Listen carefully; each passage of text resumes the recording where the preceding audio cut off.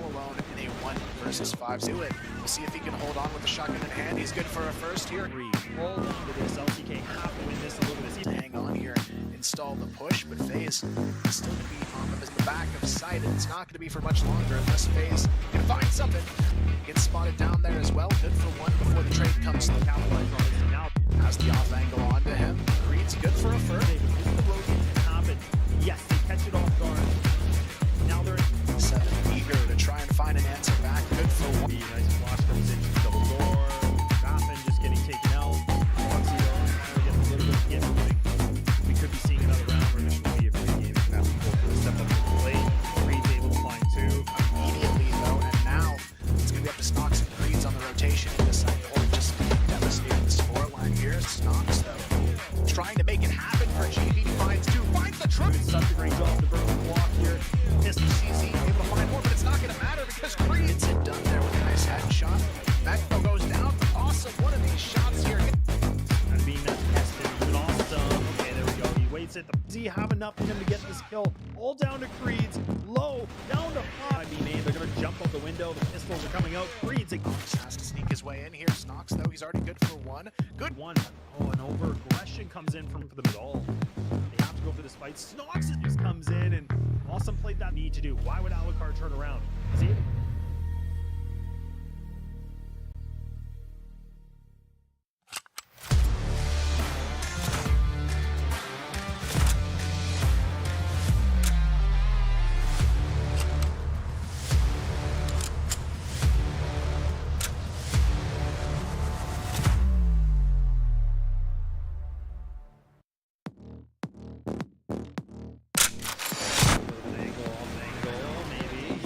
One, make it control room, find one quick kill. Nice shooting. Not looking like it so far, but it's going to be back and forth with this kid in Line Claw. He's going to try to sit through his net. Matter will be able to find this and awesome place now as well. They seem to know what's coming here. Does Zane already now things are starting to look a little bit. Team of LCK has actually already really funny position coming in 3BL, just fearlessly going. Squash this whole thing in 3BL with 3BL class position. Now the names are coming in. Zane needs to come up and say it's one of his own here, making a triple. He's going to wait himself and he's going to come to land. This is going to hit some shots, and he does. Letting go. Slayer trying to jump on in. Line ball. Making this competitive. Trying to get a little no. Like, I mean, this is the other thing where we're just not kind of still seeing the same effect. Flex, man, you see it's a tough one because you've got to be able to win these duels, and that's a good start. He's able to find 3 now. Taking it forward and finally comes alive. Trying to get these early picks, but Flex, he's the one there.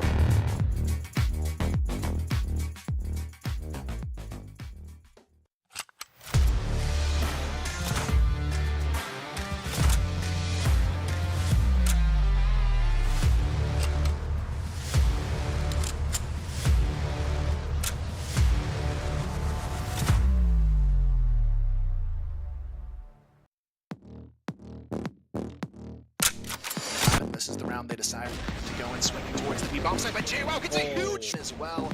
This is Cheryl so far. Of course, it's Horus to open it up with a double kill and start clearing out this site. Horus going to try and help lock things down. Opens it up with center. Alucard, sniper in hand, does get the shot. Need to be able to find these 2 more. He's got 70 streak alive. Alucard's before the B hit. Alucard has to find the opener, but he gets it here. Takes down Master. JWoww goes for the pre-fire as well. Takes down 2. Trying to get a little bit of damage, but it's going to be JWoww that's able to, if not, 11-11 tie, but Totson finds one. Totson, can he find the corner? Swinging, finds himself a double kill, finally gets shut down. It's down to the 2.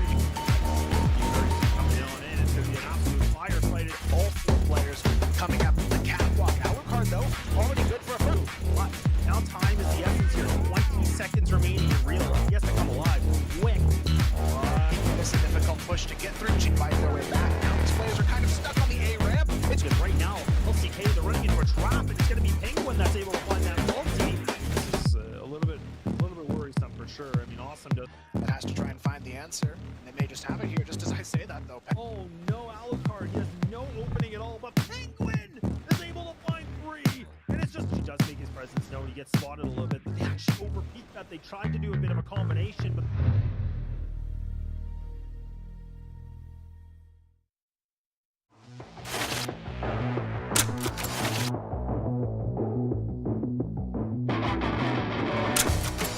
Oh, nice. So I think our group is the easier one. We have LCK, who is not that strong. I think we definitely have the hard group. Group B looks like a very easy group. I wish I was there. Very hard group. We have a lot of pressure, but we will perform and we will do our best. We won last time, so this year it just gives me flashbacks. We might actually make it and GV is knocked out.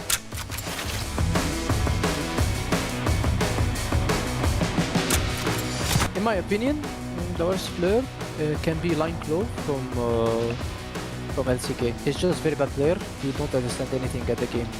You feel like he's lost in the map. I truly believe that Penguin is not very good at the video game. I think it's Penguin, to be honest. Well, he's the IGL and he always plays these good positions, but he doesn't get many kills from them. I think Penguin didn't do really well this year as an in-game leader. He has really good players, but he still didn't get the win. But I don't really see it that way. I think he's one of the best IGLs in our region now. He's doing his job and he's leading us into the game. He doesn't really need to step up that much.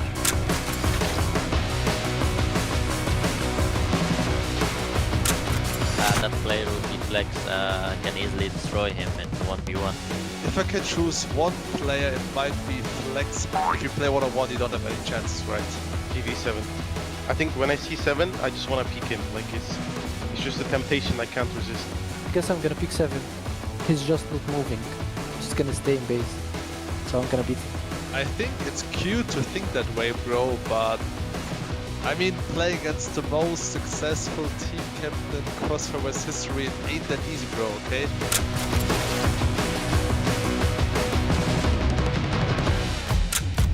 Where's the drop? It's trivial, 100%. In the last 2 months, they've changed their lineup like 4 times, and I just don't think they're like tactically very strong. They are by far the worst team. I mean, they can say whatever they want. It's true, we changed the lineup a lot and we still, at the end, came above them. If I have to pick one team, probably it's LCK because they're still lacking experience. LCK, maybe next year, guys, not this year. So it's their first time playing with the webcam on.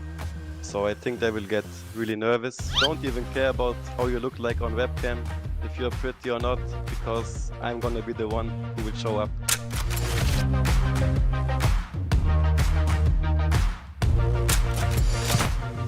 unKnights, Anubis and 3BL.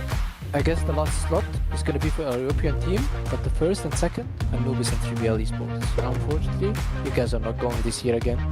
Well, LCK, GV and unKnights. That this time we get different teams going, because if you look at Trivial and Anubis every year, they go to CFS and they just get last place and make an embarrassment out of our region. First place GV, second place Anubis from Egypt, and third place probably Lazarus. So yeah, nobody from Group A anymore. I'm sorry, guys.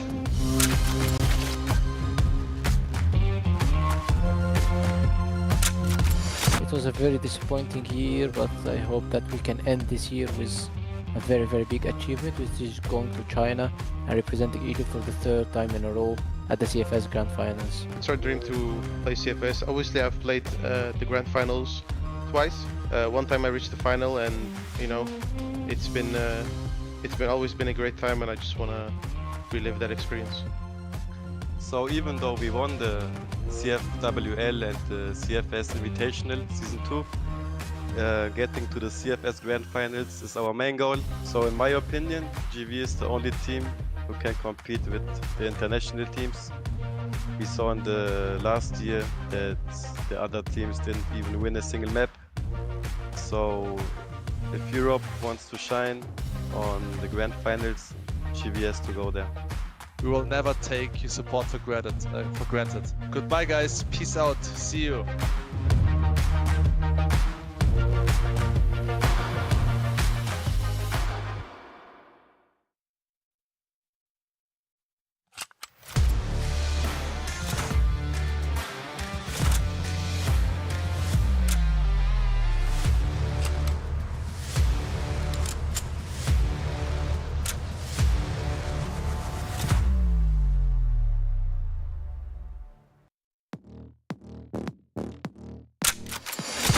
Lazarus kind of left to try and fight the world here, but actually finds a double On the second, they will. There is cleanup. Now it's all down. time. He plays his cards right, spots the first, takes him down, and could it be another clutch for Anubis? You're down to the 1v1. Little dangerous situation. 5v5. Oh my god, but it's Slayer able to find 3 makes 1-2 punch. Can it happen? And so far it's looking okay, but Move up now. But look at Slayer, goes for the wide zone to a difficult position here. Has to hold this one off 1 versus 2, but they line up. Forcey just has to kind of lead in here though, but unfortunately Dipsy's going to be waiting all alone in a 1v4. But man, Dipsy in these situations, it's such a... it's a little bit careless. Now Brian's gonna press forward. Look at this. It's barely working, but they're gonna do it again. And they for just a moment, but still Slayer... counter flash is coming in as well. It's gonna be They have no idea the rest of Anubis is already on the back of sights. There, able to find the double kill. 40 now stuck. a 1-2 situation. You know one of these players is going How to Sam to come in swinging. But here comes Loons. He's taken down though. What a headshot here. The play's a good distraction. The rest of LCK actually sticks on the back of the beam offside. It's going to be...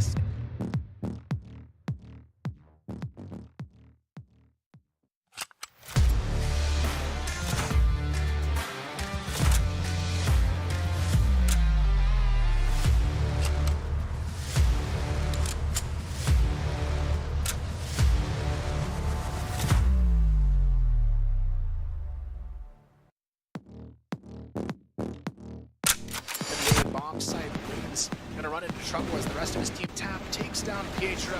But MK to be a good team here for Lazarus. Their discrimination is going to be whether, you know, people clear them, they don't. Might be able to go for this hesitation. Pietro somehow getting away with not 1 but 2 free kills, looking for the third. It's a bit of a stack, but also kind of spread apart. MK see the timing here.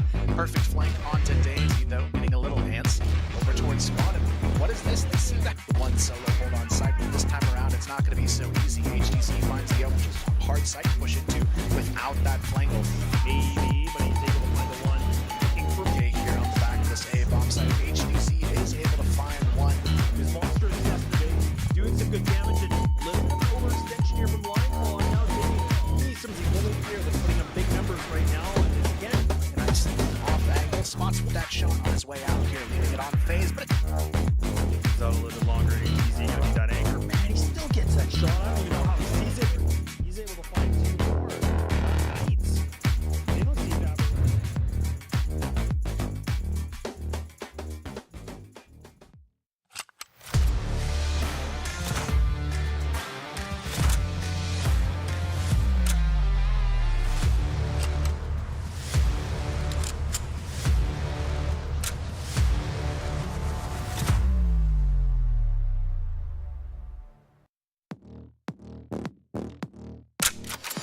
retake, not something you see too often here, but hey. But all this stuff coming in, Moon's fully blind, Rain's able to do this. Now he's already getting flanked his teammates, Rain able to find 2. And he's all down to Jin. 1 versus 4, he's gonna spot out Morris. But that should... Alright, so locking it down, Jin able to find himself the 40, it's gonna be 40 trying to lock it down. Vise gets the first, Vise gets the double and the bomb carrier. 40 going to be looking for a winnable clutch, but he has to try and isolate them. What a headshot though, finds one. He's gonna spot this and cure it very early on. Able to go into what he finds an opportunity. He might be able to find multi. Troops are already here for Lazarus. It's gonna be Loons to find another.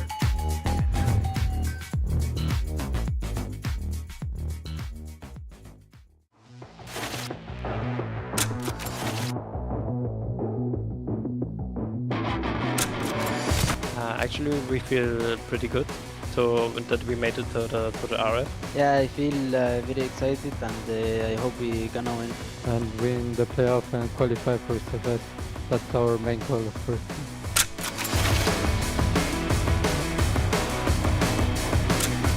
I feel that's gonna be a really good group, interesting, but I think we have a really good chance to qualify.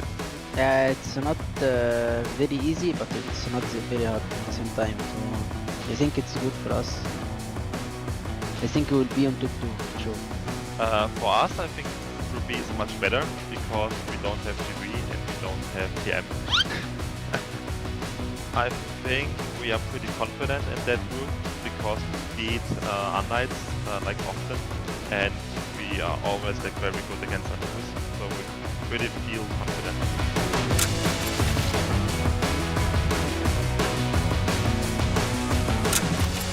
know, it would be someone from unKnights, maybe HDZ or MKZ. HDZ for sure. Started the season with like 20 kills each match, so it's pretty good, pretty damn good. I would pick HDZ. We should all take care about our sniper HDZ because he's gonna come for you and he's gonna smash you.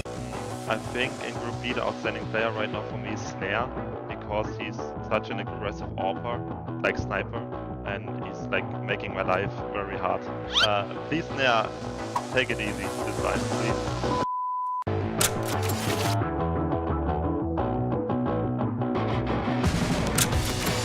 I think it will be someone from Lazarus. I think I would say Jin because he has been incredible the first season of Elite, but since there he's not the same performance than he was. And Oh, you said that, but we will see in the RF.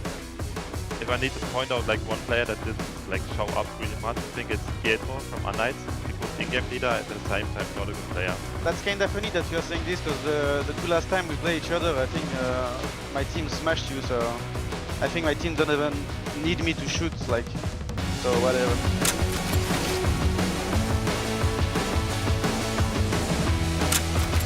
If I had to pick a player, it would be Hussam from Anubis. I feel like this year he's like a really underperformed. Same thing, I would pick Usam. I think it's an easy choice. I think it will be Petro, because he's IGL for unKnights and he's not very good enough. I'm gonna come for you, and if you do the mistake one time, I'm gonna smash you. It's not possible, bro.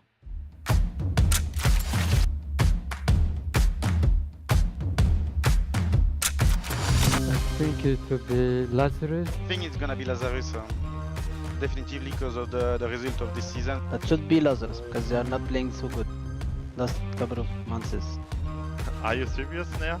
We're not gonna disqualify first. From Group B, I think it's Anubis actually, because the new players Slayer and Dipsty, the experience is lacking sometimes in the team. Okay, we will check about this in the tournament, and we will know who will perform well and who will not.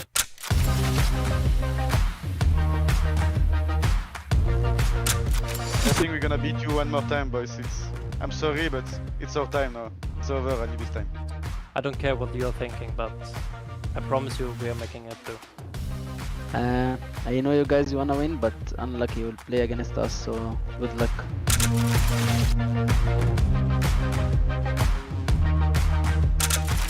I'm really excited to play. It's the first time for me to play regional finals. We have like two new players that didn't never go to the CFS, so I hope we're gonna make it together again and we go. We can perform better than what the EU teams did in the past, so we want to show that our region is able to compete, basically. Yeah. Even if in the past, like, no team from Eumena did the big thing to win the grand final, I think it's gonna be our time to shine, and I think we can do it. This time it's gonna be the 10 in the Reserie, so like we are really exciting and we really want to win, and yeah, we are just happy. For sure it means so much for us to win this tournament.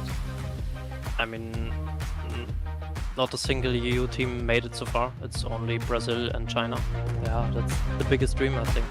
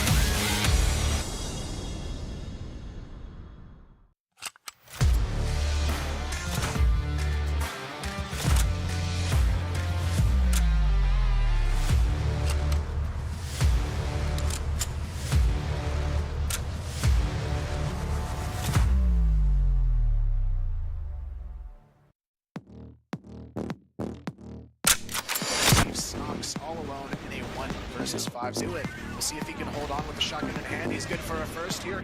All down to this. LCK have to win this a little bit. Hang on here, install the push, but FaZe is still going to be on the back of sight, and it's not going to be for much longer unless FaZe can find something.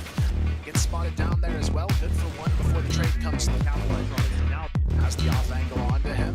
Creed's good for a first. The rotation can happen. Yes, they catch it off guard. Now they're 7 eager to try and find an answer back. Good for one. the nice flash comes in, double door. Raffin just getting taken out. Foxy finally gets a little bit to get moving. We could be seeing another round where this should be a free game. Gonna have to pull for the step up to the plate. Creed's able to find 2. Immediately though, and now it's going to be up to Snox and Creed's on the rotation in the second or just devastating the scoreline here. Snox though trying to make it happen for GV. Finds 2, finds the truth. Doing such a great job to burn the block here. Pistol CZ able to find more, but it's not going to matter because Creed gets it done there with a nice headshot. Magno goes down. Awesome, one of these shots here. And being that tested, even awesome. Okay, there we go. He waits it. Does he have enough in him to get this kill? All down to Creed's. Low, down to 5. Being aimed. They're going to jump out the window. The pistols are coming out. Creed's has to sneak his way in here. Snox, though, he's already good for 1. Good one. Oh, an over aggression comes in from the middle. They have to go for this fight. Snox just comes in and Awesome played that need to do. Why would Alucard turn around? See it?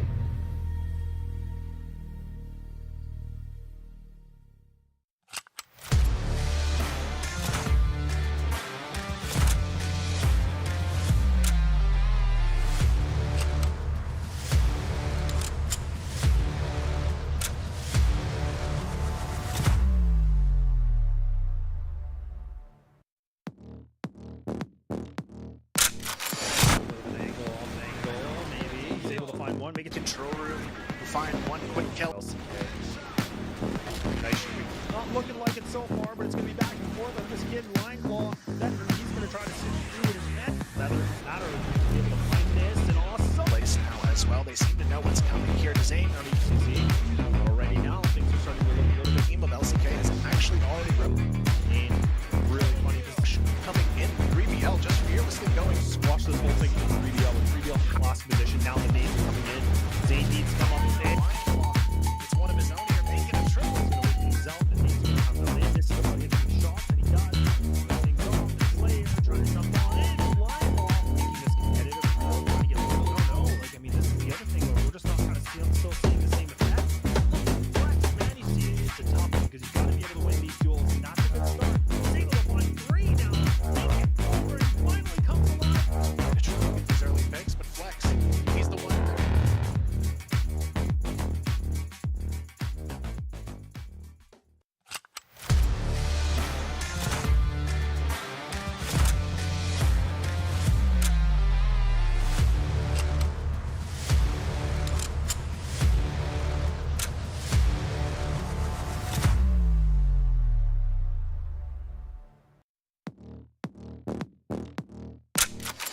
This is the round they decide to go and swinging towards the B-bomb side, but JWoww gets a huge as well. This is Cheryl so far. Of course, it's Horus to open it up with a double kill and start clearing out this site. Horus going to try and help lock things down. Opens it up with center. Alucard, sniper in hand, does get the shot. Need to be able to find these 2 more. He's got 70 streak alive. Alucard's up. Before the B hit, Alucard has to find the opener, but he gets it here. Takes down Master. JWoww goes for the pre-fire as well. Takes down 2. Trying to get a little bit of damage, but it's going to be JWoww that's able to, if not, going to get 11-11 tie, but Totson finds one. Totson, can he find the corner swinging? Finds himself a double kill, finally gets shut down. It's down to the 2. Coming on in, it's going to be an absolute firefight. All 4 players coming up the catwalk. Alucard, though, already good for a first. But now time is the essence here. 20 seconds remaining in real life. He has to come alive quick. It's a difficult push to get through. G fight their way back. Now these players are kind of stuck on the A ramp. It's good right now. LCK, they're running into a trap, and it's going to be Penguin that's able to find that ulti. This is a little bit worrisome for sure. I mean, awesome to. It has to try and find the answer. And they may just have it here, just as I say that, though. Oh no, Alucard, he has no opening at all, but Penguin is able to find 3. And it's just, he does make his presence known. He gets spotted a little bit, but they actually overpeaked that. They tried to do a bit of a combination, but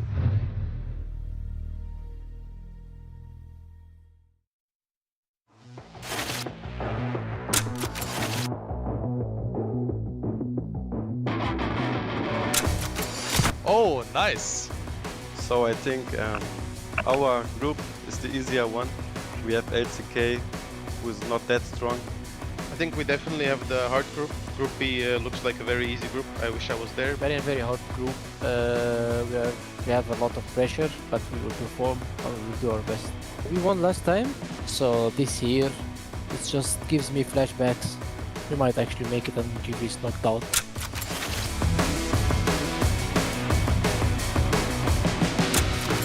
In my opinion, the worst player can be Line Claw from LCK. He's just a very bad player. You don't understand anything at the game.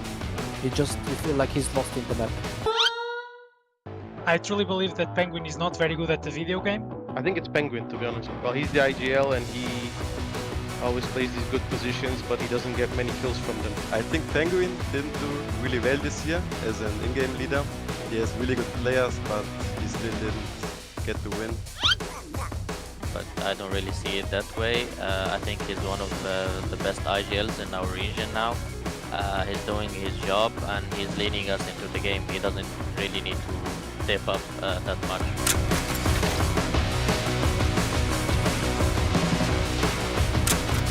That player with Deflex can easily destroy him in 1v1. If I can choose one player, it might be Flex. If you play 1-on-1, you don't have any chances, right? GV7. I think when I see 7, I just want to peek him. Like it's just a temptation I can't resist. I guess I'm gonna pick 7. He's just not moving. He's just gonna stay in base. So I'm gonna beat him. I think it's cute to think that way, bro, but I mean, playing against the most successful team captain in CrossFire's history, it ain't that easy, bro, okay?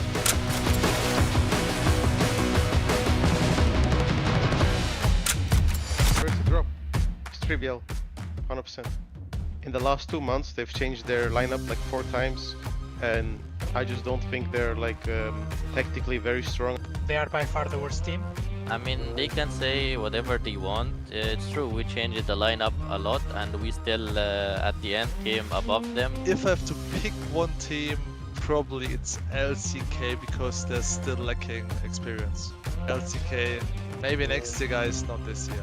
So it's their first time playing with the webcam on. So I think they will get really nervous. Don't even care about how you look like on webcam, if you're pretty or not, because I'm gonna be the one who will show up.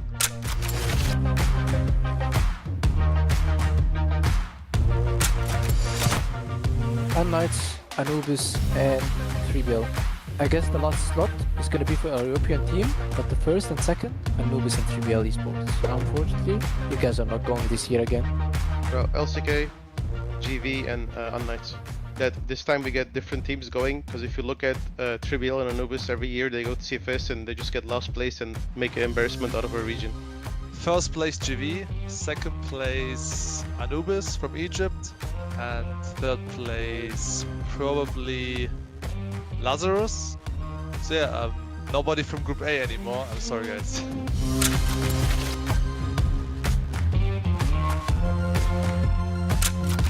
It was a very disappointing year, but I hope that we can end this year with a very big achievement, which is going to China and representing Egypt for the 3rd time in a row at the CFS Grand Finals. It's our dream to play CFS. Obviously I've played the Grand Finals twice. One time I reached the final, and you know, it's been always been a great time, and I just want to relive that experience. So even though we won the CFWL and the CFS Invitational Season 2, getting to the CFS Grand Finals is our main goal. So in my opinion, GV is the only team who can compete with the international teams. We saw in the last year that the other teams didn't even win a single map. So if Europe wants to shine on the Grand Finals, GV has to go there. We will never take your support for granted. Goodbye guys, peace out, see you.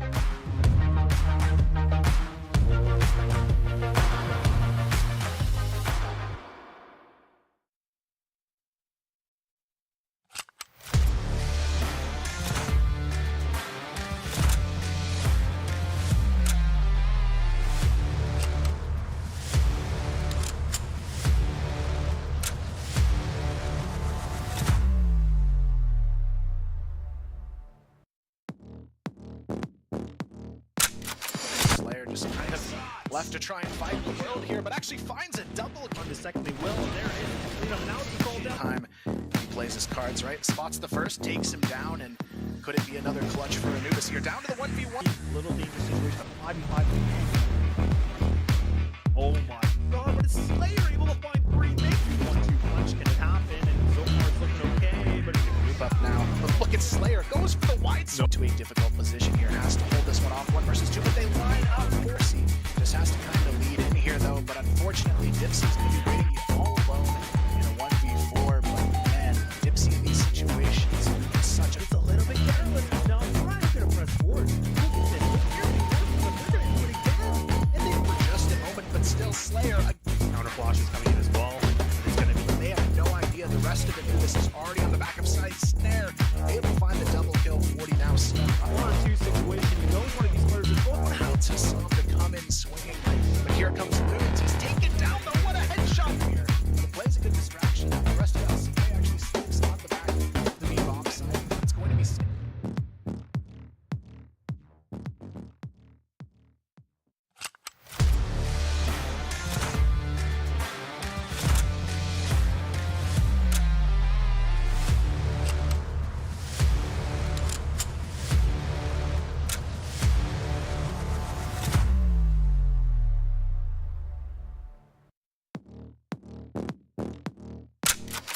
bomb site. Loons gonna run into trouble as the rest of his team takes down Pietro. But MK be a good thing here for Lazarus. They're just going to be whether, you know, people clear them, they don't. Might be able to go for this hesitation. Pietro somehow getting away with not 1 but 2 free kills, looking for the third. It's a bit of a stack, but also kind of spread apart. MKC the timing here. Perfect flank onto Daisy though, getting a little antsy over towards Spawn. And what is this? They see that one solo hold on site, but this time around it's not going to be so easy. HTC finds the open, just hard site to push into without that flank. Maybe, but he's able to find the one. Looking for K here on the back of this A bomb site. HTC is able to find one.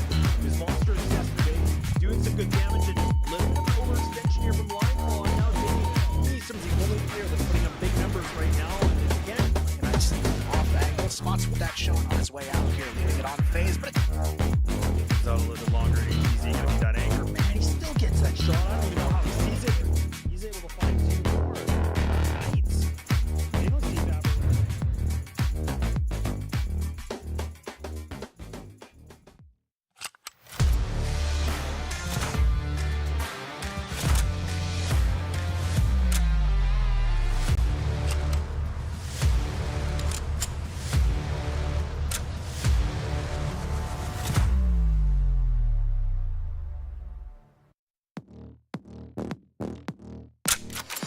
retake, not something you see too often here, but hey. But all just out of coming in, Moon's fully blind, Rain's able to do this.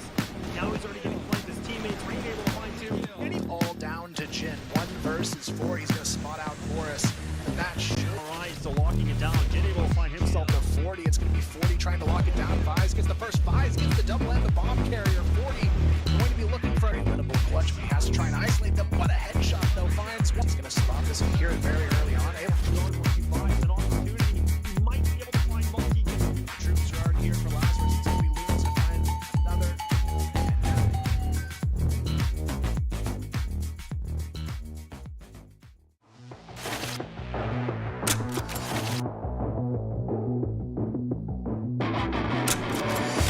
Actually, we feel pretty good.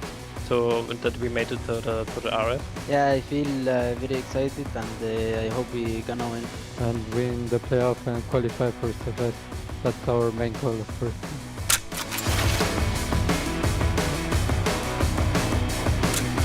I feel that's gonna be a really good group, interesting, but I think we have a really good chance to qualify.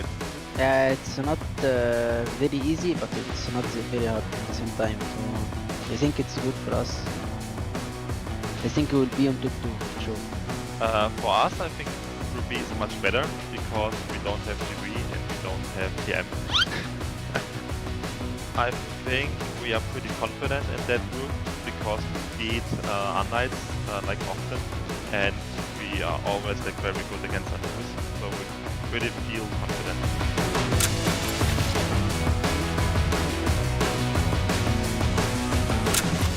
know, it could be someone from unKnights, maybe HDZ or MKZ. HDZ for sure. Started the season with like 20 kills each match, so it's pretty good, pretty damn good. I would pick HDZ. We should all take care about our sniper HDZ because he's gonna come for you and he's gonna smash you. I think in Group B the outstanding player right now for me is Snare, because he's such an aggressive AWPer, like sniper, and he's like making my life very hard. Please Snare, take it easy this fight, please.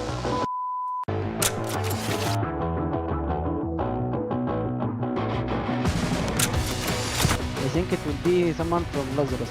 I think I would say Jin because he has been incredible the first season of Elite, but since there he's not the same performance than he was. And Oh, you said that, but we will see in the RF. If I need to point out like one player that didn't like show up really much, I think it's Pietro from unKnights. He was in-game leader at the same time not a good player. that's kind of funny that you are saying this because the two last time we played each other, I think my team smashed you. So I think my team don't even need me to shoot, like, so whatever.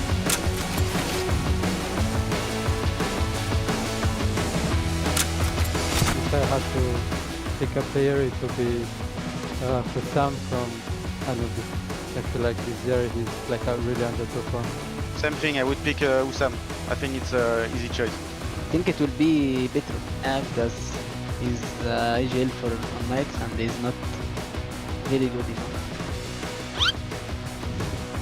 I'm gonna come for you, and if you do the mistake one time, I'm gonna smash you. It's not possible, bro.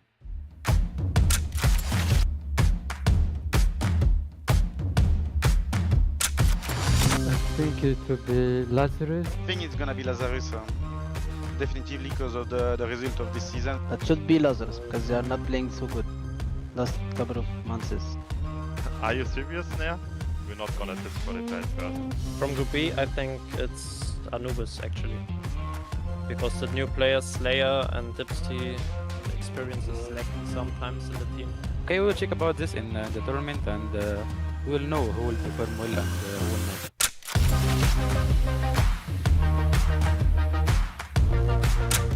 I think we're gonna beat you one more time, boys. I'm sorry, but it's our time now. It's over, Anubis time. I don't care what you're thinking, but I promise you we are making it too.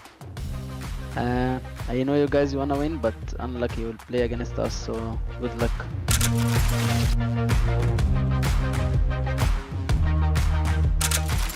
I'm really excited to play. It's the first time for me to play regional finals. We have like two new players that didn't never go to the CFS, so I hope we're gonna make it together again and we go. We can perform better than what the EU teams did in the past, so we want to show that our region is able to compete, basically, yeah. Even if in the past, like, no team from Eumena did the big thing to win the grand final, I think it's gonna be our time to shine, and I think we can do it. This time it's gonna be the 10 anniversary, so we are really exciting and we really want to win, and yeah, we are just happy. For sure it means so much for us to win this tournament. I mean, not a single EU team made it so far. It's only Brazil and China. Yeah, that's the biggest dream, I think.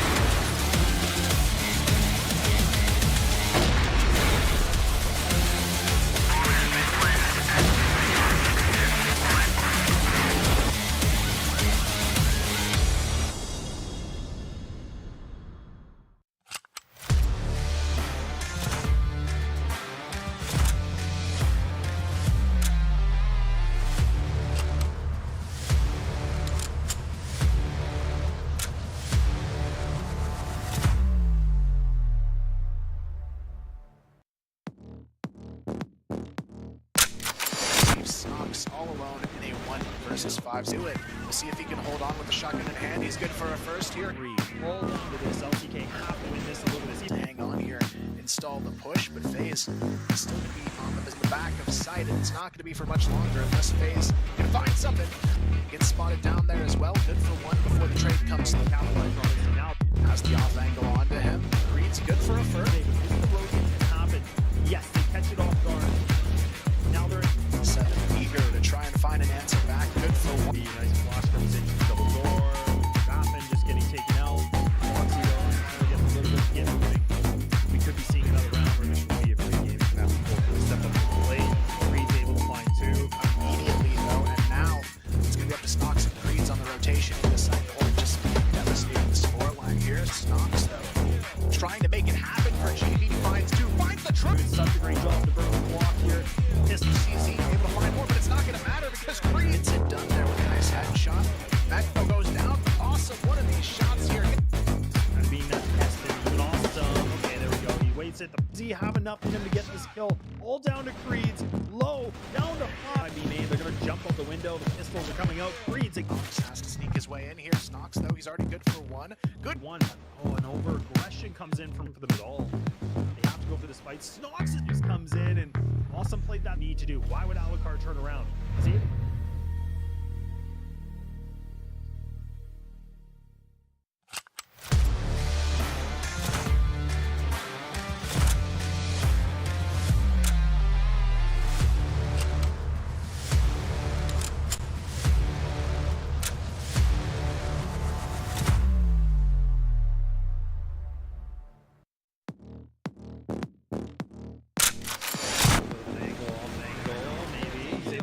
Make it control room. Find one quick kill. Nice shooting. Not looking like it so far, but it's going to be back and forth on this kid, Lineclaw. He's going to try to sit through his net. Matter is be able to find this and awesome. Place now as well. They seem to know what's coming here. Zane already now. Things are starting to look a little bit. Team of LCK is actually already in really funny position. Coming in 3BL, just fearlessly going. Squash this whole thing with 3BL. With 3BL lost position. Now the names are coming in. Zane needs to come up with it. It's one of his own here, making a triple. He's going to wake things out and needs to come out in. This is the one gets some shots, and he does. Things off, and Slayer trying to jump on in. Lineclaw making this competitive. Trying to get I don't know. Like, I mean, this is the other thing where we're just not kind of still seeing the same effect. Flex, man, you see it. It's a tough one because you've got to be able to win these duels. And that's a good start. He's able to find 3 now. Take it over and finally comes alive. To try and get these early picks, but Flex, he's the one there.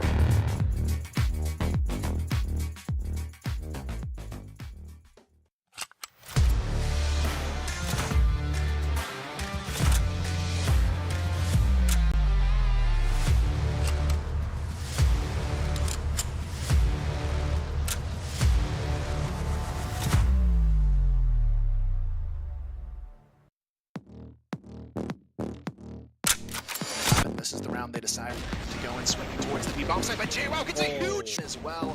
This is Cheryl so far. Of course, it's Horus to open it up with a double kill and start clearing out this site. Horus going to try and help lock things down. Opens it up with Center. Alucard, sniper in hand, does get the shot. Maybe be able to find these 2 more. He's got 70 streak alive. Alucard's up. Before the B hit, Alucard has to find the opener, but he gets it here. Takes down Master. JWoww goes for the pre-fire as well. Takes down 2.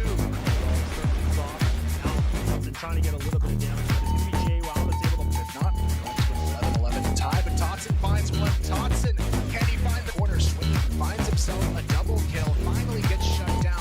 It's down to the 2. Coming on in, it's going to be an absolute fire fight. All 4 players coming up the catwalk. Alucard, though, already good for a first. But now time is the essence here. 20 seconds remaining in real. He has to come alive quick.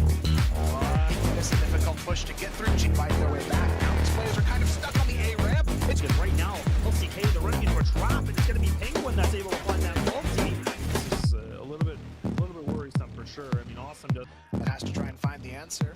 And they may just have it here, just as I say that, though. Oh no, Alucard, he has no opening at all, but Penguin is able to find 3. And it's just, he does make his presence known. He gets spotted a little bit, but they actually overpeak that. They tried to do a bit of a combination, but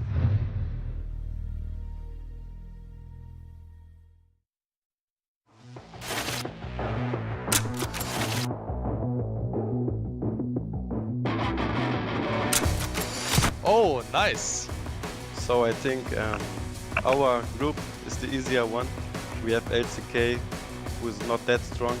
I think we definitely have the hard group. Group B looks like a very easy group. I wish I was there. Very hard group. We have a lot of pressure, but we will perform and we will do our best. We won last time, so this year it just gives me flashbacks. We might actually make it and GV is knocked out.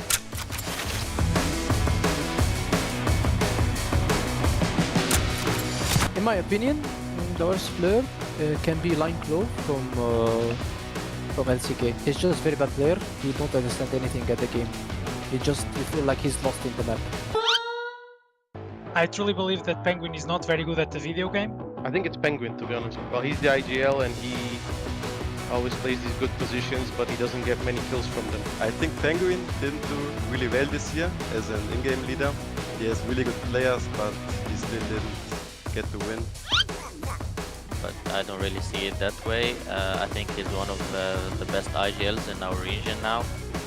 He's doing his job and he's leading us into the game. He doesn't really need to step up that much.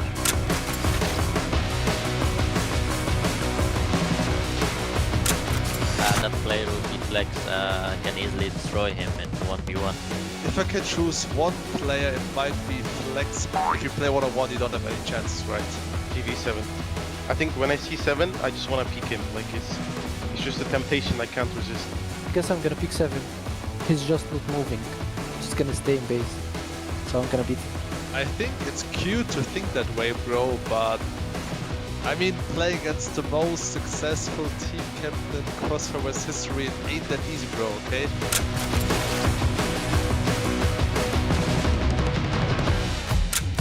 First drop. It's trivial. 100%. In the last 2 months, they've changed their lineup like 4 times, and I just don't think they're like tactically very strong. They are by far the worst team. I mean, they can say whatever they want. It's true, we changed the lineup a lot and we still, at the end, came above them. If I have to pick one team, probably it's LCK because they're still lacking experience. LCK, maybe next year, guys, not this year. So it's their first time playing with the webcam on.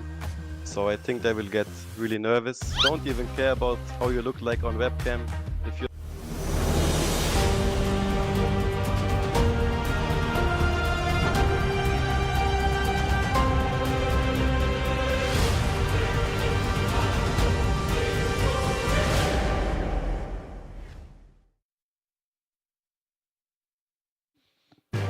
Hello and welcome to the CFS 2023 Regional Finals here for Eumena Division. I'm Valdez, with me is Simon, and we're going to get into another day of 3 best-of-3s to decide who's going to make it on to the playoffs, which will be starting tomorrow, and who, unfortunately, will be knocked out. Yeah, this is the day where everything counts. This is the day where every team has to put everything on the line, because you lose today and you might just be out of the tournament altogether. Yeah. It's really rough. I mean, there's only 3 teams in each group, so if you do lose 1 game, it's already dire straits. If you lose 2, you're out. I mean, that's basically the way it's going to go. So, gotta win. That's just the way it comes down to, and already we've seen some interesting matches from yesterday. Did see LCK actually picking up a win over GV, which was the biggest surprise, I believe, from yesterday. Let's take a look at the overview as well and see what we have in store. Yeah, from yesterday all the way through to the 24th of September. The maps, the usual rotation: Black Widow, Subbase, Port Ankara, Compound, Mexico, and Eagle Eye. And the teams GV, who, as you mentioned, suffered a shocking loss to LCK, who are the next team up. 3BL, Anubis, unKnights, and Lazarus. And they're battling out not just for the prize money of this, but also the chance to represent their region at the big show. Yeah, the grand finals later on this year in China will be very interesting to see who from this group of 6 teams, which 3 teams will actually make it in. As today we are going to see the day 2 matches, which you'll see there right in the middle. And taking a closer look at some of the standings, we do have 3BL, who did take the win over LCK. It did take them 3 maps as well, though. Yeah, and I mean, LCK, they did play both their matches yesterday. So today, their fate is in the hands of GV and 3BL, which will be the second match today. But then look at Group B. We only had one match from Group B yesterday, which was Anubis versus unKnights, where Anubis did manage to take it. So we're going to have to see how Lazarus performs today. They do have 2 games. They do have to play Anubis and unKnights. So everything is in their hands. And as you can see, it's unKnights, Lazarus kicking us off.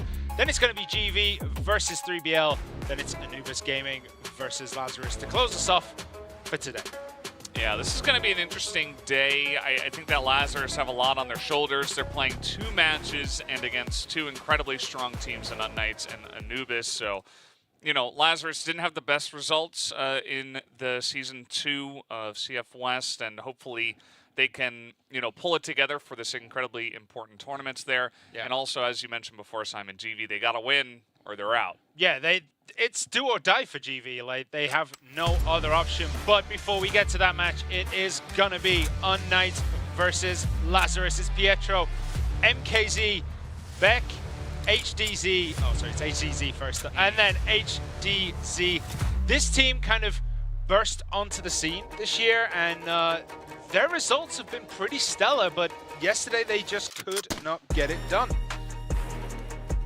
Yeah, it was pretty interesting, you know, to see this team, who we know is incredibly strong, but they did fall to Anubis yesterday in a 2-0, and it was pretty close, but at the end of the day, it was clear that Anubis were the better team. So unKnights, they got to come in here, they have to get the win against Lazarus, and then they got to hope, of course, that Anubis also get the win against Lazarus, then you get through in second place. But Lazarus always seems to somehow get through these tournaments, right? The regional finals, they always seem to find their way to the grand finals, right? It's just something that Lazarus are good at, whereas GV are the polar opposite. Yeah.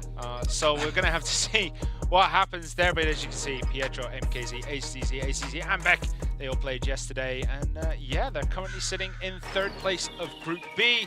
That doesn't mean much, as there was only one match. Yeah, just the one match.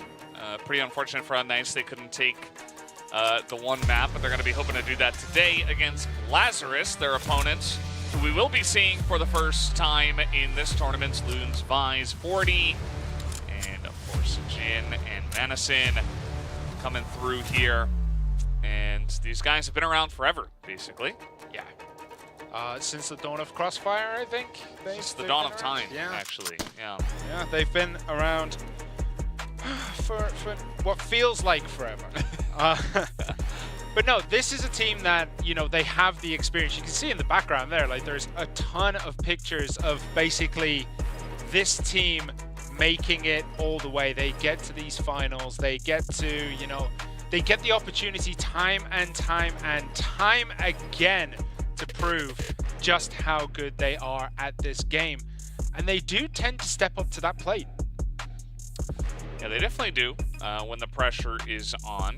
And the pressure is certainly on.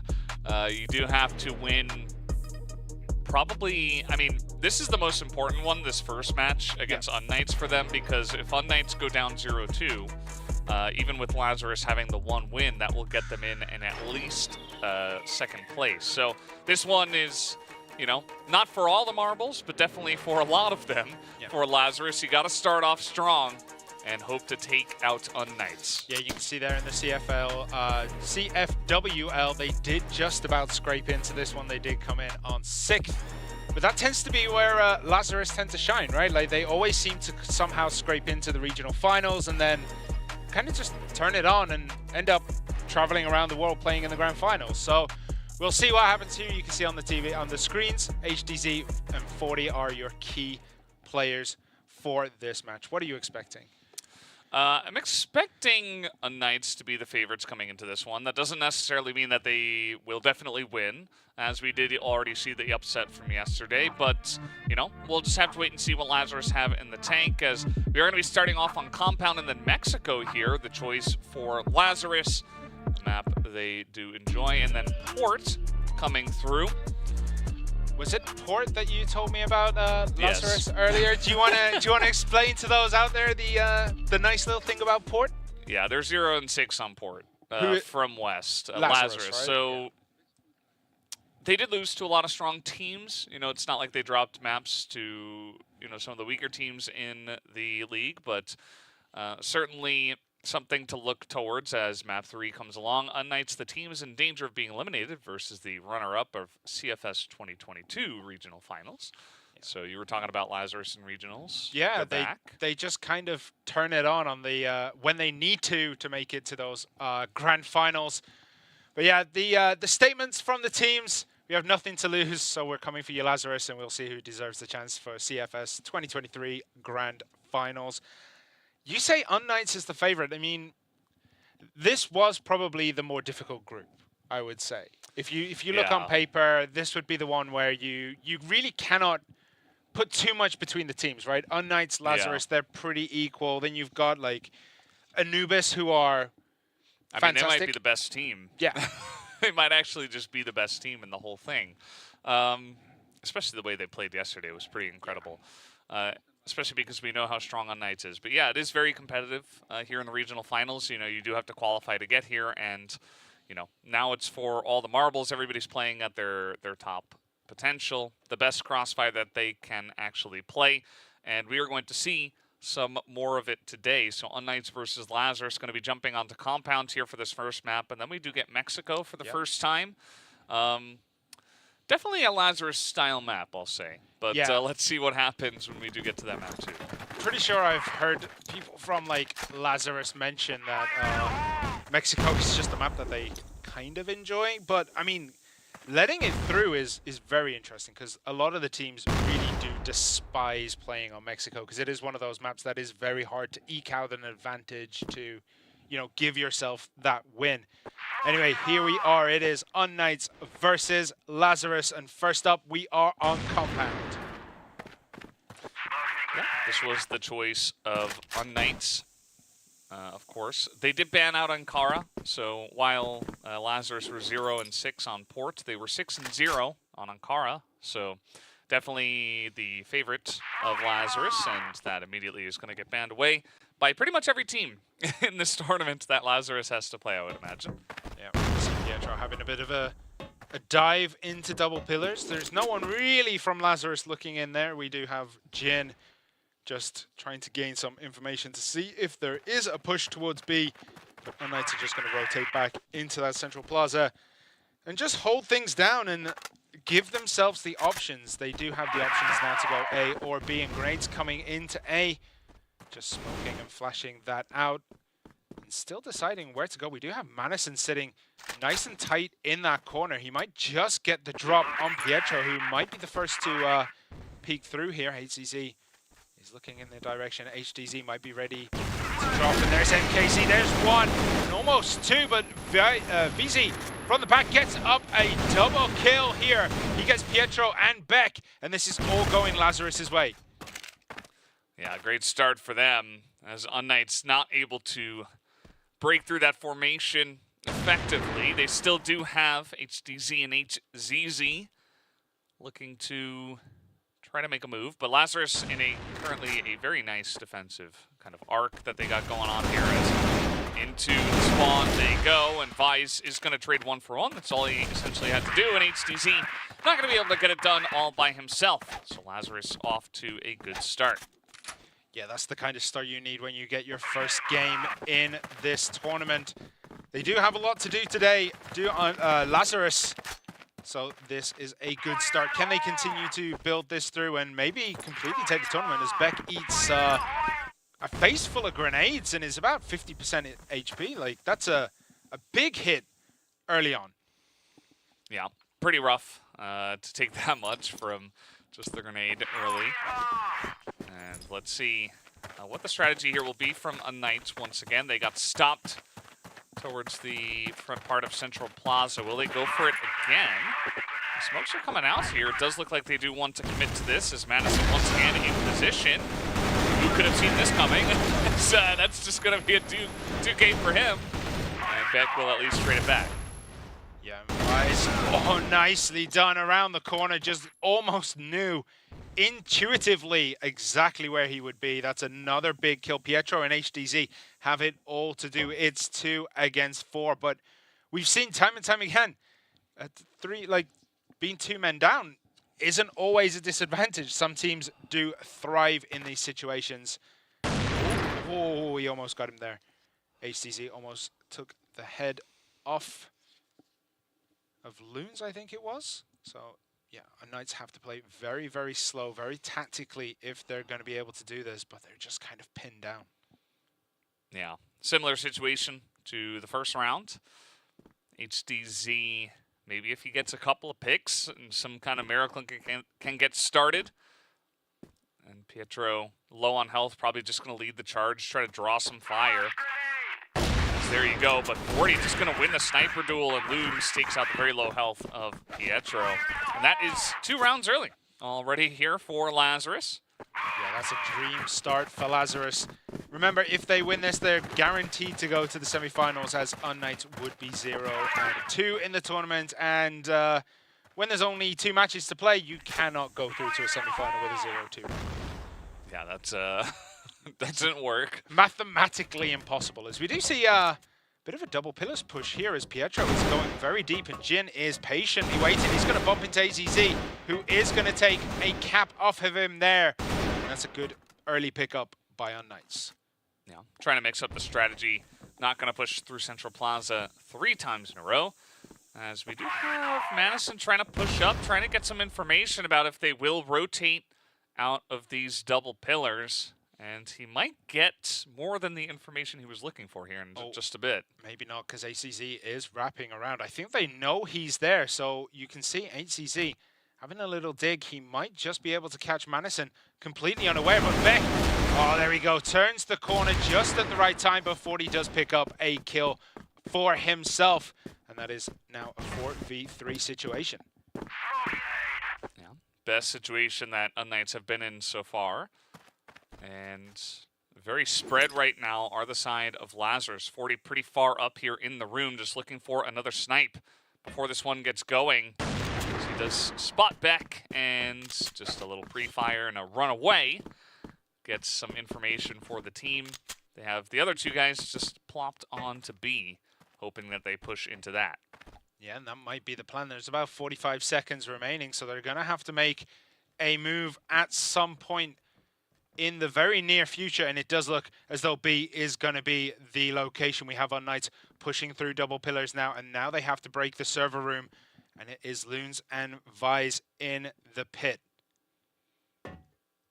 Pietro, as always, leading the charge, putting his body on the line. Just going to run straight into Loons, takes him out. They get 40, and, of course, Vise on the servers, and that will be unKnights on the board for their first round.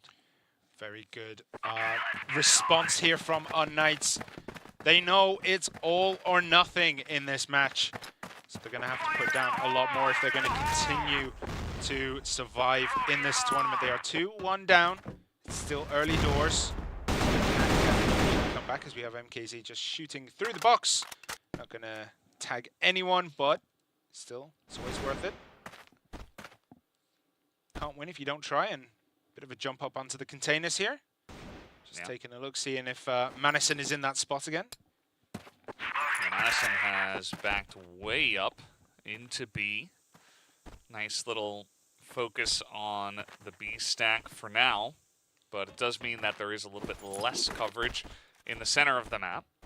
Yeah, Madison's positioning has kind of put an ounce of doubt into unKnights. You can see they have to check every corner pushing through that middle, because they know Madison has been in those little like nooks time and time again, and he has always managed to seem to get at least 1 kill and trade himself out, which is big news. But Madison here is just kind of chilling against the wall. He's just waiting and waiting until someone decides maybe to rotate over onto B. But unKnights, they're still undecided. They haven't chose where to go. MKZ does take a little bit of grenade damage there from, I think, Loons' grenade.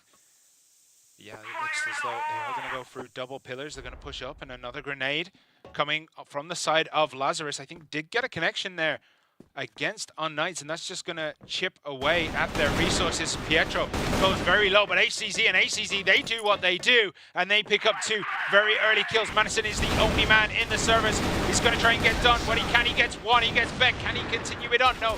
Loons actually goes down. Madison does go down to Pietro. And now it is a 4 versus 1. 40 has it all to do. He switches to a rifle.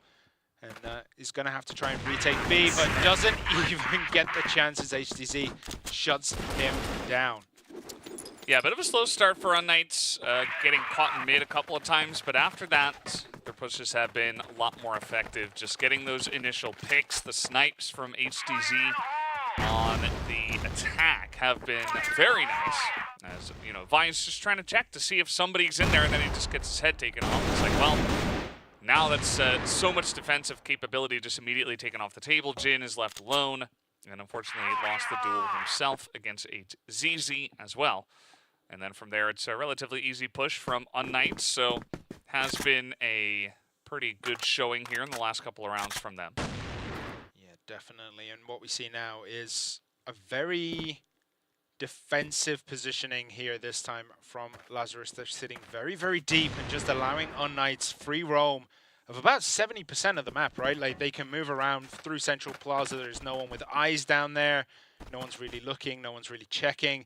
We do have, I think, Jin sitting in double pillars, just making sure no one pushes up there towards B. But the flashes are out, and we see MKZ being very, very forward. Madison kind of just chilling around the corner.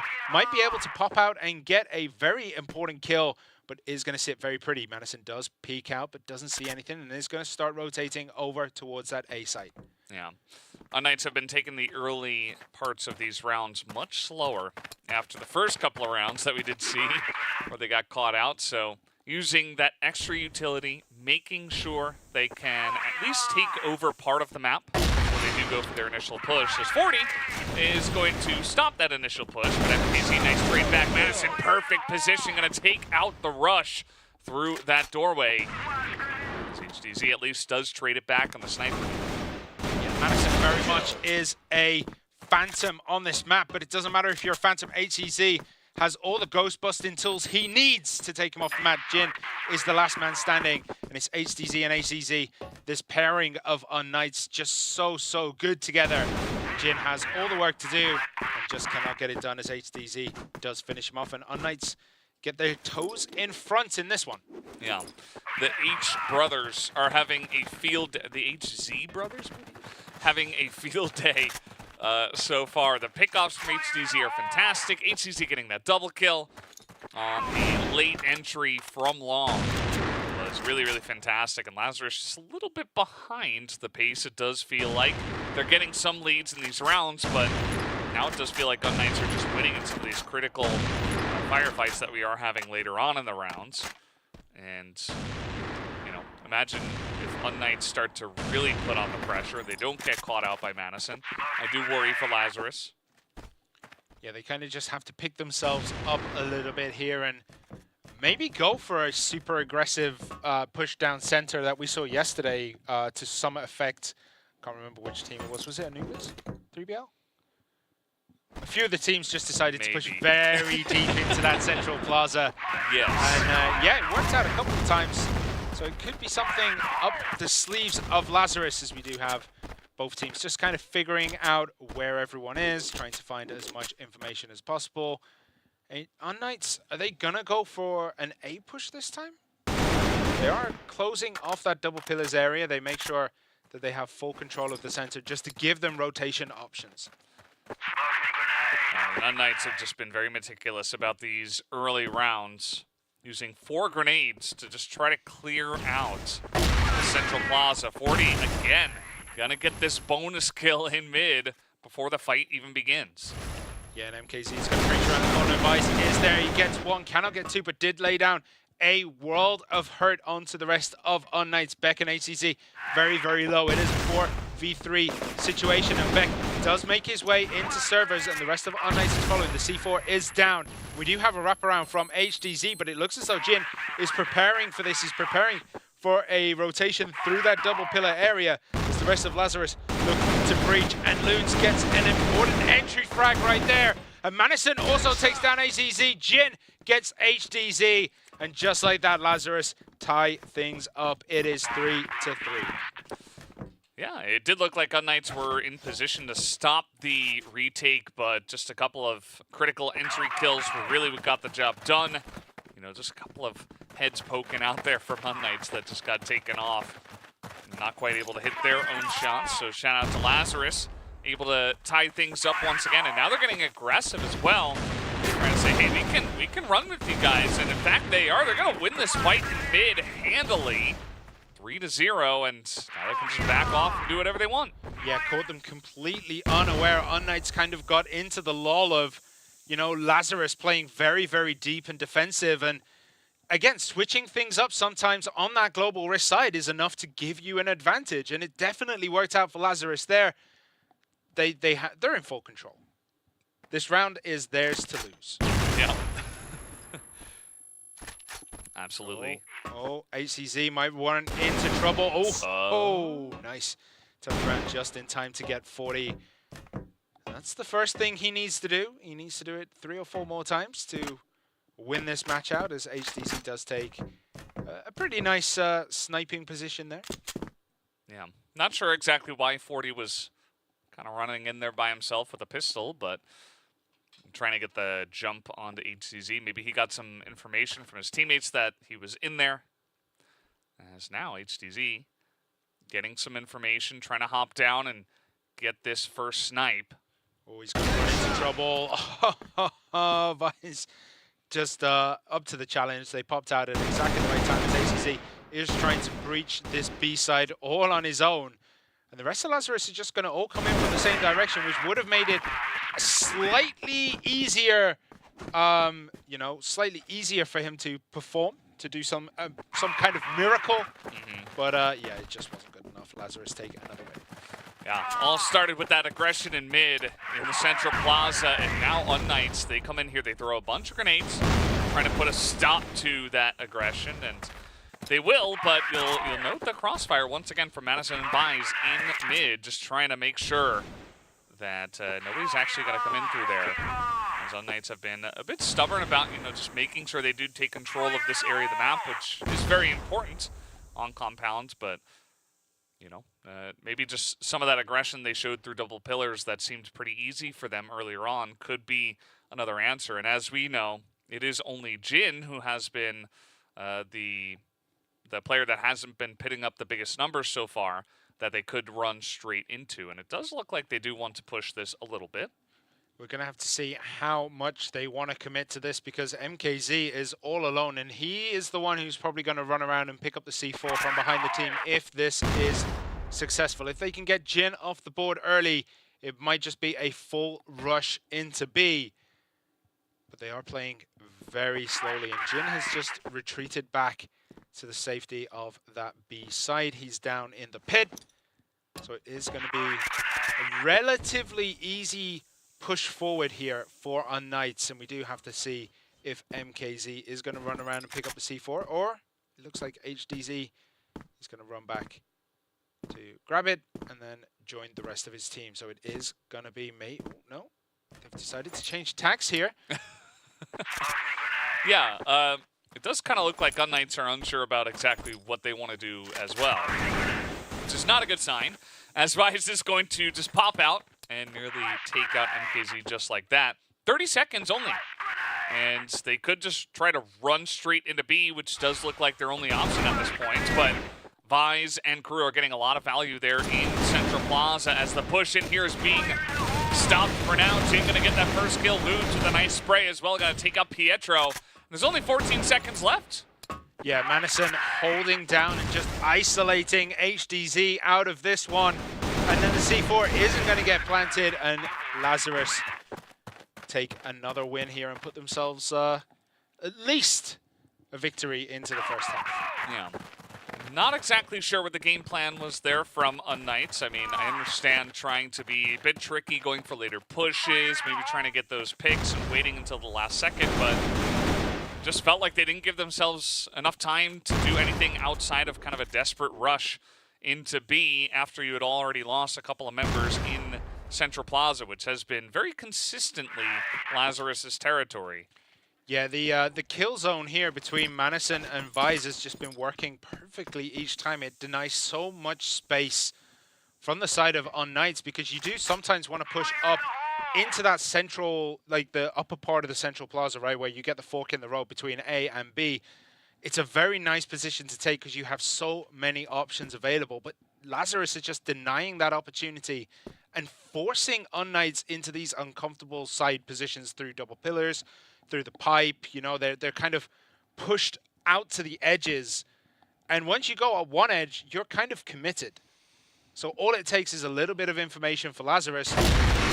HDZ takes off 40 there. And that would be maybe a little bit of information going to the side of Lazarus that an A push is coming. But how committed are unKnights in this one?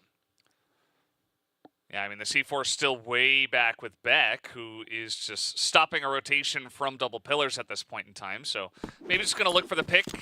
And as has been the pattern here so far from unKnights, they're going to look to go for a late rotation and a late push in towards B. And, you know, it's been kind of unlucky for them. I think they've gone for a lot of grenade plays in mid, and they haven't really gotten any value. And those have been on the rounds where Lazarus haven't been in the central plaza. And then the times they don't go for it, Lazarus are stacking like 2-3 members in mid. And Lazarus have been running away with that advantage. Yeah, Jin just poked out at the perfect time, caught this whole unKnights push.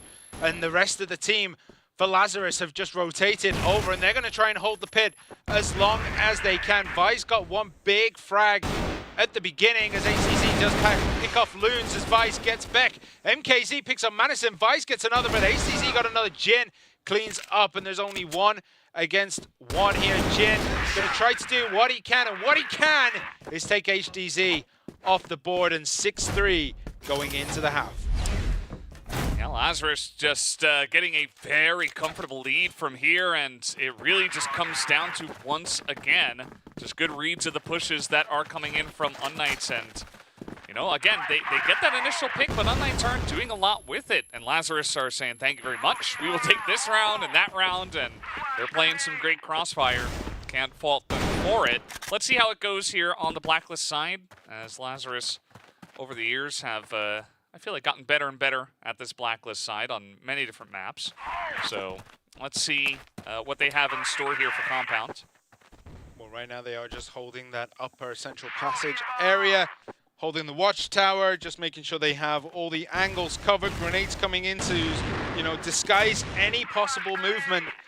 And movement is coming. Are they going to go for B? They're going for B. It looks like, and we do have HZZ trying to do what he can, but Beck goes down to Jin, and all of Lazarus have just collapsed in on the servers. They're in the pit, but they do have Loons, who's kind of just holding out. And Pietro had a sight of him then and didn't take it. HZZ gets a grenade kill here as MKZ takes out Loons. It's 3 against 4, but Lazarus are in the pit, and that is a tough nut to crack. Yeah, Lazarus not wasting any time. They go for a quick push into B. And this is going to get them a fantastic position. They get smoked down in the door. unKnights looking for this entry, though they do take out Vice. Madison at 40 trying to hold down the fort. As now it's just Madison against 2. He's got 14 seconds. Takes the 1v1. And now just another one. He gets it again. And Madison steps up when they needed him most. And they get Lazarus in such a comfortable lead. That is such an important round for them to take. Yeah, it really is. 7-3. They're in touching distance of taking this one very, very handily. And they look good for it, right? They're looking very solid. Their movement around the map is great. Their gunplay is just on point right now. And it's going to take something special from unKnights, I feel, to unseat Lazarus from the driving seat that they find themselves in. Yeah. It's kind of funny, you were talking about expectations before we got into this match, and I was like, well, you know, you look at some of the stats, unKnights should be favored, but you were saying, hey, it's regional finals, it's a different stage entirely, and Lazarus have certainly done their homework on unKnights here. They had the first day off to just watch that first match, and perhaps that gives them a little bit of an edge here in this first map to just get that advantage and use it to now be at 7-3. Let's see if they can put the nail in the coffin as another aggressive push through the central plaza, in straight through the 8 doors is unseen as Madison, and Pietro's gonna get isolated. Madison does get a lot of value already, and Lazarus are just rolling over them. Yeah, This is a steamroll right now. MKZ is very low. HTZ is fine, but he's not anymore as he goes down to Vise with the pistol and trying to get this kill onto MKZ. MKZ is good for it though. He gets one, but he needs to do that 3 more times, and he has 1 hit point remaining. And there you go, Lazarus take another, and they are driving this match. They're commanding unKnights in ways that I don't think I've seen unKnights be before. Like, they're just, they look lost. Yeah, they really do. And I think they lost a lot of confidence very early on in this map. Lazarus have just been in total control. Remember, the only map yesterday that wasn't close was the 10-1 we did see from 3BL at the end of the day.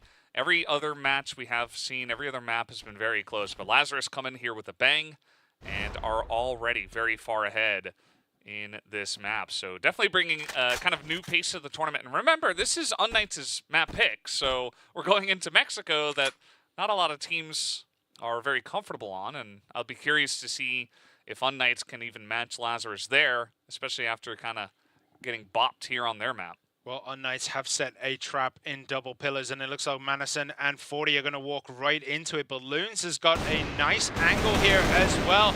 Manison gets one, but does go down as Pietro picks up a big kill on 40, and that gives a little bit of an advantage now towards unKnight, as Loons is looking maybe to push and catch Pietro and HTZ unaware, but the C4 is down in an awkward position. Lazarus, they just have to push into this. There's no other way to get it done. And Jin is going to open it up with 2 entry into the pillars, and they get the bomb. And now it's 2v2, so it's really anybody's round from here. Yeah, the swing there was absolutely incredible for Lazarus, going from, I think they were 2 down to tying it all up. So now it's 2 against 2. Jin and Vise, where are they going to go? A is currently completely open, generally because A is the easier side to take, right? It's an easier retake than B, which, you know, you have to drop into the pit, dance around the servers. At least A is a very flat area. There is, you know, the window up there. So it is a spot that can easily be retaken. And I think unKnights are playing this smart, just holding down B, making sure that, you know, they give themselves every opportunity to defuse this bomb once it goes down. Yeah.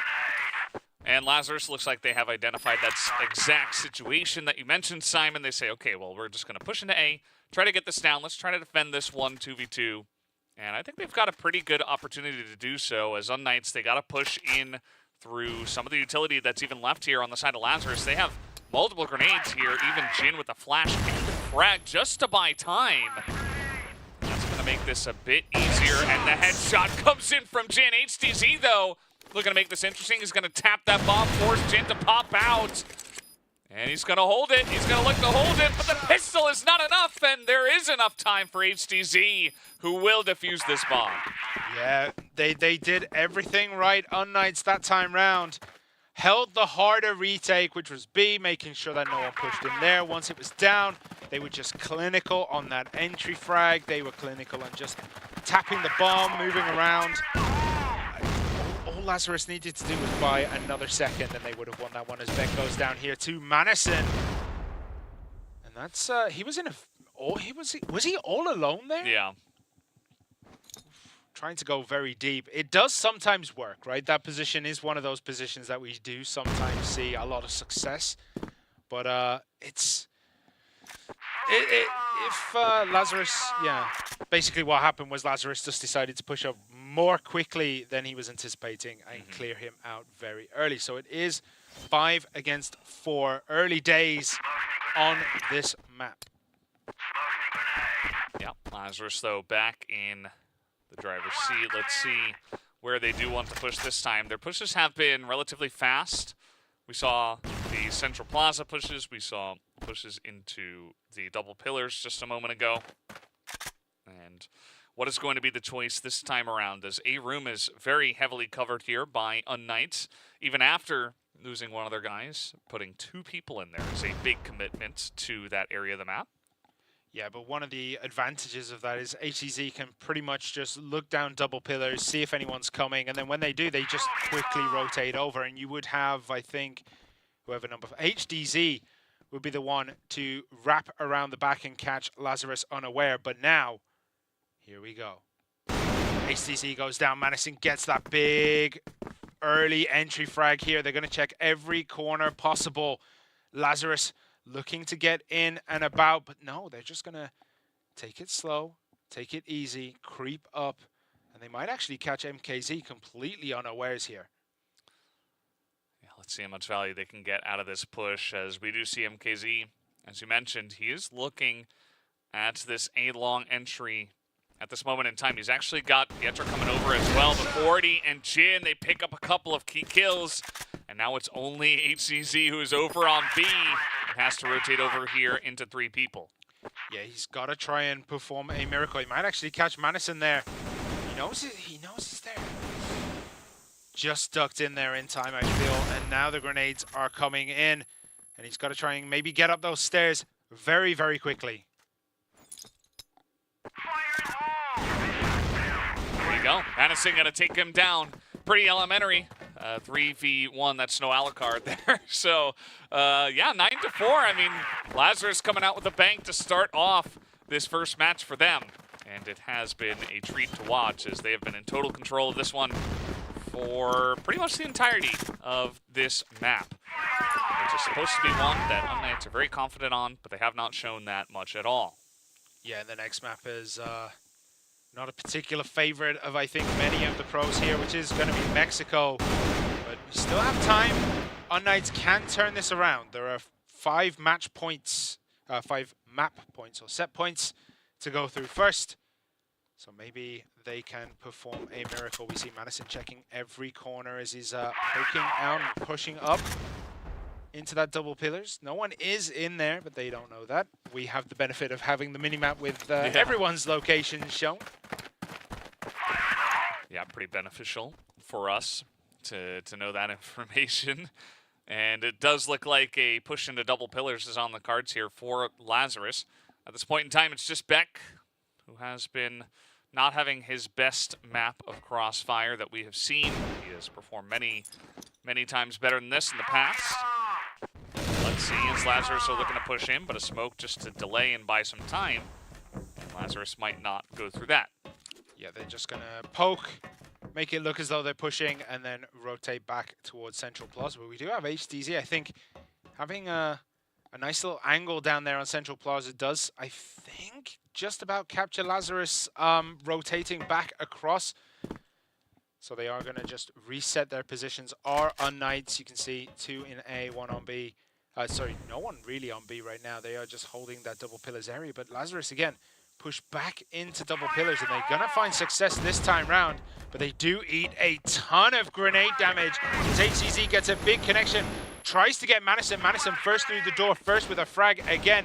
Drops down into the pit. What can he do? Beck is trying to hold on. Pietro gets 1. MKZ gets another. Pietro makes it a second. And Jin gets Pietro. Loons gets Beck, and it's starting to swing back, but HTZ goes down as well, and now it's a 1v1. It's Loons versus MKZ. The bomb needs to be planted. Planted it is gonna be. So there is now 40 seconds left on the clock. It's MKZ versus Loons in the pit, and look at that. MKZ just good for it. C4 is gonna be diffused, and unKnights draw themselves back into this one ever so slightly. Yeah, give themselves a chance. You know, Lazarus, they won 6 rounds in a row, so why can't unKnights win 5 in a row? It definitely is possible, although it is pretty Herculean effort that will be required to actually make it happen. But yeah, nice close round there for unKnights. Good retake onto that B side, pretty swift after the fact to get on in there.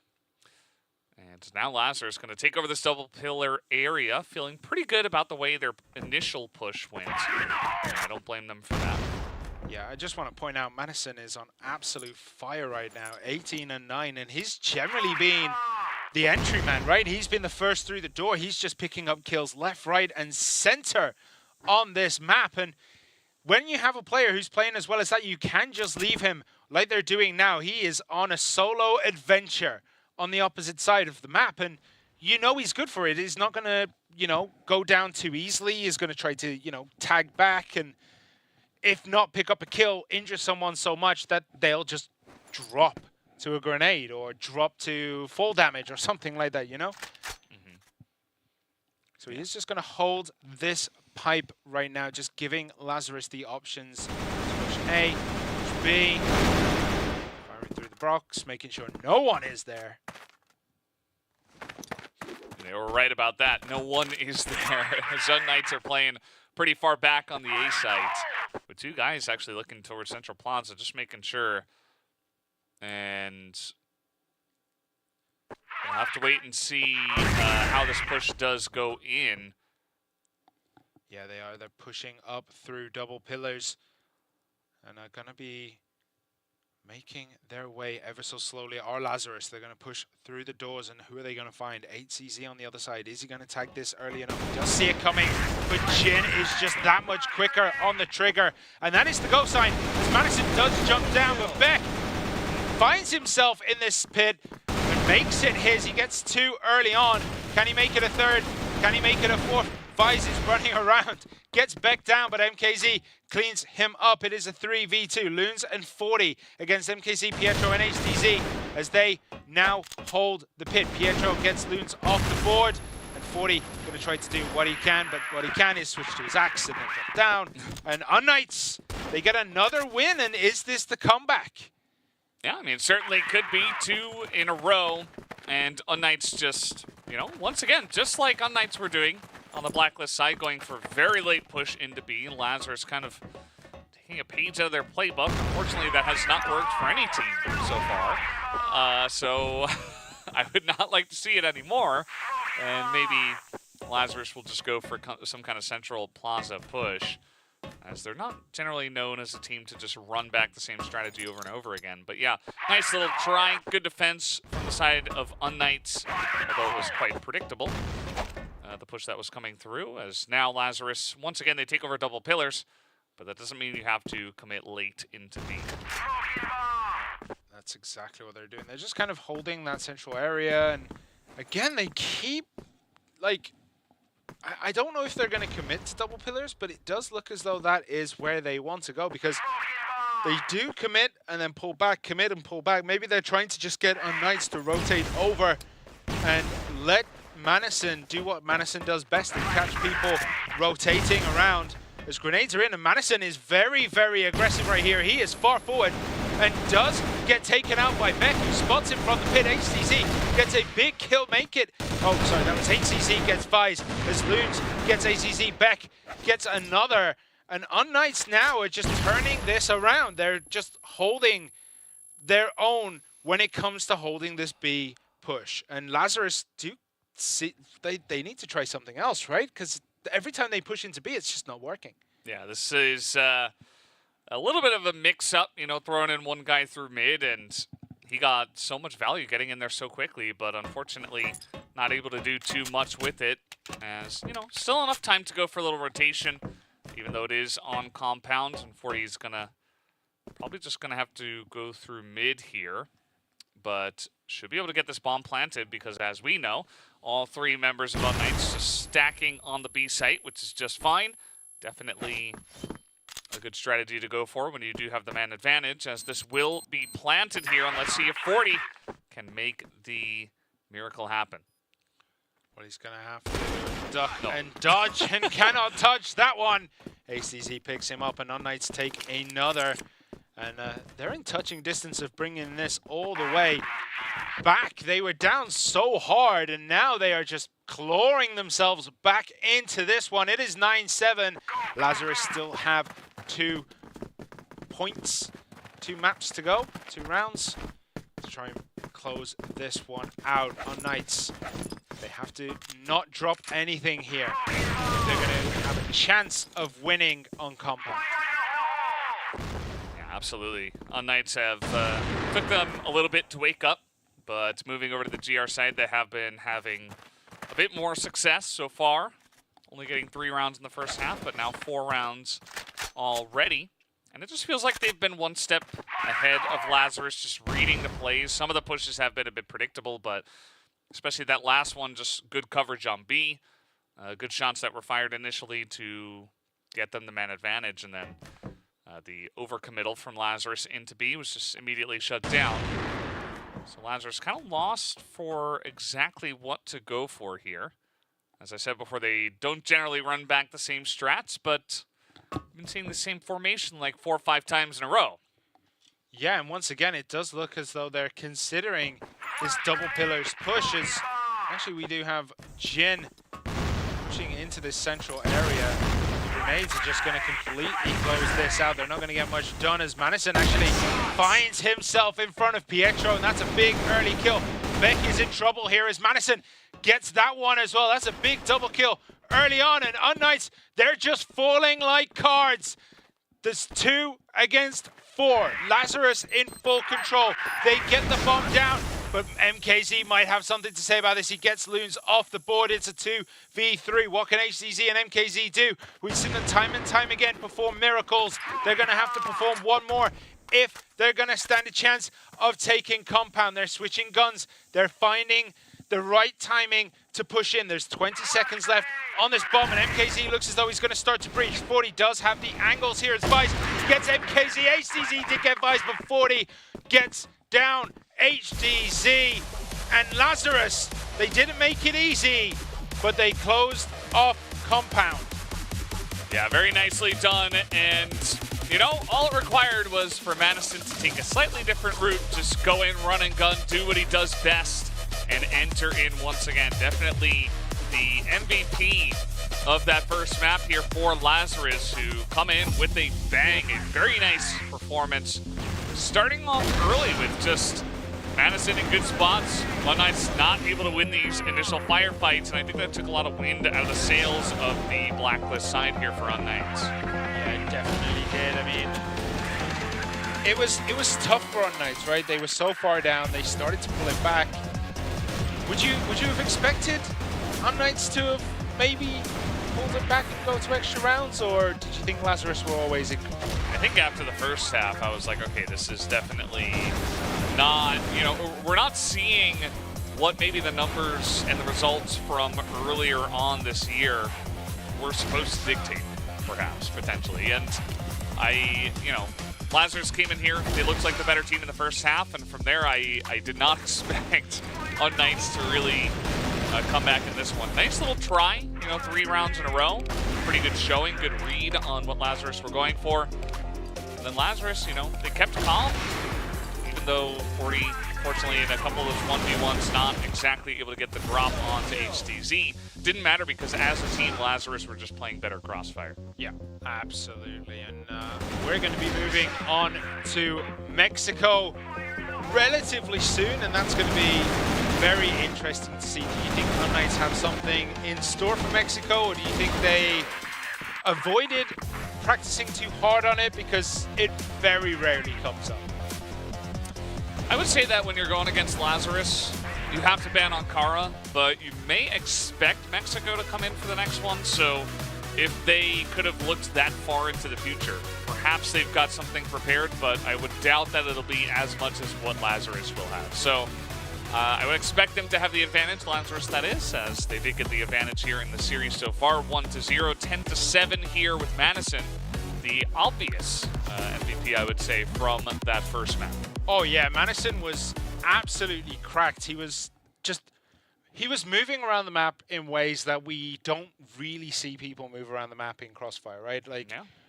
It's very unusual. You have one man who is hitting literally every shot that he needs to hit while soloing, while basically running in by himself. Yeah, he just runs in on his own, and then he's the entry man, right? And usually you see the entry men, they drop down below 1 KD, right? Usually you see them like 0. They're going in with the team as well, yeah. you know, taking the fire, the initial fire, right? No, Madison's maybe like, trade 1 for 1. No, Madison's like, I'll go in first, I'll take 3 kills, and you guys can just relax. Like, yeah.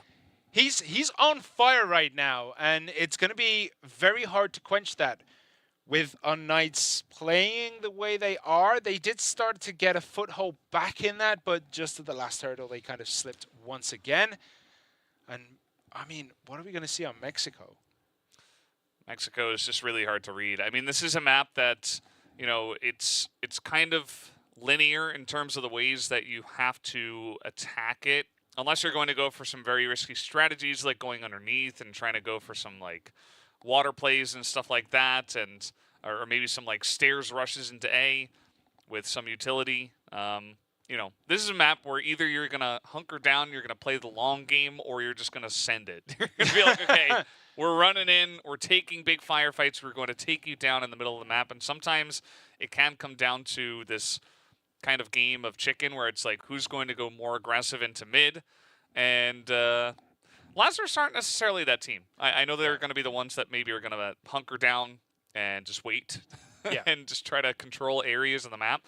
And maybe unKnights can take advantage of that, but I don't know, because Lazarus should have a lot up their sleeve on their map pick. Yeah, Mexico, I think every time I've seen Mexico, it's always come down to we're just going to hold and push in the last 25, 30 seconds. Yeah.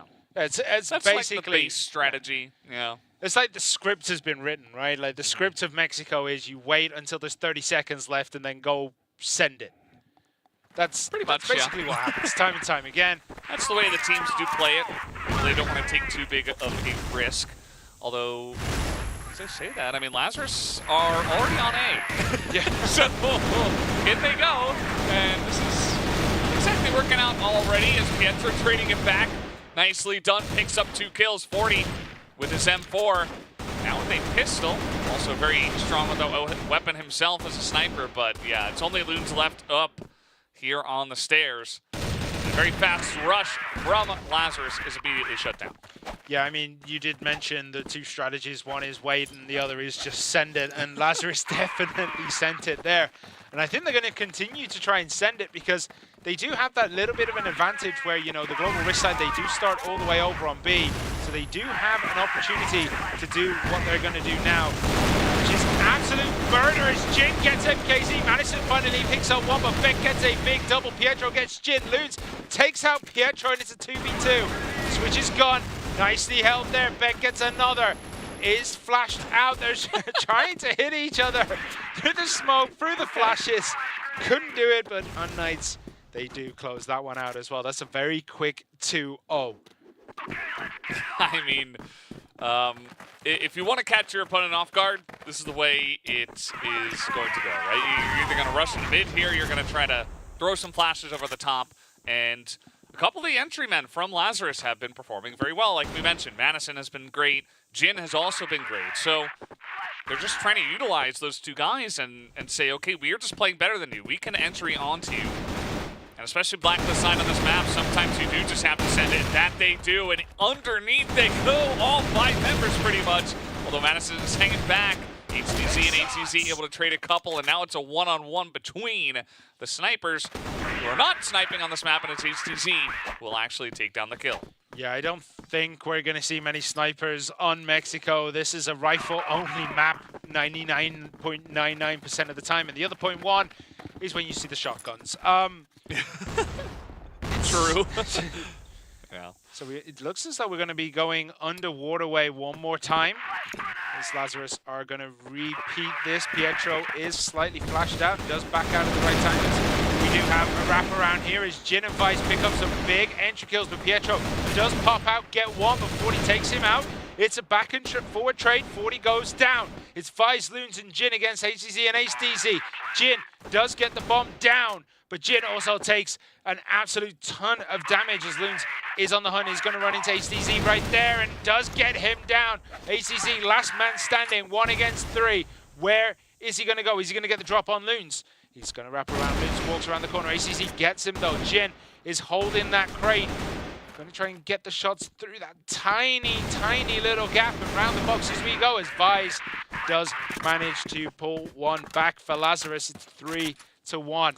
Yeah, it's already been 4 rounds in that amount of time. I mean, Lazarus are just kind of running in, and this is a very GR-sided map, generally pretty defensive, right? So I think Lazarus as well, they've kind of tried to shake off that reputation of being a very passive, kind of slow team, especially from the Blacklist side over the years. So especially with the addition of Madison, who's so good on the entry, they just love to run on in and get some big advantages. They haven't taken more than just that 1 round. But it's been close. It's come down to a lot of 1v1s, and it does look like this time finally they're going to slow things down just a bit. 40 is trying to fake through the stairs, but nobody else is following him this time. Yeah, with how this map is very heavily global risk favored, that one for Lazarus right now could be the deciding factor between the two teams, because when you switch, you know, you have to run it back the other way. So we do have them just holding down this little elbow here. So maybe push towards A. Yeah, they're playing very, very deep. This is much slower for Lazarus, and we're going to see if this will unsettle unKnights, who are probably expecting a massive rush again here. Pietro once again holding that waterway. Yeah. All alone. The rest of unKnights kind of looking towards A. Holding the rest of it. HCZ and Beck are just kind of chilling here as well. Yeah. We all get a collective chance to catch our breath after what was a flurry of 4 rounds coming through. That's a big need. Definitely did a bit of damage there to Vise. And Lazarus just waiting for that 45-second mark, it does look like, as in they go. Jin is going to pick up the 1. Jin picks up 2. Loons on the follow-up, but it's 3 for 3 apiece to make it 2 against 2, but only 30 seconds left. Lazarus are going to have to make a move soon.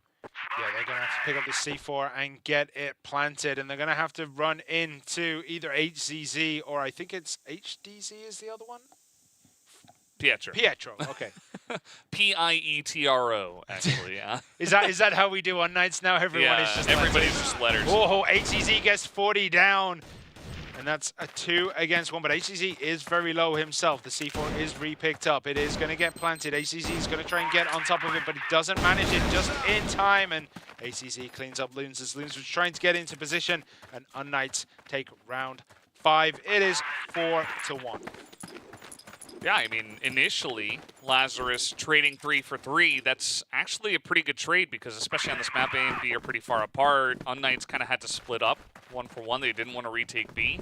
It was a decision they decided to go for. And generally, you know, the 2v1 on the entry could have been good for Lazarus, but HCZ had a very nice position there on the stairs that they were not expecting. Didn't even check it, actually. You just got a free pot shot. And with so little time, there just wasn't enough for... I think it was Loons who was last left to try to, you know, plant the bomb and go 1v2. So another round into the pockets of unKnights. And let's see, have they been stopped on these aggressive pushes too many times to the point where they won't go for them anymore? Oh, I mean, this is Mexico. It's one of the maps where you're not really expected to get all too many wins on the blacklist side. So, I mean, being 1 at the moment is a pretty good sign. They just need to get 1 more maybe to put themselves in a, you know, give themselves an advantage. But they are just going to sit back and not rush this one. Now, that is a shame. I was enjoying the rushes. I thought that was... it was fun. It was entertaining. Yeah. I think that, especially on the global risk side, there's no real need to take a risk, right? You don't have to peek into the 4 members of Lazarus that are waiting. You can just sit back, you can throw a couple of smokes, and that's essentially why the blacklist side is waiting. They're just trying to get as much utility out of the defenders as possible. And so we just kind of chill out, wait for the push. Madison might do his thing, where he is alone here on the stairs, but there's at least MKZ looking at that exact location right now. If he goes in on his own, but Loons actually picks up Pietro down through the waterway, and that might just be the go sign. They have a man advantage going into this push. They're going to push through A. MKZ equalizes. Jin gets MKZ. Madison finally gets HCZ off the board, and this looks as though it is going to be Lazarus's round. For Beck, last man standing, might have something to say about it. C4 is planted. 35 seconds left on that. Loons through the waterway is going to catch Beck there, and that is a win for Lazarus, and it is 4-2. Yeah, that time actually very nicely handled by Lazarus. They used Madison on the stairs to distract. There were 3 people in the A site, so there's only so much you can do in terms of understanding where Lazarus are exactly going to attack from. Look at this. unKnights very deep in waterway. They've only been using Pietro like right on the exit of waterways, and they send, you know, 3 people down there to just plant Pietro in this corner. and might actually catch someone like Loons, who might try to push up through that waterway completely unaware, because you usually don't see someone from the from the Global Risk side holding that corner. Well, he's just going to sit down there, and I don't think Lazarus are going to attack through that area. They did go for it, I believe, a couple of times already, but that was the first 4 rounds. Now we've kind of settled in, kind of gotten comfortable here on Mexico. They're going to wait it out, wait for some more smokes to be thrown, and I wouldn't mind them just kind of doing the same thing, you know, throw Madison rather, up there on the stairs and just try to distract, try to get some pot shots, and just push in. It was kind of interesting how they sent 40 first, by the way, with the M4. Just like 40 is not really the entry man as the sniper of the team, but just kind of throwing his body in there, getting some good value. Actually, as in goes Madison into the middle of the map. This has been taken by Lazarus. As you see, unKnights are going to back off of this position. Yeah, they've completely backed off and retreated back into A and B site. As we do have Beck, takes down Vise. That's a big pickup early doors on Mexico. There's still 40 seconds remaining as Beck tries to make it a second and maybe a third. He gets this. Oh, MKZ actually picks up one there. Double kill for Beck as Loons gets MKZ, and it's a 3 against 1. Loons has it all to do. It's 20 seconds, 25 seconds remaining. He needs to pick up 3 kills. Cannot get 1 as ACZ finishes him off with a pistol. That's another win going the way of unKnights. Yeah, pretty nicely handled that time around. Beck just holding down the entrance into B. That is something we see sometimes where on Mexico you can see 2 pushes from the Blacklist side, one time into the middle of the map and then a second time onto one of the sites. It's kind of what we saw that time from Lazarus, using a lot of utility to get into the middle, but then not quite able to break onto a site because Beck is just unflashed, unsmoked, not rooted out of his spot. He's just waiting as they do run into his crosshairs, and he was able to hit a shot, so pretty nicely done, as already Jin has fallen in this one. Yeah, MKZ got a very, very tight line to catch Jin where he was. Very nice for him, giving unKnights, you almost want to say an unfair advantage, don't you, when it's Mexico and you get an early kill like that. Unfair Knights. Are we doing this so again? So that's what the UN stands for. It's not unknown. It's unfair Knights. Unfair advantage Knights. All right, so it does. It's good for them. You got to get any advantage you can. All right, so Lazarus are grouping up. Looks as though they're going to be making a very quick push. Maybe we'll catch Beck unaware, who sees it coming and backs out of dodge, grenading, throwing everything he can into here, but Vise gets a massive double kill on HDZ and Beck, and that just swings the pendulum of this map around as Madison gets 1 as well, and now it's a 4v2. MKZ and HCZ. How many times do we find these two in the last positions, last remaining players on their team? And Loons pops around the corner, gets 1, makes it a double, and Lazarus get a 3rd, and that is massive for the Blacklist side on Mexico. Yeah, pretty nice timing there on the check. I think it was Vise, right? Against the flow of play. Both players from unKnights. I'm going to hold that thought as 40 is alone here in the water. They're charging into him right now. HDZ and HCZ trying to get in here. He tries to charge them with a pistol. As now against the flow of play, it's unKnights who get the jump on them. And a very big fight here underneath. That's going to open up the middle of the map here as Madison and Vise do push in and isolate a couple of members of unKnights. Yeah, very interesting that 40 had the sniper rifle on Mexico. We were talking earlier that everyone just runs rifles. He gets a big kill, but now the rest of Lazarus have to do the job, and Loons and Jin pick up 2 kills on HCZ and HDZ, and being within touching distance of your opponent at the half on Mexico is a good sign for a Lazarus victory. Yeah, it definitely is. That last round was just wild. I mean, that was just crazy. There was so much action underneath, and that just kind of opened up the middle of the map for Lazarus to charge in, as now unKnights trying to do them one better, as they will push in through the stairs onto the site. Jin not able to stabilize that A site for now, and this should be planted here from the side of unKnights already. Yeah, there it goes. So it is a 3-on-3 Vise. 40 and Loons are still very, very healthy, but they're going to run into MKZ here, who gets Vise down. And look at that, 40 just drops down, 360s. You know, no scope. No scope. Well, I mean, there is no scope on that gun, but yeah, 360 no scope as he drops down off the bridge. Still counts. All right, not a lot of time here, 13 seconds. They have not cleared out Beck on this angle, but it's a 1v1, and Beck just took a huge shot as he's just gonna try to hold this. No, one shot, and he's run out of time. Nicely timed here from the side of Beck, as 40 will not have enough time to get that defuse, and unKnights will pick up a win on the Blacklist side. Very good for them, 6-4. And we were talking about how this was looking Lazarus' favorite. Maybe unKnights have been practicing Mexico a lot to show us that the map is actually relatively balanced in terms of global risk and Blacklist sides. Well, this one has definitely been pretty swingy, pretty wild in terms of what we normally see on Mexico. So a lot of the fights that we've seen have been in non-standard positions and areas of the map. But let's see where unKnights do want to head into this time around. This is an angle we oftentimes see actually snipers, if they are going to bring it, just hop up there on that little bridge and try to look down mid and clear out the spot for the team. But neither side has elected to go for that this time. Yeah, it is mostly just dancing between each other, taking a couple of pot shots, maybe getting a couple of connections in these early doors. The grenades are flying in now down into that central little market. And HCC, MKZ, and Pietro, they're going up the stairs. They're going to breach into A, and they're going to find Manison there.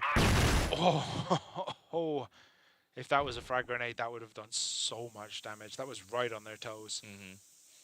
All right, let's see. Manison in the corner. They know he is there. Jin as well, trying to hold down this angle, is not going to work.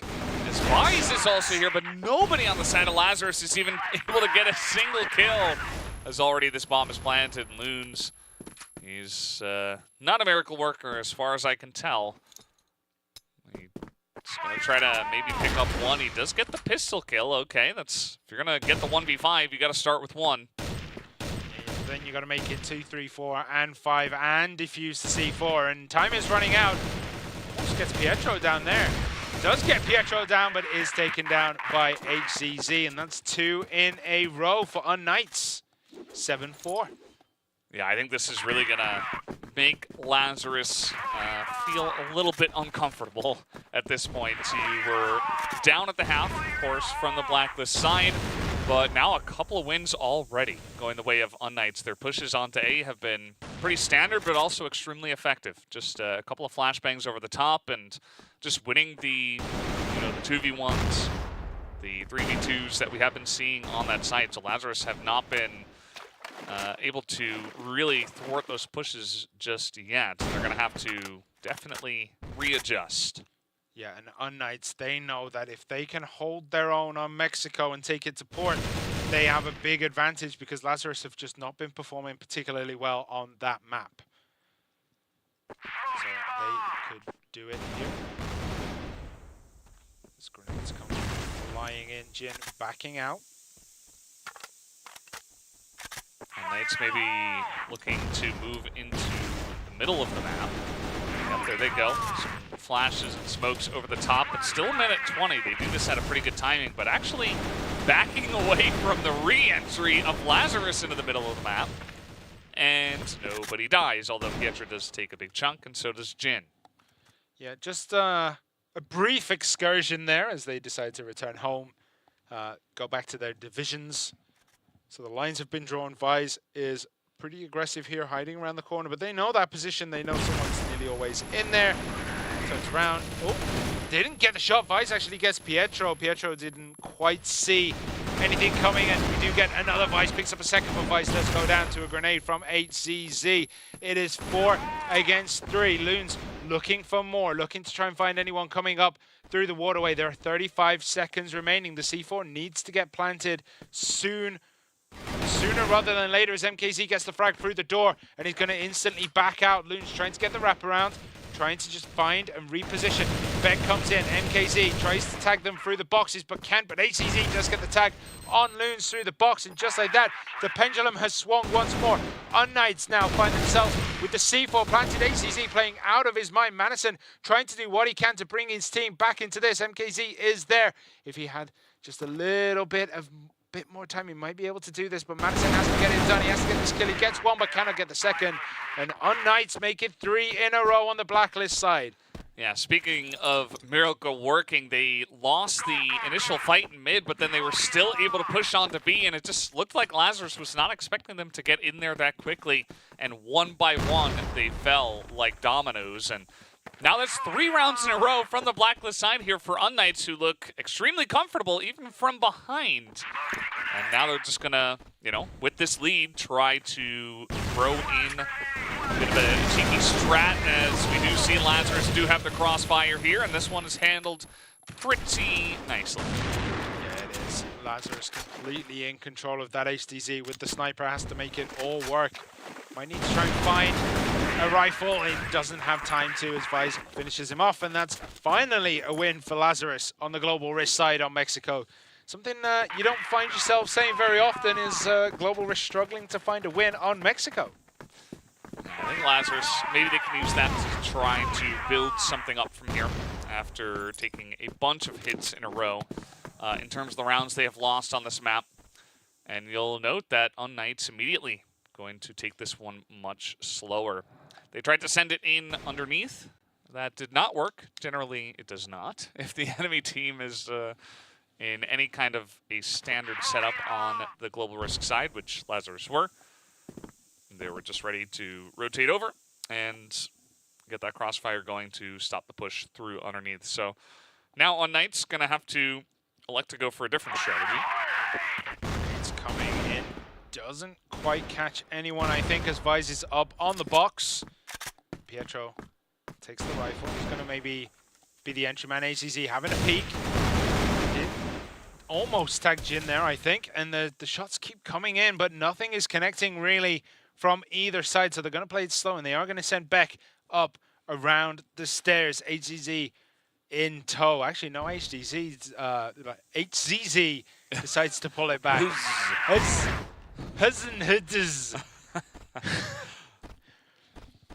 right, so HZZ does join his compatriot here. They are going to make their way possibly to A. They will find Madison being the one man holding this position, but now the rest of Lazarus, they're going to try and get something done here. They do pop out. 40 picks up a double kill. Madison gets a double kill on his own and manhandles that A side as Jin cleans it up, and Lazarus take another win.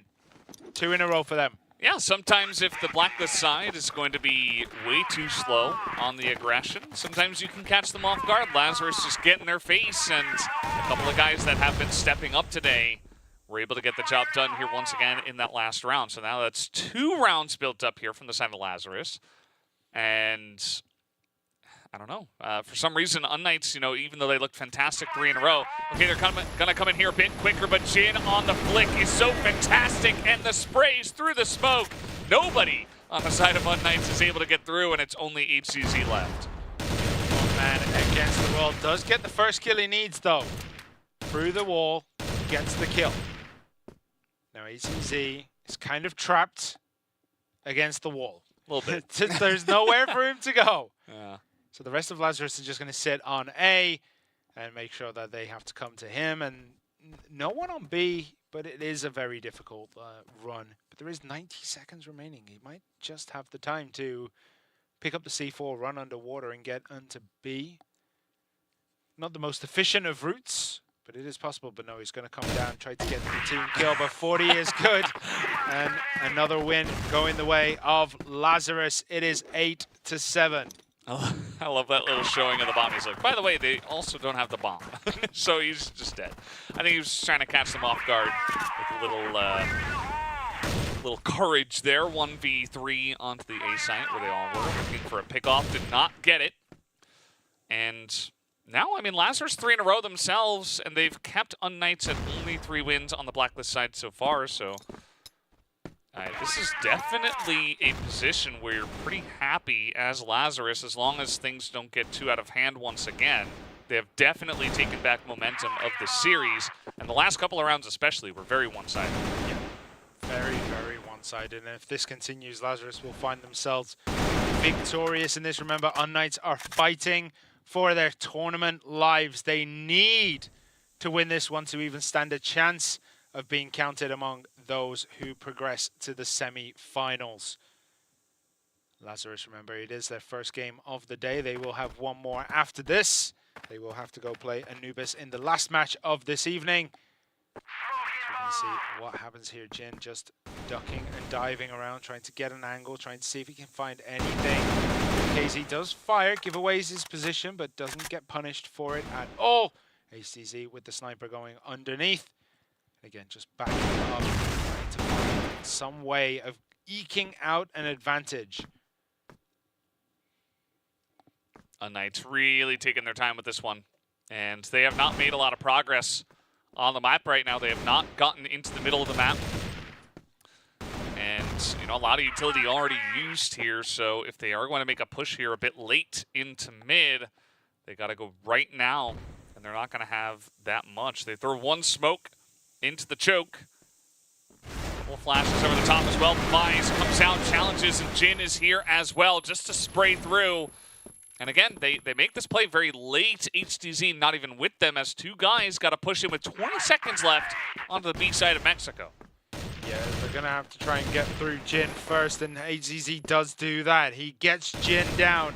It's 3 against 3 now. 40 is planted on the site, but you can see a very smart rotation, but Madison is waiting. He gets the double. Can he make it a triple? No, he cannot. Beck is just good for it. The bomb doesn't have time to be planted. There we go. Lazarus take another one. And Beck and Lazarus just kind of walk past each other there like, yeah, I didn't plant the bomb. Yeah. That's unfortunate. Unfortunate times, as he was desperately trying to get in there. Felt a little sorry for him. But yeah, that's what I was talking about. I mean, you're going to wait until the last possible moment to make a play. Lazarus will be able to handle that pressure, especially on their map pick. So once again, it does feel like unKnights have gone back to kind of standard Mexico play from Blacklist, but I feel like that's exactly Lazarus' comfort zone. Yeah. So, you know, handling the last 4 maps extremely easily were Lazarus. Did come down to Madison on A, though, making a pretty heroic play 1v3 as they were pushing in, but, you know, give them an extra 10, 15 seconds, and maybe you don't have to get in so desperately. Absolutely. So where are we on this one? Lazarus sitting very, very deep this time. They're not contesting middle at all. They're happy just to let unKnights push into them. Madison camping the staircase, and Beck is going to find himself in a lot of trouble. So, yeah. Well, that was scary. Yeah, it's just like that was the near-death experience he needed. Beck does let HCC go first this time round. Smart play, but both are very hurt, and they're going to try and push up these stairs again, and Jin is patiently waiting with what can only be described as the tiniest of gaps in the world. And I mean, if Beck takes a step closer, oh, look at this. It's all going wrong for unKnights as 40 picks up a big double kill there. Just outside of Waterway, HCZ, MKZ, they need to do a lot of work. Beck is pretty low as well. Lazarus find themselves in the driving seat in this. It is 5 against 3. And there are 30 seconds remaining for this C4 to be planted. They do have it, so they do have at least that option, as Loons is going to make his way over to the B site as well, as 40 is planted. Vice goes down, but did pick up Beck before doing so, as ACZ gets another. MKZ gets one as well, and that's just completely swung this over. ACZ makes it another. Jin is the last man standing. There's 10 seconds. The C4 needs to go down. Well, MKZ and HCZ say, we're not going home yet. We are going to make our stand on the B site. As Lazarus were playing pretty back on their hind heels on that one, just trying to poke out together 2v2, but they just got attacked. And it didn't seem like they were ready for that as Jin spotted. He is dead. That is 9th round for unKnights, and they get themselves at least into extra rounds. That they do. Lazarus, they definitely need to get this one under their belt to take us to those extra rounds. And I mean, this has been a very equally matched Mexico on the Global Risk side as Pietro does try to peek through. But look at this. This is all going Lazarus' way. HDZ is the last man standing, and it looks as though we are going to those extra rounds as a spicy pineapple from 40 takes HDZ down, and that makes it 9-9. Yeah, extra rounds it is, and yeah, credit to unKnights, just barely able to scratch by in the rounds before to bring us to these extra rounds in the first place, because Lazarus were in total control from the Global Risk side. But at the end of the day, it just ends up being tied for, you know, same amount of wins on the same sides. And so we will run it back one more time. And yeah, we've seen a lot from both of these teams. I think that Lazarus are still in the driver's seat, especially after all of that momentum they did get, even though it was on the Global Risk side. Let's see if they can actually put the nail in the coffin, because if you slowly just barely lose an extra rounds on your map pick, it's going to be rough moving into port. It definitely is. I mean, Mexico. It's always a show on Mexico, you know, but I mean, it's really weird that both teams look so good on the Global Risk side on this map. On the Blacklist side, sorry, on this map. And both seem to be a little bit shaky when on the Global Risk side. So, gonna have to see how this goes, because both teams are equally matched, I would say. And we're almost ready to get into this one, I think. Just loading up the map now. All right, where are we going? Take a quick breather, everybody. Yeah. Well, Lazarus will move over to the Blacklist side once again for the first 3 rounds of these extra rounds. And I feel like as well, this is really going to dictate what happens, you know, because if you get 0-3 as Lazarus, it's not going to feel good. But if you get even 1 round, I think you're going to be feeling pretty good going into the half. So just looking for 1 in these first 3, I would say, and build off of that. Come in, and Lazarus are going very aggressive here. This time they get MKZ first. Oh, MKZ actually got Madison, but Vice picks up a double kill on MKZ and Beck as Lazarus in the driving seat on this one. They just get kill after kill after kill, and they have done the job they needed to do. They get the first win on Mexico. Yeah, wow, that was, you know, I said they only needed 1 to feel good, but that was a very quick and first round of the extra rounds to just absolutely smash them from the Blacklist side. And once again, unKnights were just not prepared for that aggression, as it looks like we got another water push brewing.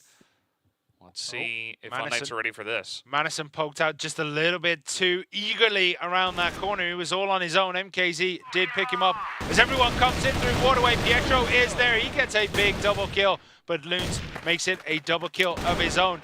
Jin and Loons now, they have it all to do. It's 2 against 3. Beck, HCZ, and HDZ are still standing on the side of unKnights, and Loons and Jin, they're just going to rotate back around, maybe have a poke at A, but I feel like unKnights are ready for this. Yeah, unKnights pretty good position right now. You got 1 guy looking very passively at water. You got 1 in mid and 1 looking at the stairs to A. So got all of your bases covered. But let's see exactly where Lazarus do want to go for. They run all the way back to standard position, throw 1 nade, and then run back into Waterway. So does look like they will be challenging Beck here, who is the one person who will just be trying to get this information and then waiting for backup. Well, they are going to make their way through Waterway, and I don't think this is going to get spotted all too early. Beck is 1 man here. He's holding that corner, holding that angle just to get the vision so that he can let the rest of his team know that Jin and Loons are on their way. But Are they going to push? There's 50 seconds remaining, so they do still have time. They do have the C4, and I don't think they caught Jin, but Jin takes a couple of pot shots over in that direction, and look at the split up. They've split themselves up. They're giving each other space to try and catch as much area as they can. Through the doors, tries to get something done, doesn't get anything done. Grenades and backs out. And this is very, very slow for Lazarus this time around. There's 25 seconds remaining. The C4 needs to go down very, very soon. We have HDZ hiding around this corner. Is gonna get one. He gets Jin, makes it a double. He gets, oh, HDZ actually gets Loons. And it's 1-1 in these extra rounds. Yeah, I kind of liked the idea from Lazarus' position, just hoping that someone on unKnights would peek them, and maybe you get like a 2-on-1, and you can somehow even it up and look for a push, but not meant to be, as now. Here we go again, just gonna look to run into mid. They get Vise and Madison, but fantastic position from MKC. They get that crossfire down that we were expecting at this time. 40 in on the site alone. Without the C4, he's just getting kill after kill, and finally, he is going to be outnumbered. Yeah, now Loons is all alone, and this map feels very, very lonely. Any corner could be waiting for you. Oh, spot HDZ, and I think he's going to have a bit of a rush over to B now because he knows he can get the bomb planted. Maybe catch someone trying to rotate around, and that's exactly what he's going to do. He's going to catch Pietro here, and is going to decide to dance back over to A. He's got a lot of time. Yeah. You know, look to take 1v1s. I think he may have spotted. Maybe he was just looking for that very common jump peak spot.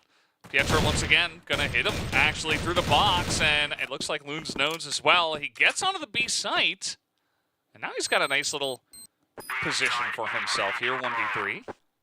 Yeah, he's got to somehow hold this spot, though, and he's going to have to go on a journey to kind of... Oh, he actually catches HTZ. That's a big pickup early on. They're going to try and get the bomb.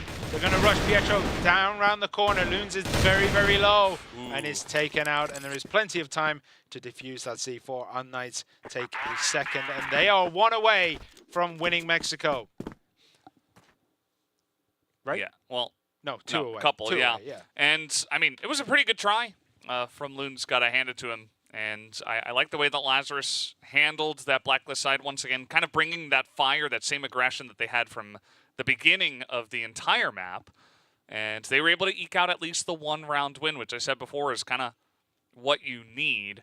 I believe if we do go to the golden round, that Lazarus should be on Blacklist side. I think so.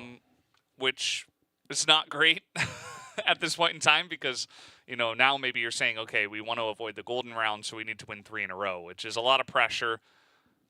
And, you know, they definitely feel comfortable on this map, on the side of Lazarus.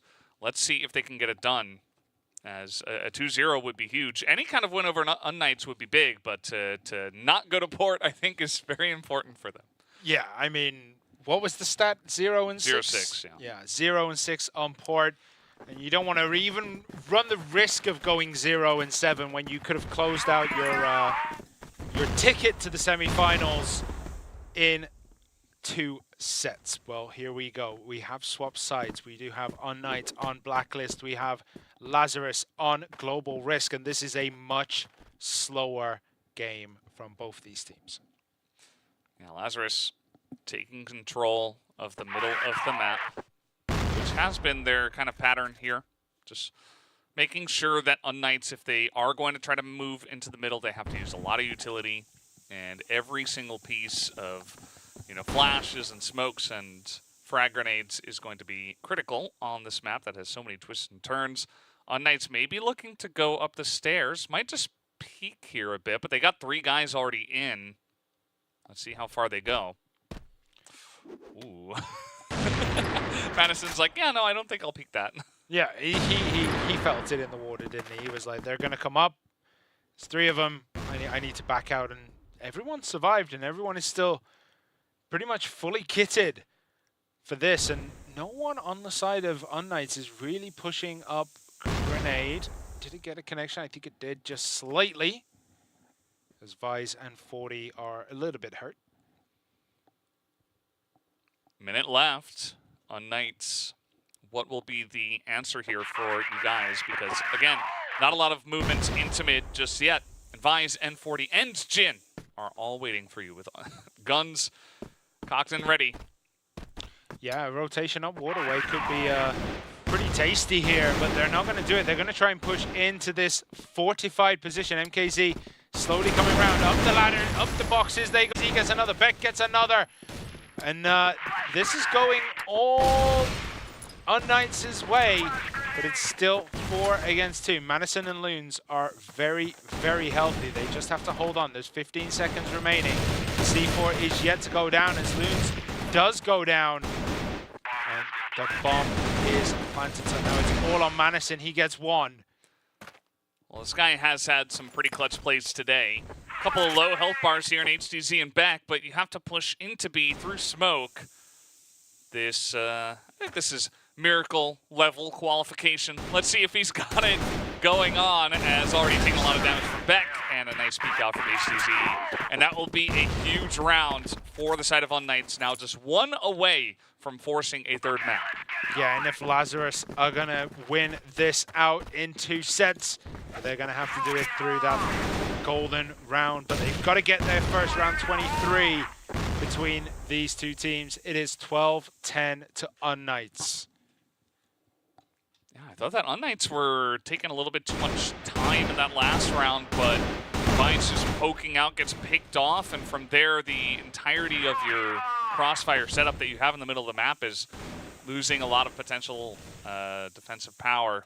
And so unKnights were just able to brute force through into mid and then rotate over to B with a big man advantage. So Lazarus, they had a good setup, but it got cracked pretty easily there by unKnights. Grenades coming in. They're going to follow it up with a little bit of pressure. Jin and Vise are waiting very, very patiently there. They're waiting for any kind of breach from the side of unKnights. And I think unKnights have played this a lot smarter than I think Lazarus were playing the Blacklist side. They're playing very, very slowly, not sending, you know, someone up on an adventure all on their own. They're just trying to find whatever advantage they can and, yeah, bum rush when they have none. So we'll see how it goes. There is a minute remaining before they have to close this one out, and everyone is lining up for a big push through the marketplace. And here we go. ACZ gets the entry frag. That's what he needed to do. That's 1 for 0. Can they continue the pressure? unKnights, they are rolling towards B. HCZ finds Jin, but 40 gets him down as Loons is backing out of here. Is he going to be able to get Pietro? No, he cannot. MKZ takes him out. It's a 2 against 4, and it looks as though unKnights are going to be dragging us to port. But Madison actually has something to say about that. He takes down MKZ. The bomb is planted. There's 25 seconds remaining. It's a 2-on-3 situation. They're going to try and pinch this 40, poking around. If they can time this perfectly, it's going to be pretty hard to defend. Beck takes a massive shot. There's only 10 seconds remaining. They're going to have to do it soon. Madison gets 1, but 40 is down as well. And unKnights, they take it. Blacklist side on Mexico. And they get a big, big win. And our next destination is Port. We're going to Port. We're going all the way.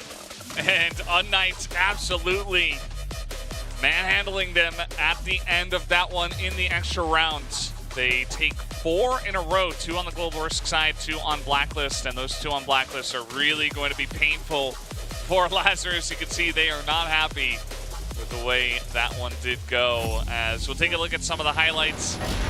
And, you know, things started out pretty well for the side of unKnights, but Lazarus immediately came back, showed off what they had prepared for Mexico on the Global Risk side, and things were looking pretty good for Lazarus, but unKnights just barely scraping by, taking down the map. Yeah, especially when you go 5 and 4, even though you're down on that Blacklist side. When you get 4, you feel like you're walking, you know, you're walking on cloud 9. You think that we're going to be able to close this out, like the Global Risk side is much stronger, but this match made Mexico look very, very even. 5-4, 5-4, and then, you know, unKnights just did what they did best and closed it out. Incredible showing from these 2 teams. Somehow having something cooked up for both sides of the map. A lot of the mid-fights here felt pretty even across the board. This is a great hold from Madison. I remember he felt the pressure from 3 guys coming on in. He takes down 2.5, and eventually Beck did fall to the rest of his team. But after this point, you know, that one last round that they got on Blacklist is what pushed us into extra rounds and what pushed unKnights into the victory spot. You know, quite literally with backs against the wall to the point where if they don't get the 1 extra round, then they're out of the tournament. They're just gone. So maybe just that extra little bit of pressure was enough to get unKnights to get us into a 3rd map. Yeah, well, we're going to be going to Port next. unKnights against Lazarus. Lazarus, they took Compound. unKnights, they took Mexico. And just look at that. It's a very Mexico set of KDs, but look at Lazarus there. Everyone over 1, and they still come out worse for wear. Yeah, I think it's because a lot of the rounds that Lazarus won were very one-sided, where people were just not dying and like 4 or 5 people left available, whereas unKnights were just barely getting across the line in many of their wins. So KDs be what they may. Comes down to the round score from unKnights. And now I'm very excited to see what they have prepared for Port, because they got to feel very comfortable, very confident moving into that final map. So if they win this, unKnights are not guaranteed to go to the semifinals because Lazarus still have 1 more to play today. Absolutely. So who knows what's going to happen? We're just going to have to wait. Guys, we're going to take a 10-minute break and come back with map number 3 for Port.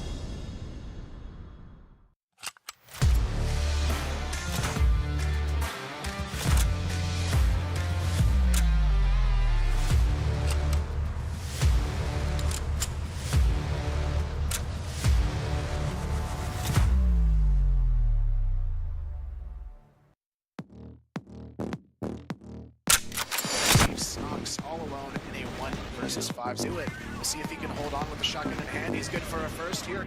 Hold on to this. LCK have to win this a little bit. Hang on here, install the push, but FaZe is still going to be on the back of sight, and it's not going to be for much longer unless FaZe can find something.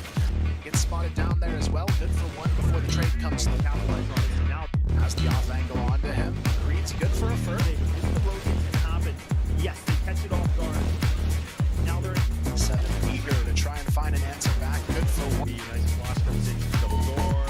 Raffin just getting taken out. Foxy though, trying to get a little bit get moving. We could be seeing another round where this will be a free game. Now we'll step up to the plate. Reed's able to find 2.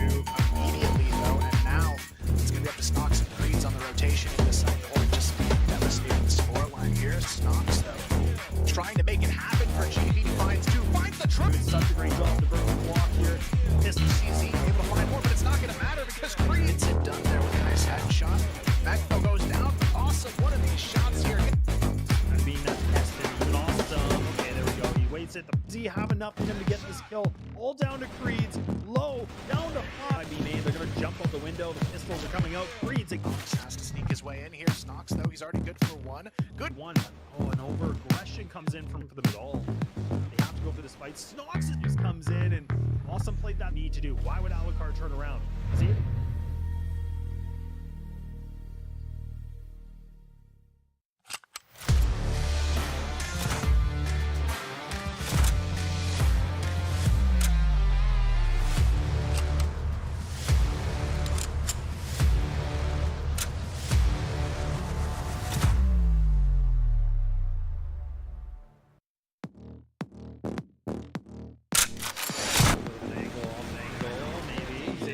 Make it control room. Find one quick kill.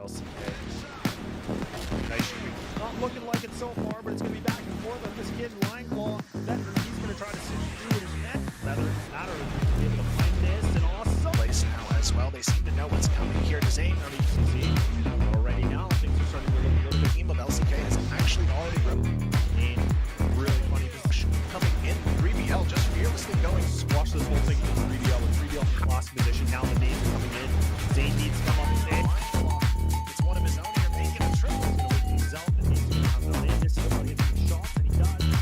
Things off, and Slayer trying to jump on in. Line ball. Making this competitive. Trying to get a little, I don't know. Like, I mean, this is the other thing where we're just not kind of still seeing the same effects. Flex, man, you see it. It's a tough one because you've got to be able to win these duels. And that's a good start. He's able to find 3 now. Take it over and finally comes alive. Trying to try and get these early picks, but Flex, he's the one there.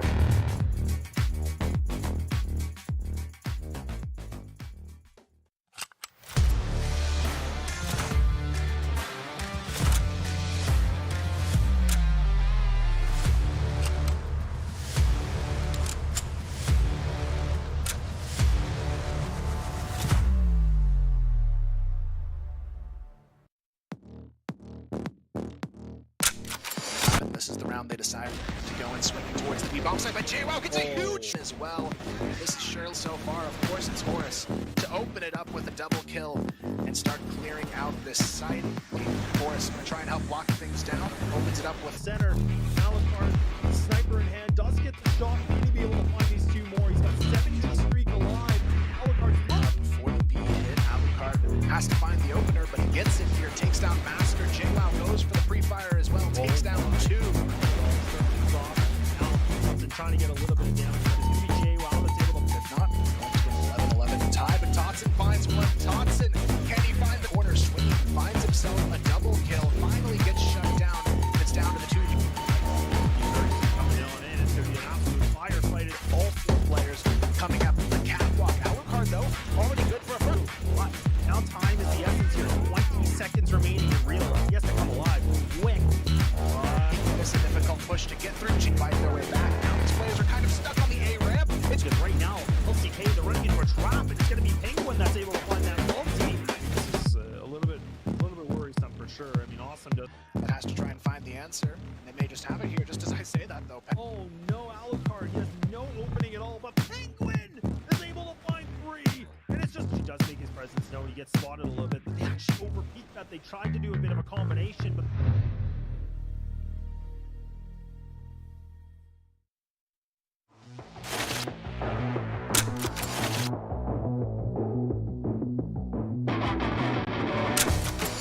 Oh, nice. So I think our group is the easier one. We have LCK, who is not that strong.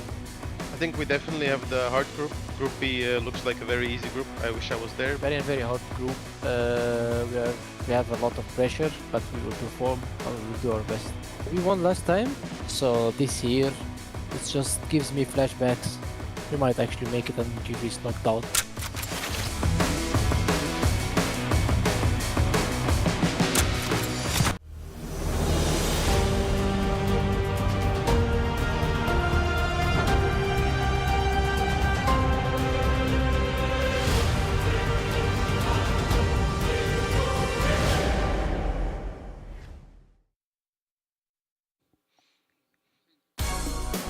Hello and welcome back to CFS 2023 Regional Finals here for Eumena. We are in the middle of a match between unKnights and Lazarus, in which unKnights just barely were able to take extra rounds against Lazarus in a very feisty Mexico that we had for map 2. Now we're moving on to Port for map 3. Yeah, Port has been Lazarus's Achilles heel, let's say, because they have been particularly weak on there. So they're going to be looking to maybe break that curse and come back and take unKnights. Remember, if unKnights lose, Group B is essentially sorted, right? Like, we have unKnights going out,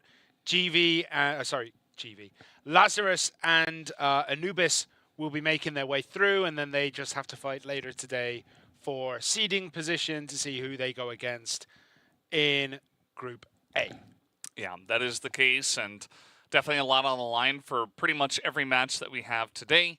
And this one is no different, going the distance to Port. So let's see how it does go, as although Lazarus do not have a great record on this map, you know, a lot of those maps were pretty close, and this is a different setting here in the regional finals. And what I found interesting as well is in the interview video with their group that a lot of teams actually, well, we got some action. Lazarus in the corner. He's going to take down 2 people as they rush on into B.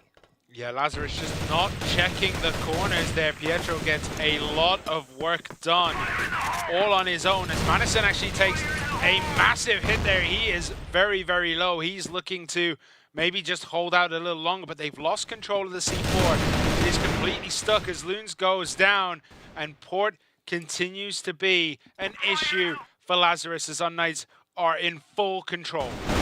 Yeah, I'm just gonna have Madison pick up a headshot. A lot of low health bars here on the side of unKnights, but they have control of that bomb, which is extremely important. Let's see what Lazarus decide to do. Is Vise maybe looking to go under the bridge? It is red just a bit by HTZ, as, yep, this is going to take him out with a pistol. Nobody else is following him up, as Madison has elected to come in through the front side of B. And just a bit of spam will be enough to get him down as the first round over to the side of unKnights. Yeah, very dominant display there, and not checking that corner for the side of Lazarus really did put them on the back foot in that first round, and I don't think they're going to repeat that mistake this time round as they are looking to breach the same area. Very quick B push, actually. Nice grenade from downtown from Jin. They're going to make it, and now they're going to have to try and breach. Dodging those flashes. Madison goes down early. Pietro, he got it down. Vice jumps over the wall and picks up a big double kill as HTZ does get 40. And now it is 3 against 2, and they have to retake this B bomb site. Yeah, some heroics from Vice to get them in a good spot, but he does go down, so now 2-on-2 potential retake here. As the spam coming on through, HTC not able to hit the shots, gets it with the pistol.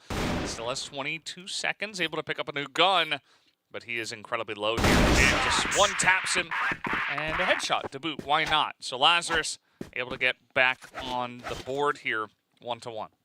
Yeah, much better take on B that time round, and we can see the grenades coming in, just covering off that central street. The long vision lines that you can get down there are very important just to know what's going on. And it is a big B rush as ACZ does get Vise, and Loons takes the return kill. Oh my goodness, Lazarus just popping off 40, gets a double, Loons had a double, and now it's 3 against 1. HTZ has it all to do. Jin is in front of him, but can't see him through the smoke as he turns around, sees 40 and Loons, but does get taken out. And Lazarus get another win here, and those quick B rushes seem to be working very well this time. Yeah, sometimes all you got to do is just run at them and hit your shots, and I think the last couple entries better than the first one we saw. Now Lazarus considering a fake towards B with Madison, but actually the rest of the team is over here by A. Madison still going to win in the 1v1, and maybe pick up another one as he really runs into HCZ. Here comes the rest of the team onto A, as HCZ will win that fight against Madison, who was low, but Lazarus trying to stake their claim on this A site. 40 does push through with that M4. Yeah, he gets one, but Pietro does get 40. Jin takes down HDZ. MKZ gets down Loons. It's a 2 versus 1. Jin gets Pietro. He gets Pietro. Gets MKZ over the top of the boxes. And Lazarus get another win there. And that was a spectacular finish. That was pretty insane there at the end. Jin, he was getting kind of surrounded by the 2 players, but just able to, you know, transfer, not a spray, but just his crosshair into the right position immediately after that one. So really fantastically done, feeling the pressure and taking them both down by himself. So now 3-1. Already a nice amount of damage done here from the Blacklist side by Lazarus. Madison actually gets MKZ, and that's a big early kill. So now they're just going to commit over onto this side as Jin jumps up. He gets HCZ. Madison gets Pietro. And it's all going wrong for unKnights after a solid start. Lazarus have just turned it on and shown that the 0-6 record on port might just be an anomaly. Yeah, I mean, unKnights are just getting rolled over. The one time they were able to win the round, the first one, they had Pietro in a very cheeky spot that Lazarus just didn't check. Imagine if they checked that. I mean, this might just be 5 in a row, as the grenade kill is going to be the last kill here going to Madison. As the energy here from Lazarus, you can really feel it. Right after losing the extra rounds on Mexico, they come in here hard and fast on support, not wasting any time, trying to get as much value out of this Blacklist side as possible. Definitely, and the smoke covering the movement up that central street. We're just going to have a couple of peeks, a couple of exploratory bullets, but nothing getting done. We're going over the sideway passage.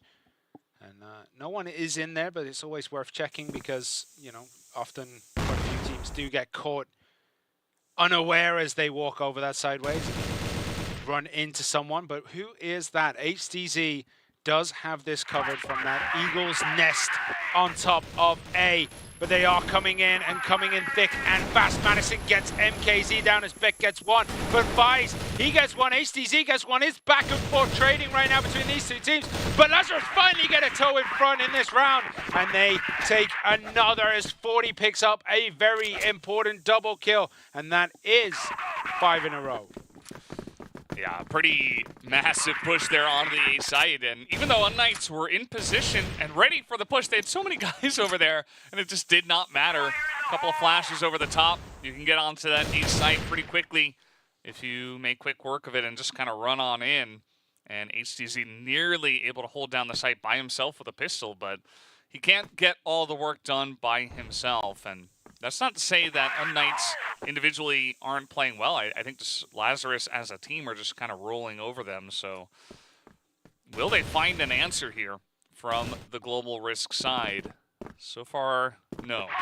So far, definitely no. And it looks as though they are taking a quick peek on sideways is Jin, and then he's probably going to start just grenading that B site from all the way downtown as they are going to make their way through warehouse. Madison checks all the corners. Is he going to check that right-hand nook again this time? Because if he does, it might actually be to his detriment as HZZ and Pietro. They are not in that corner, and they have eyes all over this entrance spot. And 40, first man through the door, shooting through the boxes, trying to get any kind of tag. HZZ is down there. Pietro is still up too. And here we go.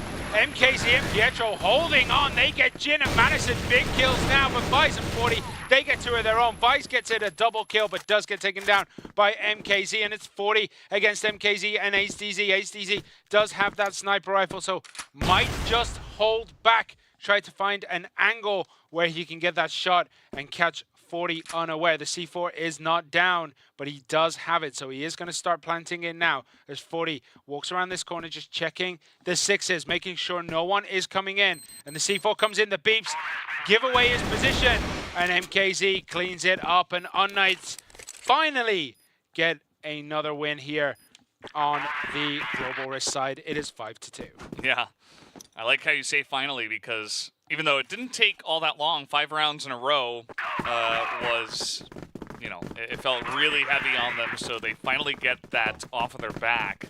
And now, Lazarus say, well, that's no problem, we can just rush the other side. And that's exactly what they're going to fake. So they throw a bunch over, and they do move unKnights pretty collectively over to that A side, although they are rubber banding back to mid. As Lazarus looks like may have lost a guy there, so maybe gonna wait on this one. Looks like we will have to rematch this one. Yep, so we are gonna just remake this. I mean, yeah, there wasn't a lot going on in that one at that point, was there? I think an interesting A rush. Yeah. And it didn't work out. Okay. So we're just going to have to wait and remake the lobby. So bear with us just a few seconds. I mean, 5-2, 7 rounds in. This is supposed to be Lazarus's weak map. They didn't let it look as though it was a weaker map, did they? I looked into some of the stats. I mean, unKnights have a 4-1 record on this map, and actually their stronger side was the GR side. So pretty confident on this map.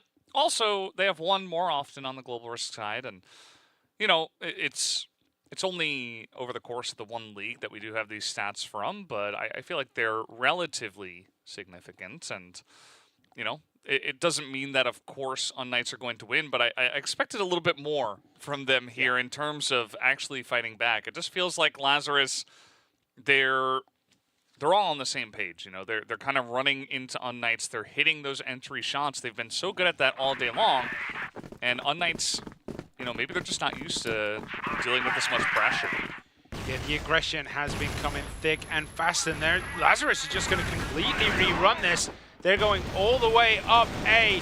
We have 40 taking A top as Madison gets MKZ. HDZ does get Madison though. So it's a 1-for-1 trade so far, but look at this, it's back and forth. Trading left, right, and center. Beck gets the double kill though, and that gives unKnights a advantage as Jin is the last man standing, 2 against 1, and the C4 is trapped in no man's land. What if he just stood here for like a minute 40? I mean, that would be... To be fair, what if that's the strat? If you were unKnights in that position, what would you do? Because you know where the C4 is. Oh, Jin actually gets tagged there by Beck, who dropped down. Was punished for dropping down. Did eat a lot of fall damage as Jin is still standing. Is going to be looking for Beck, but unfortunately, around the corner is HZZ. But HZZ is fully up and ready. 96 hit points. 1 health on Jin.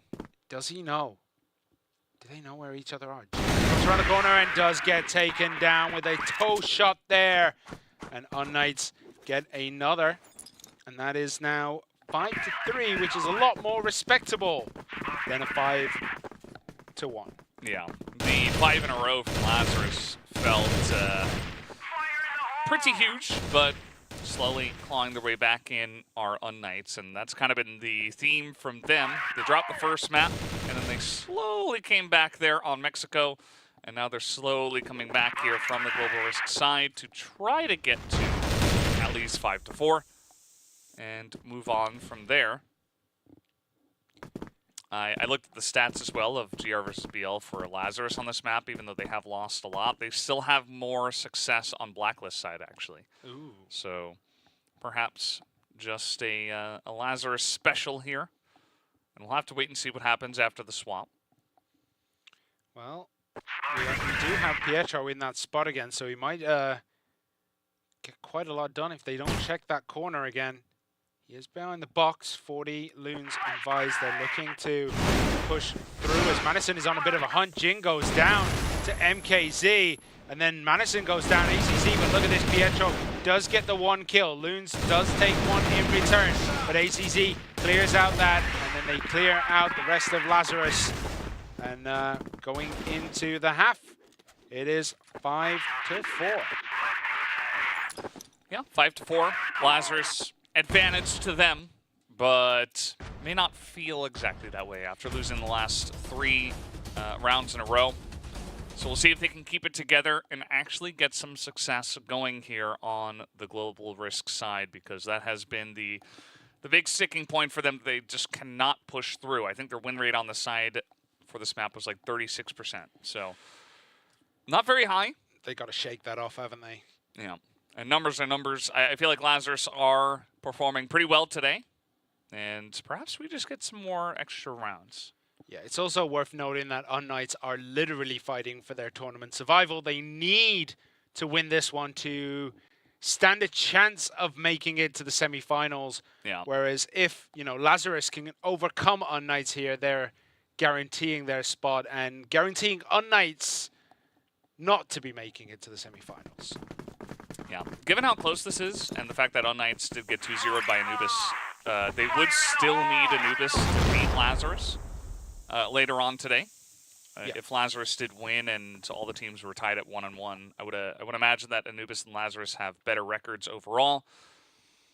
But again, it will come down to maybe if Lazarus 2-0 Anubis, then some interesting stuff could happen, and maybe Anubis actually get knocked out.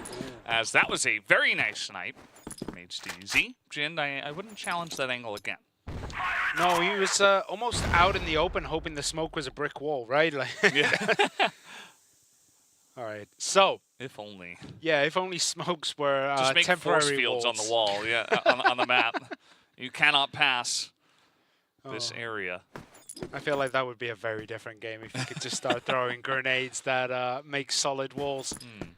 All right, so where are we at? Both teams looking to control their respective areas. Lazarus are a man down already at this point.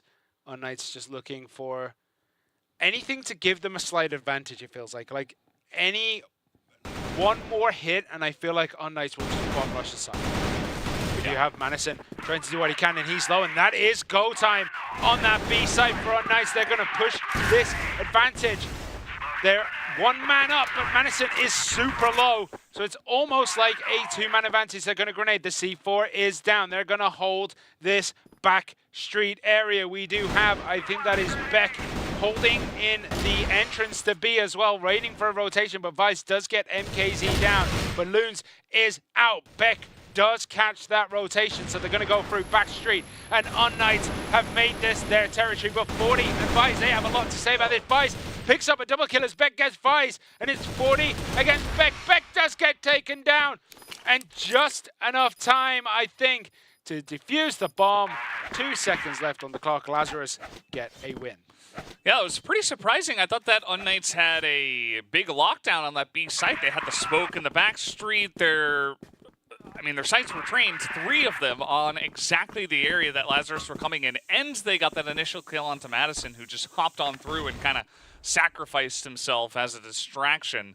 And it worked, because his teammates immediately came in. Very nice support, very nice teamwork and coordination to push right on through and hit those shots and give themselves a chance. Very nice retake there from Lazarus. Good, clean stuff. And that's what's going to get you across the line on what has been a difficult map for them. Yeah, and Vice just camping this corner. Grenades coming in to this sideways passage. MKZ thinking about dropping down. They took so much damage. Yeah. I think if they fall off the top and don't hit the box, they'll die, right? They'll die to full damage. I think they've taken enough damage for full damage to be an issue. ACZ just pre-firing down that central corridor, maybe trying to tag Loons, but I doubt they know each other there. And they're still hanging around this sideways passage. Maybe they're gonna commit to the A push. I mean, the rest of the team is looking more towards that B warehouse side. Up the B road, they're looking. And yeah, nothing has been decided, and we're getting down to the final minute of this round, and this is a very, very slow one. Yeah, this has not been the pace we've seen for the last 10 or so rounds. It's been rushes from both sides, as is usually the case on port. As unKnights gonna wait here and maybe go for a late rush on to B. Let's see if Lazarus can read this one, because currently they do have pretty standard setup, 2 on each side, or site, and 1 guy in the middle who can support quickly. But this should be a pretty effective push. They immediately get that entry on the Madison. Very nicely done by Pietro. And nobody else is here on the site as the other guy just escaped. Yeah, but Jin does get Pietro down. The C4 is planted, but the B road, the back street, sorry, is going to be heavily contested as Lazarus push very heavily. They're very committed. Vice, Jin, Vice. They get some massive kills. A triple for Vice as the C4 does get diffused. And we were saying that it was the weaker side, right, for Lazarus? Yeah. This is the weakest map, the weaker side. And they've come out showing that the stats can lie. Yeah. That's just the way it works sometimes. Lazarus, like I was saying before, I think they're just playing really well as HCZ looks like he just died in the box. So we are going to restart this one and get back in the lobby here in just a moment. Sorry about the delay. Yeah. It's the way it goes sometimes, but yeah, unKnights going to have to really try to discuss what is going wrong and how to actually figure this out, because they have not had as effective pushes. I mean, they get onto the sites and they get the bombs planted, actually, but Lazarus, interestingly enough, they're not actually challenging them. If they get picked off, they just run away and they wait for the retake, right? Whereas unKnights, they were holding their ground on the sites and trying to stop the initial push, and that was actually hurting them more than helping them in the first half. Yeah, so just for clarification, it is 7-4. I just need that double checking. Yeah, yes. It's 7-4. 7-4 Lazarus. And if Lazarus win this, they seal unKnights' fate. unKnights will be eliminated from the tournament. Lazarus will guarantee their spot in the semifinals. If unKnights win, then Lazarus still have one more chance. They will have to eat through Anubis, who looked impenetrable yesterday. Yeah, Anubis looked fantastic. I do think that unKnights were playing better yesterday, but maybe after that 2-0 defeat, they kind of just lost it a little bit. But they have been really clawing their way back in, so it's nice to see the staying power of this team and the mental fortitude to not get knocked out. I mean, they could have easily gotten 2-0. I mean, you're going into Mexico, and they just barely were able to force the extra round. So backs against the wall, unKnights, they have to do it again, down 3 rounds on port, and it has not been easy for them. No, it has not. They did pull it back towards the end of the last half, but they need to string something together sooner rather than later, because if they lose one more, they're going to be looking at a very tough mountain to climb, but they have climbed it before. Yeah. It's one of those things, when the odds look against them, unKnights tend to come out all guns blazing. But they have a tough ask, because Lazarus have been looking very, very solid today. Even after Mexico, Lazarus just looked nigh impossible to beat. And this is a big rush coming down here. Beck and Pietro go down to 40, and Madison. Lazarus just all guns blazing on this one. And that is a very quick win for Lazarus. I mean, that was insane. That is something you do not see very often. And Lazarus, they took that little time to restart the server to actually say, okay, we're going to go for a very nice boost up here. And just so much value. They do it again, actually. Madison going to boost up, and this time unKnights will not be in position to get their heads taken off. Yeah, as well, they're certainly going to be kind of pushed back after that one. That was definitely not the plan, because the plan was to do this. But because as he jumps up, he sees everyone down on the other side of the container. He's just like, all right, well, let's go. One taps them with the pistol in midair. Pretty insane stuff. Nice flash, missed there from Madison. Yeah, so Madison missed a almost lined up shot, right? That was almost too easy for him. MKZ does take it down. So unKnights do have an advantage as they approach the 90-second mark on this map. Vise, Jin, they're in position, but they have to get something soon to give them a little bit of an advantage. We do have Jin hiding around that corner, waiting patiently for them to push in, and he gets one. He gets Pietro, who was just a bit too far away from his team, as HCZ does get the return kill onto Jin. Yeah, Vice is on the big flank, but unKnights came in here pretty quickly, but they stop in the room, and Vice, you know, give him 10 seconds, and he might be able to get some huge value on this flank. He is in the spawn right now of Blacklist, but he is certainly taking his time, as unKnights are going to be moving in towards that A site, spotted here by Loons. Some nice information for the team. Yeah, and that is kind of a go sign for Vice, but he is taking his sweet, sweet time, and the rest of his team have been completely punished for him dilly-dallying, making his way through, but he might just be able to make up to them as he gets a double kill here. He's still relatively healthy. He's about the same as Beck right now, and the C4 has yet to be planted, which will probably be A. I don't think he's going to go for B, but there's 20 seconds remaining. It needs to go down soon, and it is going to go down. Vice will immediately know that it's on A. He's going to go through the back, through the spawn here, and hope to just hit some more of those headshots that he got earlier on. He's going to actually come up here through the bridge. Let's see how this one goes for him. It's got to be pretty much 2 taps, and you want to... Okay, well...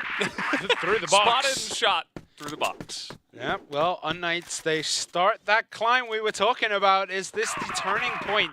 Can unKnights rescue their tournament hopes against Lazarus, who've looked very, very strong so far? It is 8-5. Lazarus, they have a little bit more work to do. It is 1 map apiece, as Lazarus won on Compound, unKnights won on Mexico, and this is Port. Yeah, this map is getting pretty interesting as unKnights try to claw their way back in this one. It's been a lot of close rounds here in the second half. Certainly some that could have gone the way of unKnights outside of that last one. Let's see if they do actually push into the smoke here. I would imagine no, they've been taking it pretty slow from the Blacklist side. Oh, Jin actually gets a massive tag there. Does Grenade to try and follow it up, but doesn't connect. That was a big tag for him. And Grenade's still coming in from Jin down into the B road, just trying to get maybe, you know, a little bit of a tag, maybe a flash that he can capitalize on, but hasn't been hitting anything so far, and that's a nice grenade from MKZ all the way downtown. Does catch Loons, and both teams now just feeling each other out, trying to find out where each other are. And yeah, it's kind of quiet right now on the map. Yeah, unKnights treating this like it's Mexico right now, just waiting to go for a late push. Jin in position, Madison right there as well. They just spray on through, but HCZ, he's not going to go down without a fight here. Is MKZ also going to push through mid? And the pincer maneuver, it will not work out. Loon's just going to take him down, but now has to buy some time, 1v2 for his teammates to make their way over. Well, he's bought the time. He gets HTZ down, and he's still standing. HTZ is the last man standing. He's going to try and jump up the wall. The C4 has not been planted. There's 20 seconds left.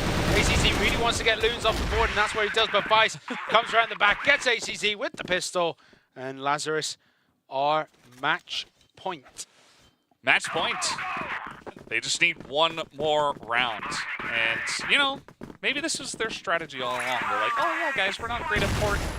You should pick it against us. Okay, well, they're going to run through the smoke. Will go down to Madison, but Beck does pick up a double kill and tries to get this one back, but Jin in a very fun spot there, and it's all up to HCZ for the tournament lives of Unknown. But no, they will go down, and it will be Lazarus that will have a chance to move on. And that seals the fate of unKnights. unKnights are out of the tournament, and Lazarus, they are going to the semi-finals. I mean, yeah, Madison has been on fire today. Like, he seems to have those highlight moments, right? Time and time again. But look at the smiles. They know that they just broke a curse. And that curse is the fact that Port has been a very bad map for them so far this year. Yeah, they just come into these regional finals. They know they just got to take one best of 3. And it all comes down to Port. They get the job done. Really liked their blacklist side, where they just put on the pressure early and often. And unKnights just could not handle it. They got too far behind. I think they kind of got in their head. And although it was a nice fight from them, Lazarus were the better team on Port. Absolutely. Well, yeah, I mean, unKnights, they did shock the world when it came to Mexico, I feel. Because they made Blacklist look solid on that map. But yeah, Port was just one-way traffic, wasn't it, really? Like, there was nothing unKnights did to slow Lazarus down. And kind of felt like HCZ was a bit alone towards the end of this map. Like, he was getting some good stuff done, but one man can't do it on his own. Yeah. Unless that man's name is Anubis. And it's 1v3 or 1v4 or 1v5. He said his words. We'll definitely see that a little bit later against GB in their second match today. Yep, well, that jump over the box was nuts. As we were talking about, it was not planned whatsoever. He was planning to jump up into the sideways passage and then just, yeah, spotted everyone underneath him and was like pew, pew, pew, pew, pew, and gets a bunch of kills. I mean, what can we say? unKnights, they have tried their hardest. They've taken it all the way, but they just were not good enough to get over that final hurdle in this one. All right, towards the end, last try from HCZ, last man standing, was not enough. 10-5 on Port here from Lazarus. They take control of the map in a big way, and they take control of their own destiny to move on to the semifinals. Now, they do have that one match against Anubis later on to decide seeding. Yep. Whoever does win that one will be first. Yep, and the team that is first will be playing the second place of the other group. And just a confirmation there, it was 7-10 on Compound, 13-10 on Mexico going to unKnights, and then 10-5 Port going to Lazarus. Despite the fact that they've had a pretty miserable season on Port, they did manage to bring it all back. And the MVP of this series was Vise. Multiple times on the entry and multiple clutch plays as well. Just really good timing from him. Felt like he had a really good read on this matchup and had a great series overall. 1.4 KD. Very nicely done. Yeah, I mean, well deserved. He played out of his mind on that last map especially. So yeah, really good job. Yeah, this is very interesting now. Can't wait to hear from one of the guys over on the side of Lazarus. Well, here we go. We got the interview ready to go, and it is Vise. Congratulations on making it onto the next round, and also just doing it in one series. How does it feel now that you've kind of done what you've set out to do today? Thank you, first of all. I mean, it's always like very shaky and very exciting for the first match of the playoffs, of the qualification. So it's been a hard match, but in the end, we managed to win. Yeah, been great. Yeah, you got to play Anubis next. How are you feeling about that? A lot of the pressure is off. You're already through to the semi-finals. So how are you going to be approaching that game with Anubis later on? Of course, we want a good seat, so we just rehab, we go down, we chill a bit, we eat something, you drink something, and then we go back into the match. I mean, we did a preparation against them, we practiced a lot against them, so we know how they kind of play, and we will try our best, of course. So you guys just barely losing on your map pick of Mexico, and it forced Port, which you guys haven't had a great record on from the last season. How are you guys feeling as a team mentally moving into this map that you actually ended up dominating on? How did you guys manage to kind of pull yourselves together and have that performance for Port? I mean, it's great to see that we are like on point right now, and it's coming at the right moment. Yeah. So we are happy, of course. We're gonna do that, what we just did against the other enemies, and we just try to win. Yeah. Yeah, it seems to be something that Lazarus as a team tend to do, just about squeak into the regional finals and then qualify for the grand finals. I mean, looking at it, you played incredibly well against unKnights, but what happened, for the last question, what happened on Mexico? Like, it was a very shaky map for both sides, right? Yeah, it's been. We had some struggles on Blacklist. As you can see, we lost the first couple rounds. We tried to play fast, and if that works, we can end up like playing slow, and then we just play our game. But if the fast things don't work at the beginning, it's like really hard to come back. We still managed to get some rounds, but as Global Risk, we just lost us a bit, and then yeah, it was not that good of a performance, of course. Well, at the end of the day, didn't end up mattering because you guys are on through to the next one, and we will be seeing you later on today up against Anubis. So congratulations on the win, and thank you for the interview, Vise. Best of luck in your next match. Thank you. So always good to hear from him, and yeah, just feeling happy that they're on point at the right time, right place once again. Yeah, if you're going to hit your hot streak, it's best to hit it when it matters the most. But coming up next, it's going to be 3BL versus GV Esports. GV fighting for their lives in this tournament. It is the last match of Group A, so a lot to be decided there. Yeah, that's, again, every match matters. You got to perform today, GV. You didn't do it yesterday against LCK, and 3BL will be just ready and waiting to try to knock them out here. It is their chance to do so, and it's going to be a very exciting match, of course. So, guys, we're going to take about a 20-minute break and come back with match number 2 of the regional finals. We'll be right back.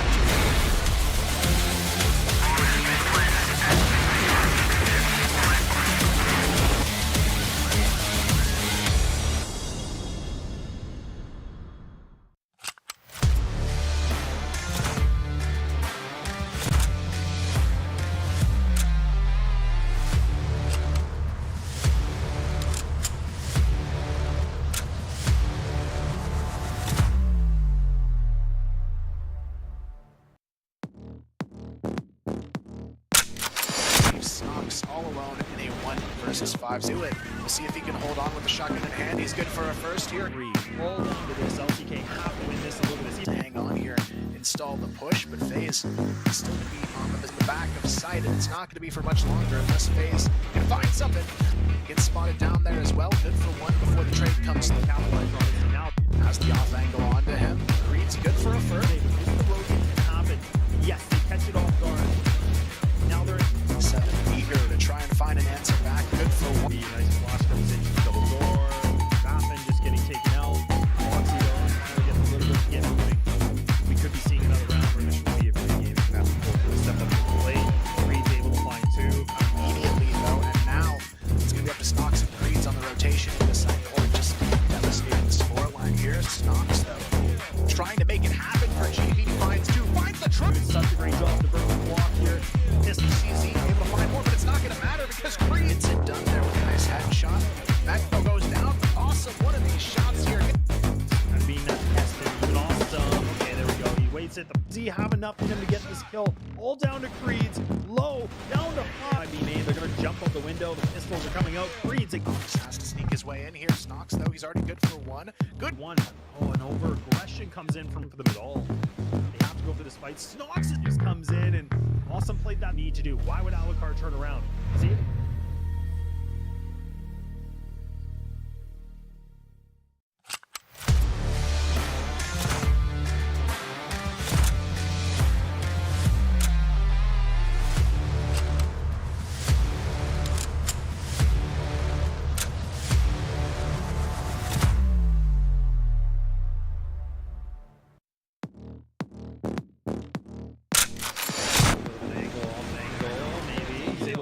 Make it control room. Find 1 quick kill. Nice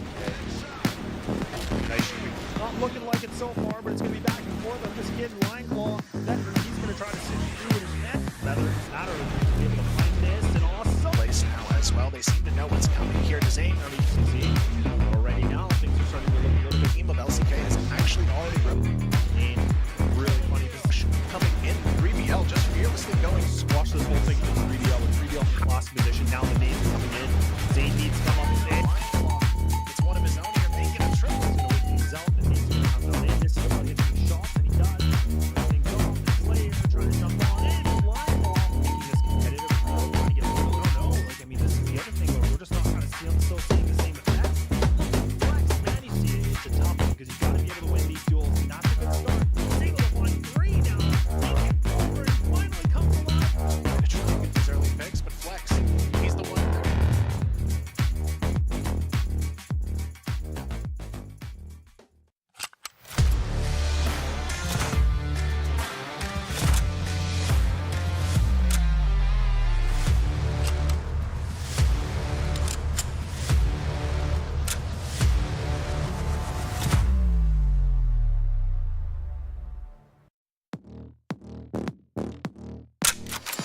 This is the round they decide to go and swing towards the B-bomb side, but JWoww gets a huge as well.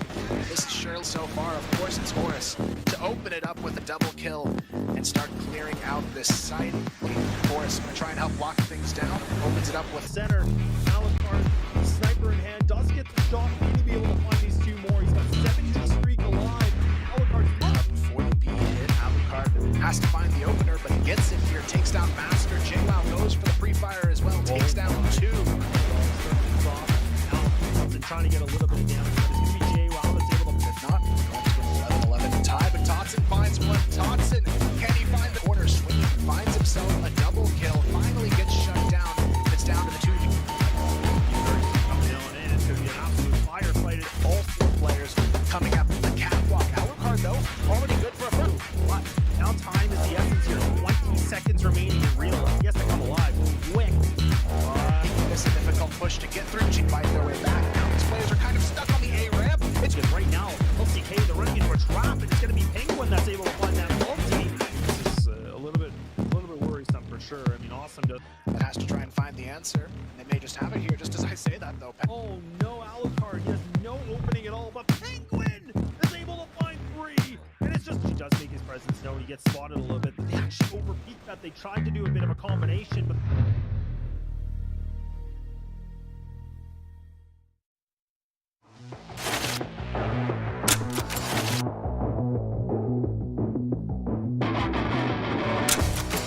Oh, nice. So I think our group is the easier one. We have LCK, who is not that strong.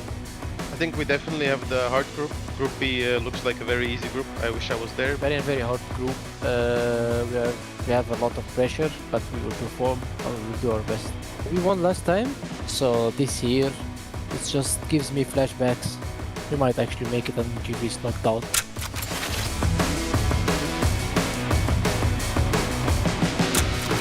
In my opinion, the worst player can be Line Clove from LCK. He's just a very bad player. You don't understand anything at the game. You feel like he's lost in the map. I truly believe that Penguin is not very good at the video game. I think it's Penguin, to be honest. Well, he's the IGL and he always plays these good positions, but he doesn't get many kills from them. I think Penguin didn't do really well this year as an in-game leader. He has really good players, but he still didn't get the win. But I don't really see it that way. I think he's one of the best IGLs in our region now. He's doing his job and he's leading us into the game. He doesn't really need to step up that much.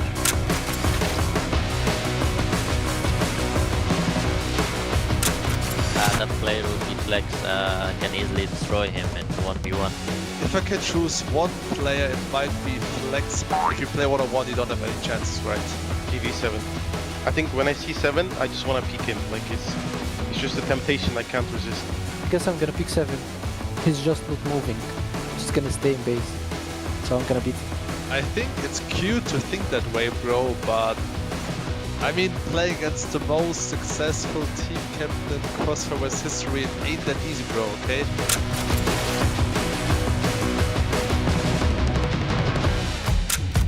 Where's the drop? It's trivial, 100%. In the last 2 months, they've changed their lineup like 4 times, and I just don't think they're like tactically very strong. They are by far the worst team.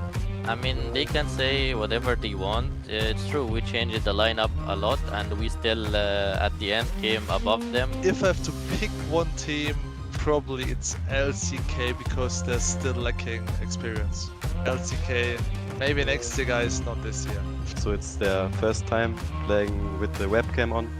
So I think they will get really nervous. Don't even care about how you look like on webcam, if you're pretty or not, because I'm gonna be the one who will show up.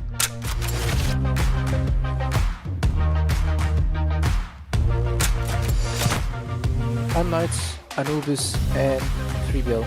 I guess the last slot is gonna be for our European team, but the first and second, Anubis and 3BL Esports. Unfortunately, you guys are not going this year again. Well, LCK, GV and unKnights. That this time we get different teams going, because if you look at 3BL and Anubis, every year they go to CFS and they just get last place and make an embarrassment out of our region. First place GV, second place Anubis from Egypt, and third place probably Lazarus. So yeah, nobody from Group A anymore. I'm sorry, guys.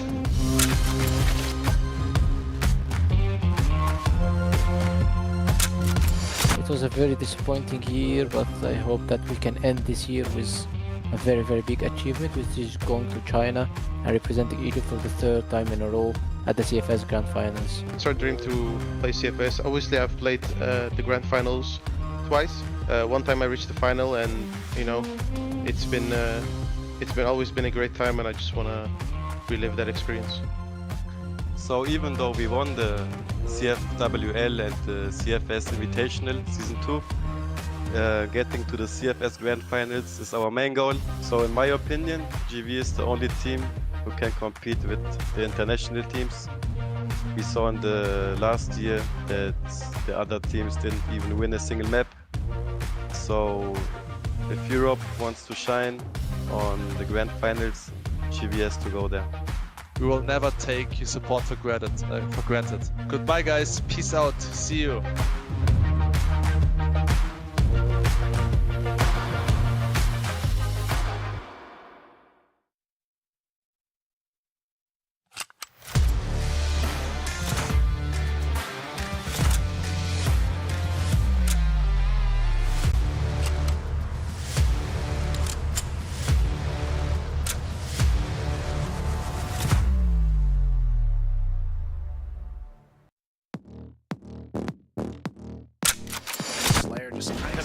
Left to try and fight the world here, but actually finds a double. On the second, they will, and there it is. Clean up now, it's all down. Time he plays his cards right, spots the first, takes him down, and could it be another clutch for Anubis here? Down to the 1v1. Little dangerous situation. 5v5. Oh my god, but it's Slayer able to find 3 makes 1-2 punch. Can it happen? And so far it's looking okay, but it can Group up now. But look at Slayer, goes for the wide zone. To a difficult position here, has to hold this one off 1 versus 2, but they line up. Mercy just has to kind of lead in here though, but unfortunately Dipsy's going to be waiting all alone in a 1v4, but man, Dipsy in these situations is such a... it's a little bit careless. Now, I'm going to press forward. Look at this. They're going to do it again. And they for just a moment, but still Slayer... Counter flash is coming in as well. It's going to be... They have no idea. The rest of Anubis is already on the back of side. Snare able to find the double kill. 40 now stuck. 1-2 situation. You know one of these players is going How to Sam to come in swinging. But here comes Moons. He's taken down though. What a headshot here. The play's a good distraction. The rest of LCK actually sticks on the back of the B-bomb side. It's going to be...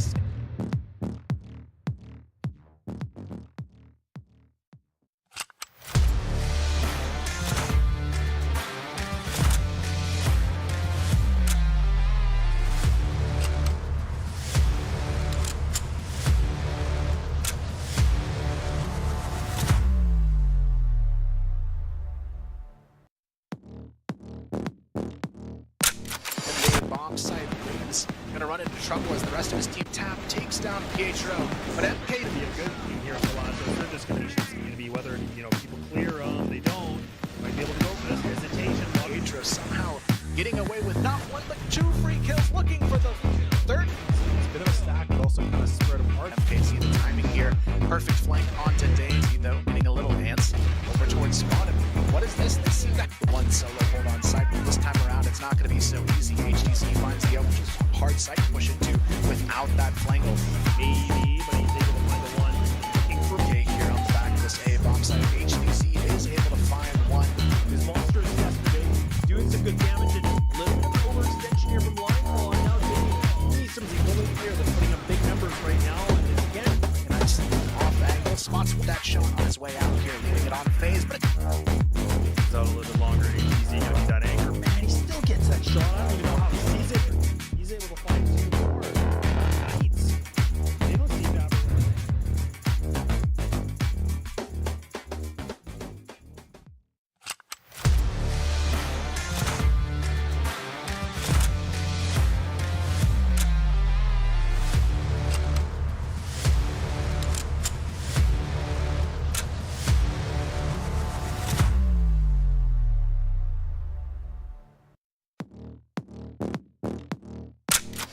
retake, not something you see too often here, but hey. But all just got him coming in. Moon's fully blind. Rain's able to do this.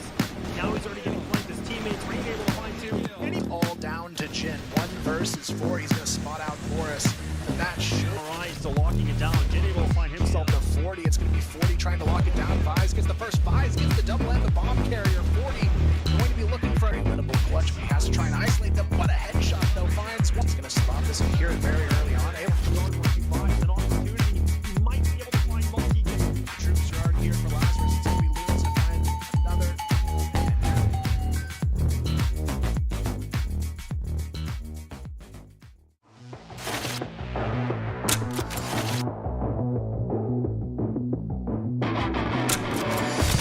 Actually, we feel pretty good that we made it to the RF. Yeah, I feel very excited, and I hope we gonna win. And win the playoff and qualify for CFS. That's our main goal, of course.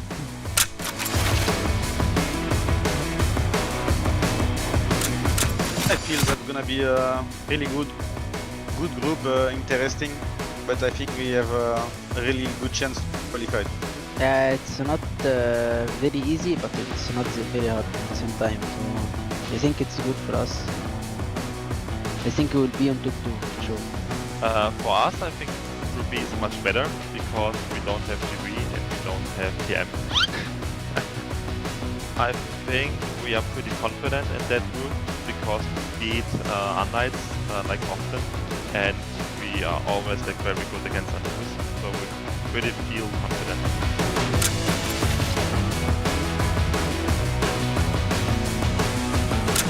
I don't know, it would be someone from unKnights, maybe HDZ or MKZ. HDZ for sure. Started the season with like 20 kills each match, so it's pretty good, pretty damn good. I would pick HDZ. We should all take care about our sniper HDZ because he's gonna come for you and he's gonna smash you. I think in Group B the outstanding player right now for me is Snare, because he's such an aggressive AWPer, like sniper, and he's like making my life very hard. Please Snare.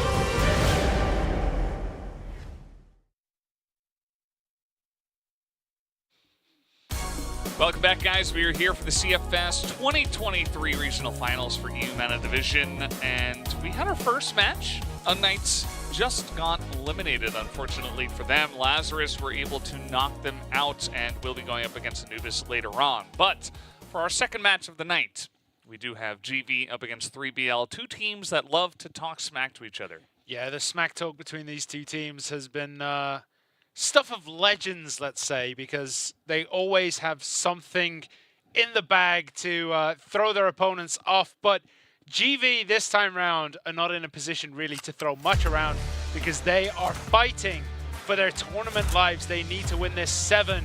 The best captain of the CF West, and unfortunately has never really made it to a grand finals. Yeah, we'll see. I mean, they have to get at least 2-1 victory. A 2-0 would be best. And they still have a chance to make it on through, obviously. A lot of names and faces here that you should recognize. On paper, these guys are incredibly strong, and it helps that they just won their season. Yeah, and then they come over here and they lose to LCK, a team that they were not expecting much from. Yeah, a team that I don't think anyone was expecting much from. LCK really did come out all guns blazing, and the pressure is on this team, but they don't look as though they're succumbing to it. They are going up against 3BL, who are an incredible team in their own right. So it is up to 7, and the gang here to bring it home for themselves. They have all the work to do, and fate is in their hands, but the math is complicated, and we're not sure who is going to win. It could go any way. Could go either way. Let's take a look at some of their stats that we have seen so far. The global risk, big hurting point for them. And, you know, at the current moment, they are in 3rd in Group A, but definitely have a chance to change that with a good result here today. Yeah, a quick 2-0 in emphatic fashion would do the trick, but 3BL, Penguin, I mean, this team have been nuts. Alucard, who we talked to yesterday, Horus, Tutzin, and of course, Hunt, filling out this 3BL roster. Alucard has been one of those players that you can always rely on to hit the right moment at the right time. He'll be that guy that'll get that, you know, 3v1 real easy. He makes it look almost pedestrian when he is the last man standing for his team. Yeah, it's pretty incredible. He almost looks best in those situations than in regular 5v5, which is weird. Yeah, how he's able to manage that. But yeah, as a team, they've been performing quite well. Yesterday, obviously having a lot of fun on camera as well. Yesterday, they did take the 2-0 against LCK, or 2-1 against LCK, I should say. They were hoping for the 2-0. Alucard even saying that he was very angry that they lost that second map. I mean, just bringing the smolder there. Just staring at everyone else is like, you know, saluting, giving the hearts, showing the love. He's just like, you know what? Just bring the smolder. And we can see how well they played yesterday. I mean, Alucard 1.8 as a sniper. 3v1s, no problem. 4v1s, a slight problem, a minor inconvenience.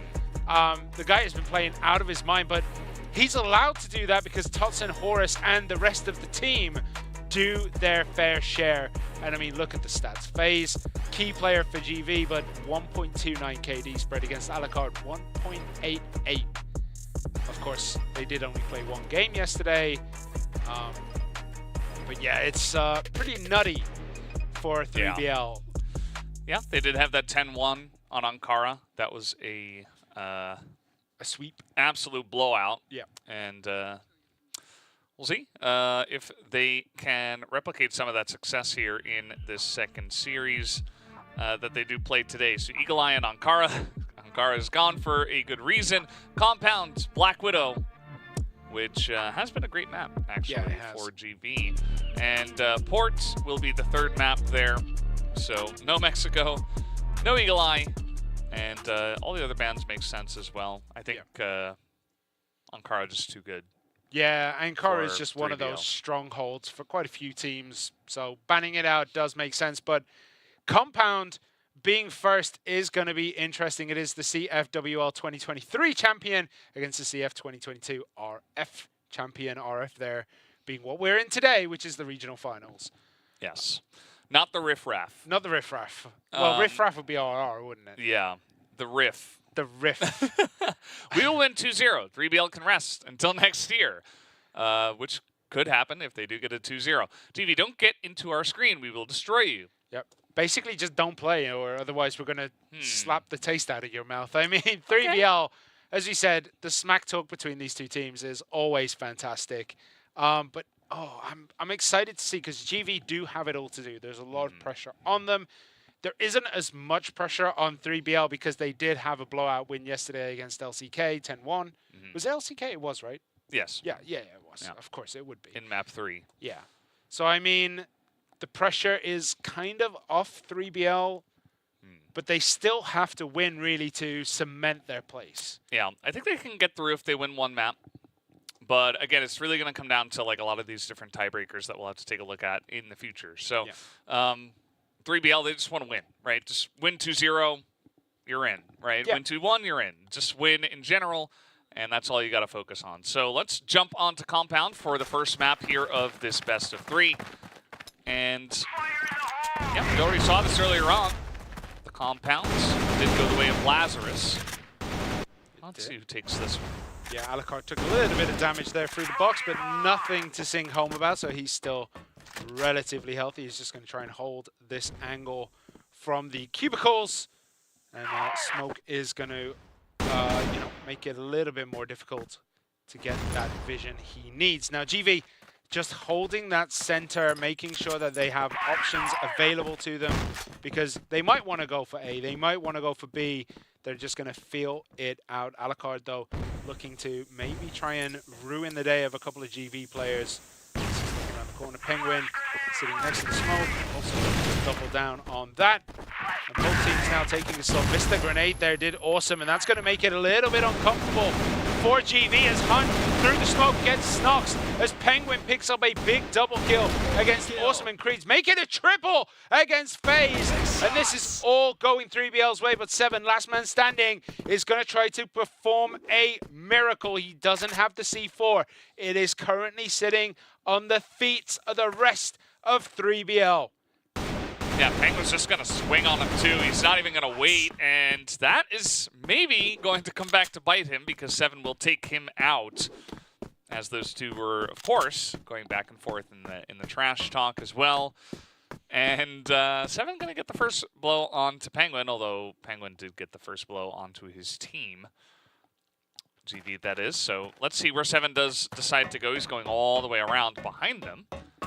Let's see if this works out. It might actually, because he might catch him unaware. Finally, Horus decides to take a peek over towards that back door, but they're not looking, and he's going to pop out. He doesn't get Horus. Horus is just a bit better at the trigger discipline there, as 3BL, they take the first round of set 1.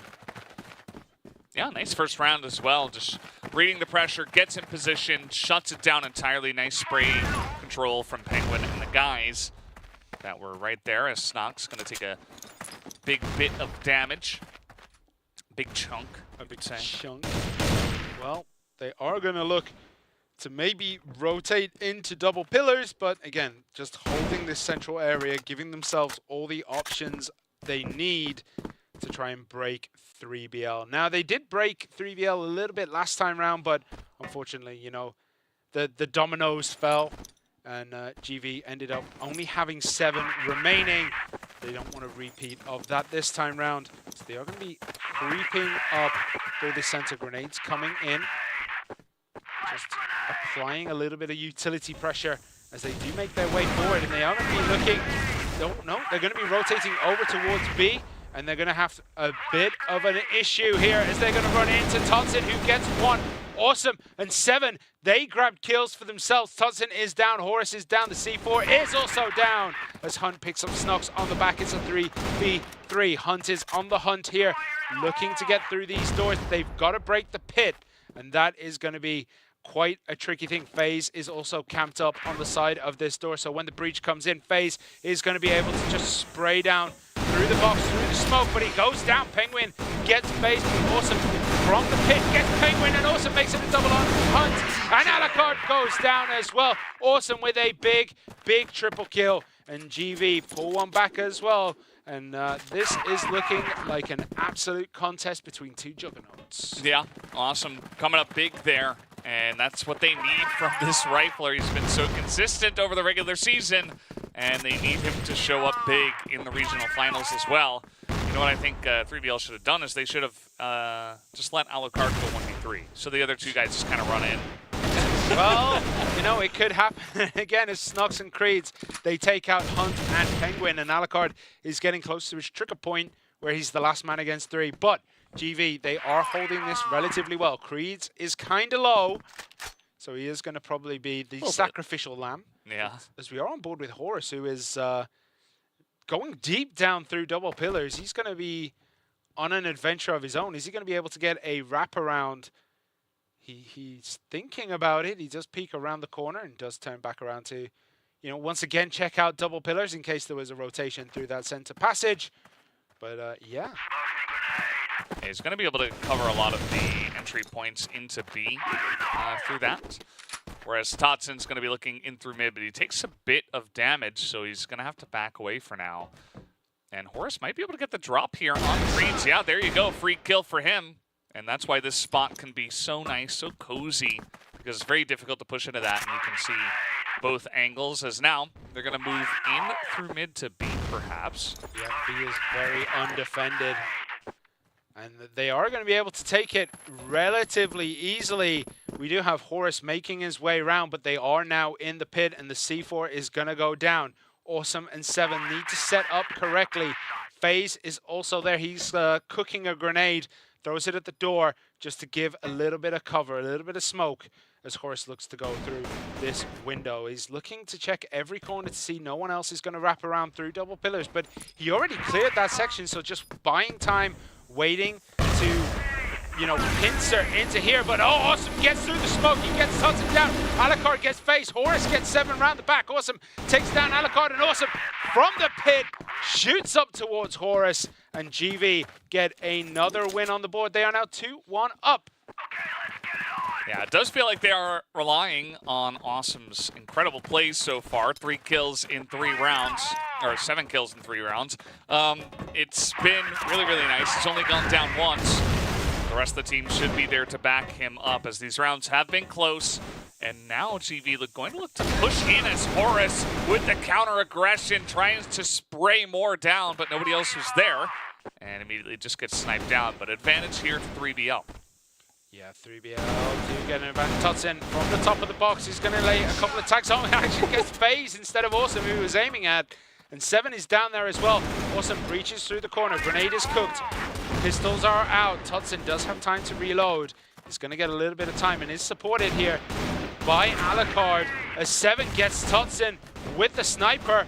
Awesome is down, and it's a 3v1. 7 is all alone. And the pressure is on. The C4 is currently being cooked by Penguin. And 3BL draw us back 2-2. Yeah, I mean, the second Todson held that angle, and he took no damage for almost the entire time. I mean, Awesome and FaZe, neither of them were able to do anything to him. So he just held that angle, kept them corralled in. As Snox, once again, going to take a bit of damage there. And just Todson holding the line, essentially, for the team, giving chance for his team to catch up and eventually slowly pick them apart. So a very close match so far, 2-2. Absolutely it is close, and we can see that GV shaking things up a little bit. They're not as deep down on that central plaza up towards the A and B side. They're just going to leave FaZe in the tower, and then he's going to rotate back, maybe looking towards B right now. It seems that might be where they're going to go if they do push into this middle section. But I mean, 3BL is set up very defensively this time. 3 on A, 2 on B, and they're just going to be able to rotate between the two relatively safely as grenades continue to fly, spending all the utilities of both teams. And will the push come soon? Will the push come to shove? Well, the shove is looking like it's on the cards, and it is going to be a B shove as Creeds is making his way Or a around. He is going to fake. find Hunt. Oh, yeah, he is. Creeds fakes it, but Penguin gets down, snubs, FaZe gets to make. Oh, no, Awesome gets to. And Creeds picks up Tutson. Horus gets Creeds, and it's a 3v1. Horus has a lot to do all on his own, and the bomb is planted on that A site. So he does know he is going to poke up. He's going to come around here. He's going to have to retake this. He doesn't know where they are. He has no information. Seven and FaZe, they're outside. Actually, everyone's outside. He might be able to get a ninja. Yeah. Now it's an A-long plant, and they're just ready and waiting.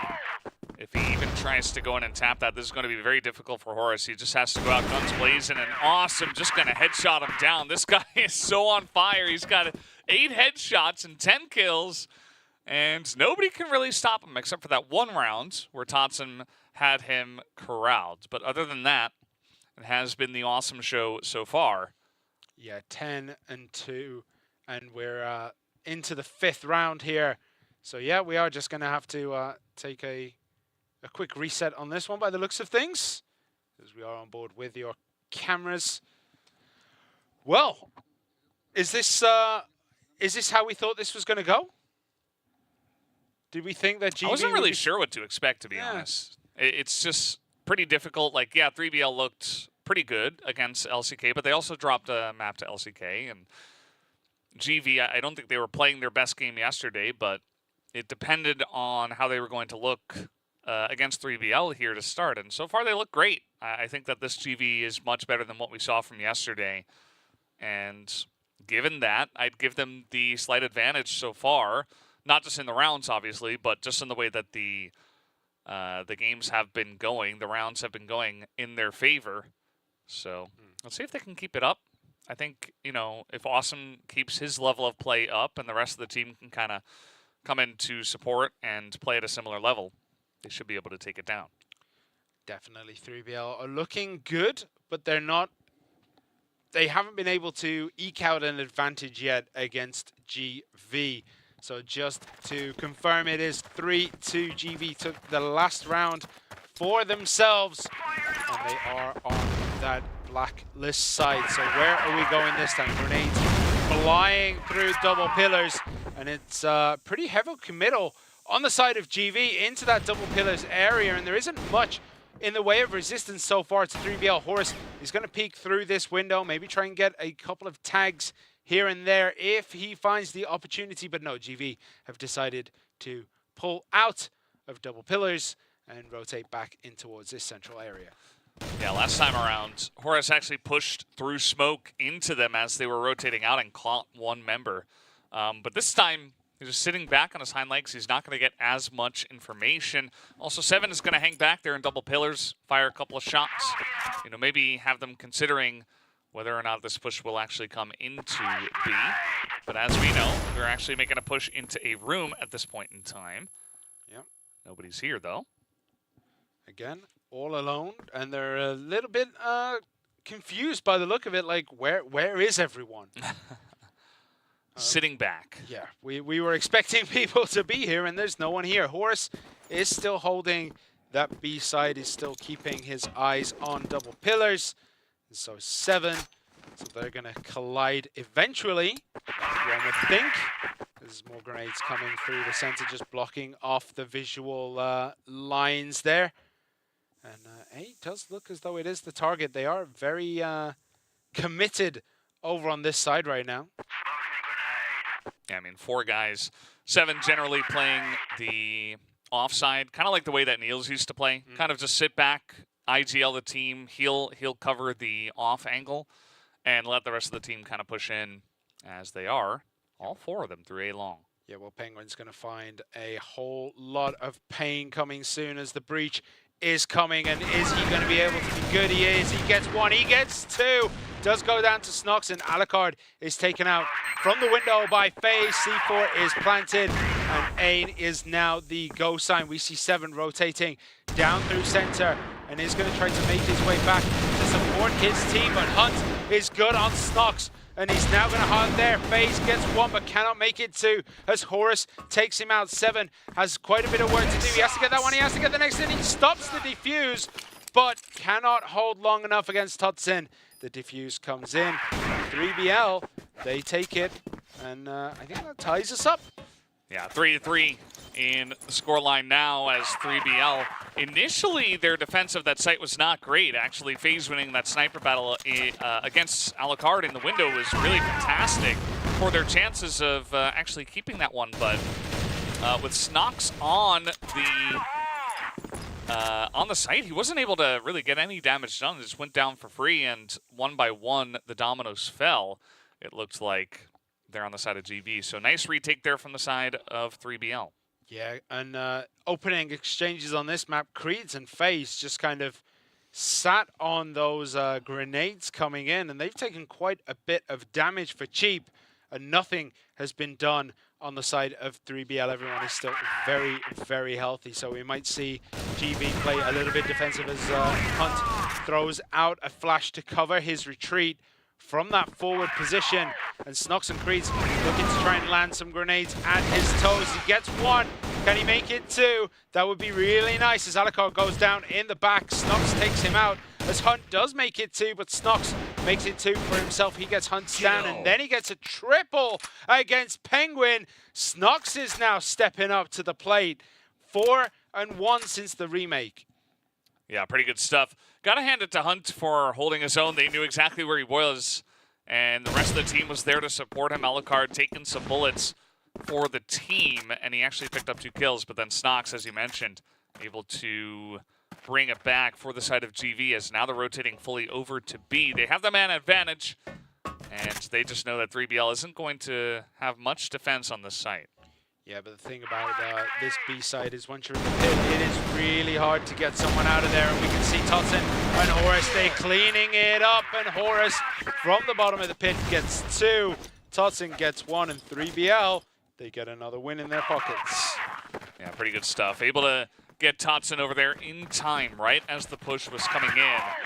And that was really the crux of it. Horus getting that first kill as well. They had no idea where he was, so the entry not that clean from the side of GV. Perhaps a little bit rushed. Wasn't sure if they use much utility either, so kind of just dry moving in onto the B side. Does not work out for them. And now being stopped a couple of times in a row. I want to see again. You know, yesterday it was a little bit iffy once they got behind LCK. I was like, these guys are better than this, but it just doesn't seem like they have the confidence moving forward as a team to actually get the job done. So I want to see them kind of shore that up here today. Well, they definitely have done so far, but they are down 1 round. They have to come back in this one, and they are looking to just smoke out and grenade those visual angles, those lines, give themselves a little bit of cover as they look to possibly breach A. Grenades coming in, and they are breaching through the door. Hunt gets 1, he makes it 2 before Awesome takes him down. Awesome poking through, nicely done, pokes out through the door, gets a double kill, and is taken out by Horus, but 7 and FaZe, they get 2 of their own. Tutsin, last man standing against FaZe and 7, who are setting themselves up for that plant as Tutsin looks to peek through and break this section. And 7 sees him coming in, FaZe sees him as well, and now he's in a rock and a hard place because Tutsin needs to get a kill and he cannot do it. 7 jumps up over the top and brings 1 back for GV.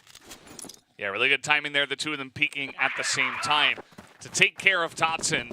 Just get a little scowl there from FaZe, but yeah, get the job done. And they were able to hold on to that site just barely. This one is such a close contest between these 2 teams as GV once again will tie it up.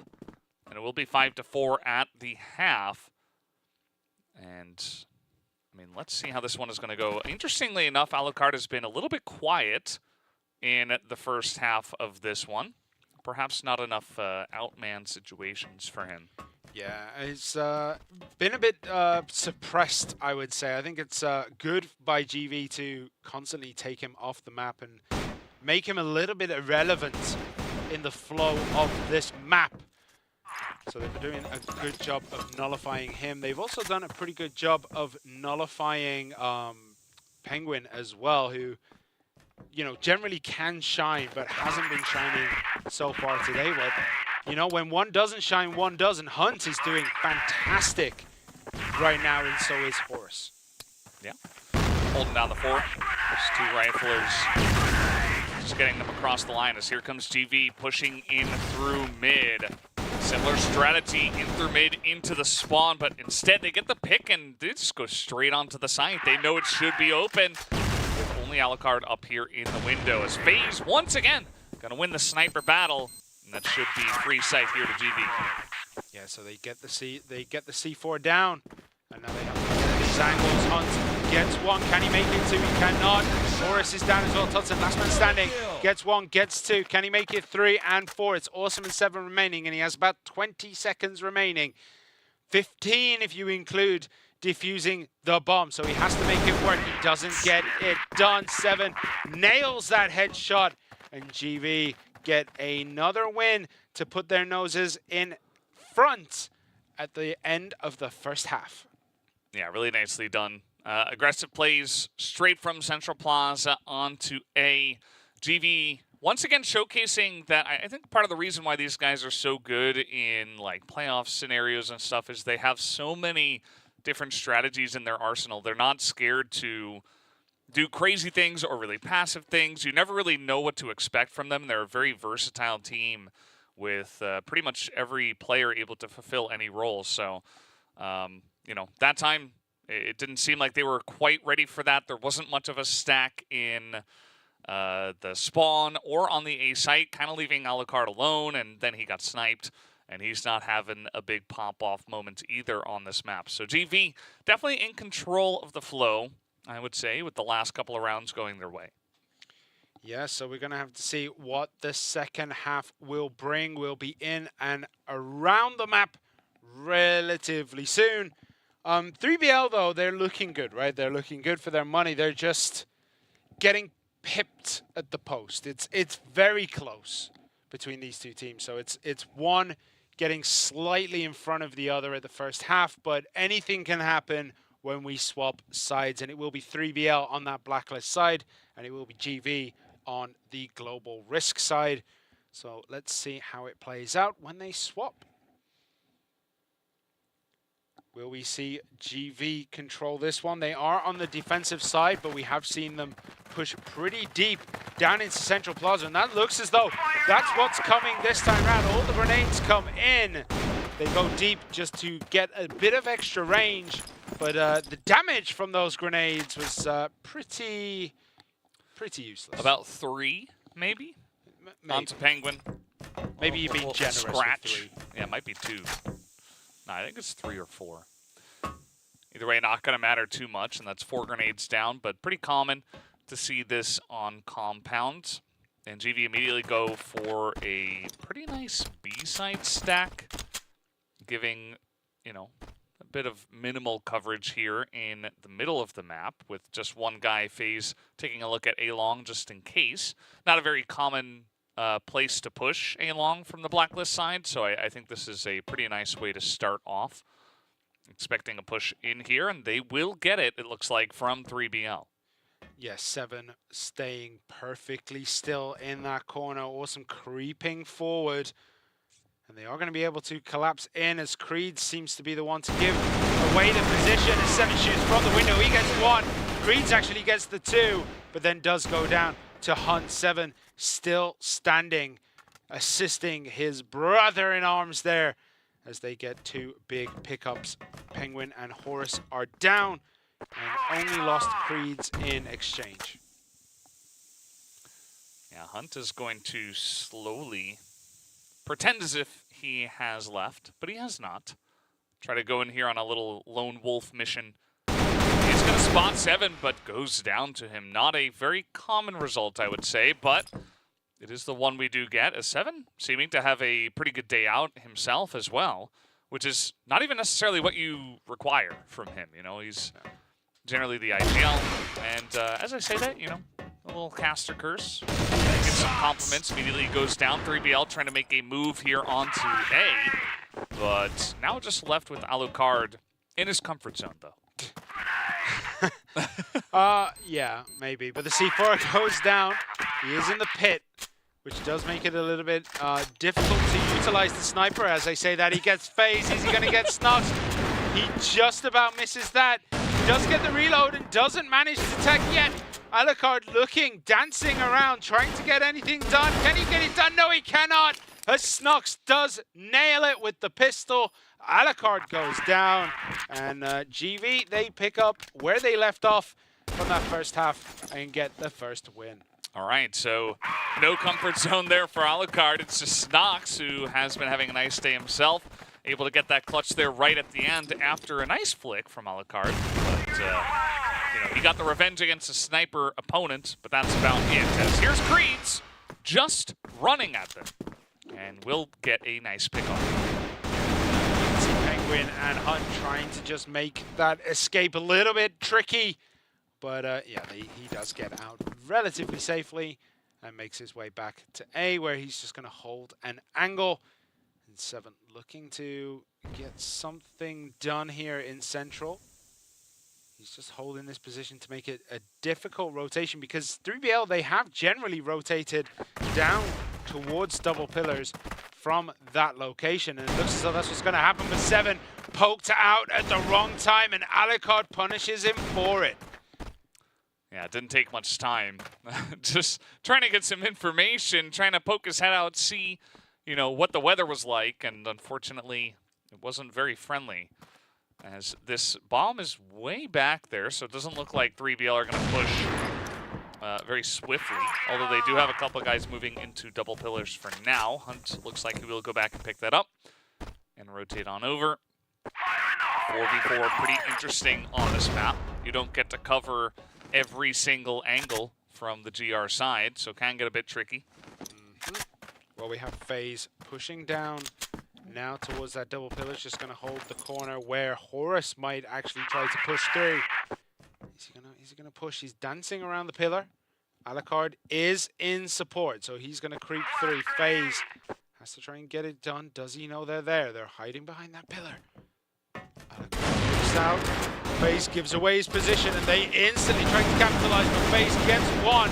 Can he make it 2? No, he cannot. Hunt does take him down. He was running out there with his knife, ran out of bullets in his pistol. But now they know exactly where they are, and there's not a lot of time. As Snox in the servers, not able to get that shot down, though. And it's going to be up to Awesome. Try to buy enough time. He gets the 1 kill. There's only 7 seconds left. They don't have the bomb. He's just buying time, trying not to go down, and he will be taken out with 3 seconds left. They did not have to plant it. Just take him out, and 1 headshot from the pistol of Alucard is enough. And that it is. It's 1-1 in the half. 6-5 overall. GV with the narrowest of leads, as it looks as though we might be getting some double pillars engagements coming in. 7 does go down, actually. Hunt instantly deletes him out of the board phase. Tries to do what he can with a shotgun. Doesn't get anything done. And Penguin takes him out there. Nice try. Didn't quite work out. Penguin gets Creeds as well. And it's all going wrong for GV this time out, but Snox isn't getting the memo. He takes down Penguin. He has a few more to go before he can bring home the victory for his team, and that's another. Hunt goes down as well, and now it's a 2v3.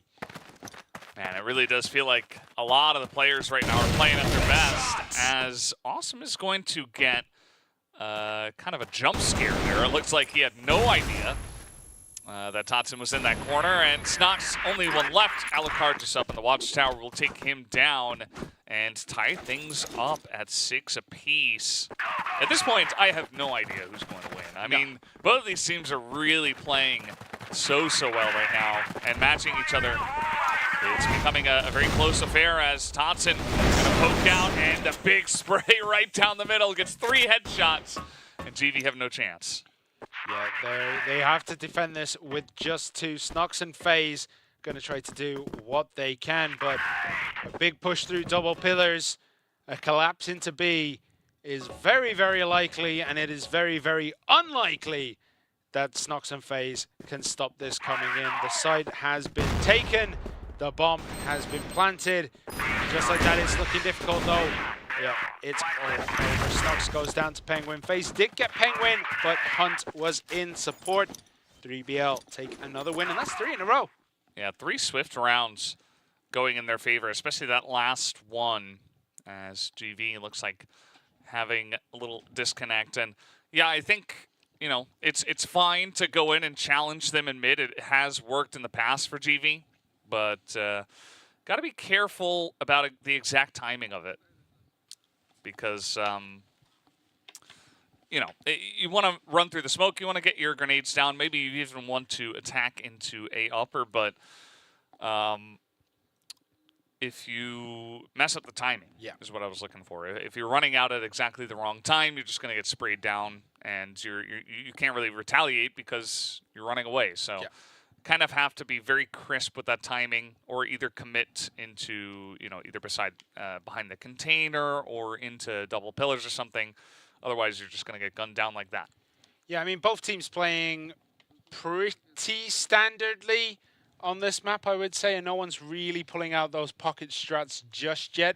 The team that does need to pull out a pocket strat is GV. They really need this win on this map, because if they don't get it, they're looking at crashing out of this tournament. Yeah. You know, win the season and then come to the regional finals. And, yeah, it's been a bit of a curse for them. And they're not out of it yet. As you mentioned, they do need to get this win. But, yeah, we do worry for them at times, especially after kind of getting rolled in the last 3 rounds. Over on that B site and then over in Central Plaza has been all 3BL for the last 3. And... yeah, I think, you know, both these sides, they have a lot to play for. 3BL, they want to go back. They want to show that they can do it this time at the grand finals. They want to be one of the representatives, of course, and they have the talent to do it. And GV just, you know, very unfortunate about that loss yesterday, I think, to LCK. Yeah. That one was maybe taking them a little bit too lightly. LCK overperforming, GV not really showing their best stuff, and then all of a sudden you're in danger just from that one best of 3. Yeah, it could have been that they were, you know, hiding a couple of strats because they didn't think LCK deserved blowing all their strats. And yeah, underestimating your opponent is an easy way to lose, right? It doesn't matter whether it's, you know, Tyson versus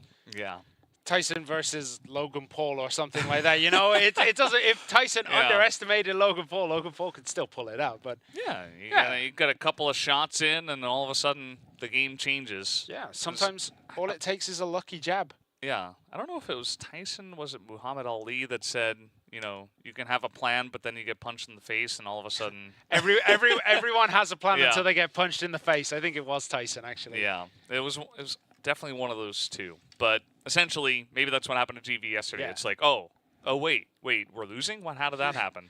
And then all of a sudden your plan goes out the window after LCK throw a couple of good swings. So, yeah, this one is very even. But again, you know, in terms of the numbers, like it's 7-6 at this point, but 3 in a row to the side of 3BL really tells the story of the last.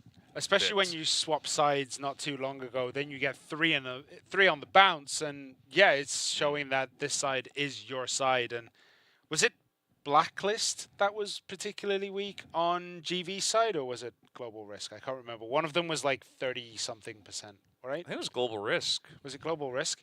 Yeah, Global Risk was not their strongest point. So we're going to have to see if they can overcome that deficit. Now we're just waiting for the players to come back. There's a slight issue. So yeah, we're just waiting on that. Just in case you were wondering why you get to see our lovely faces halfway through Compound. Yeah. Oh, we're going to start playing, actually. Oh, no. Live action CROSSFIRE acting here right in front of this great logo. Yeah. No, they've reloaded back in, and we should be in the game in just a moment. I think I'd be a pretty bad character model because I'm, I'm big. Yeah. Very easy to hit. A little bit too large. Yeah, I think hitting you would be like trying to hit a lamppost. It's a little bit difficult. But for me, large center of mass, pretty easy to take down. It's good. I think you. The bigger, the better. Yeah. Well, I mean, not if you're a character model. True. Get shot in center mass, but that could be literally like from here to the end of compound. Like, I guess CROSSFIRE isn't exactly situated in Texas, so it doesn't quite work out that way. Where bigger is always better. But CROSSFIRE is very special. Oh, that would be in its own right. That would be a fantastic mode, wouldn't it? CROSSFIRE Texas mode. Yeah. Well, here we go. We're back in the game. 3BL, of course, 3 round wins in a row. GV Esports went up to 6-4 right after the half, but then 3BL immediately swung it back into their favor. And I think, this is one of these maps where in the past, it felt like a lot of teams thought this was very GR favored, but slowly over time, as you begin to figure out all the different angles you can abuse on this map, it can definitely get a little bit more favored towards 3B, or rather just BL, not 3BL. Although they are on the BL side this time. So let's see what they have in the tank. Maybe they can just push forward and take the win, or will GV make the stop?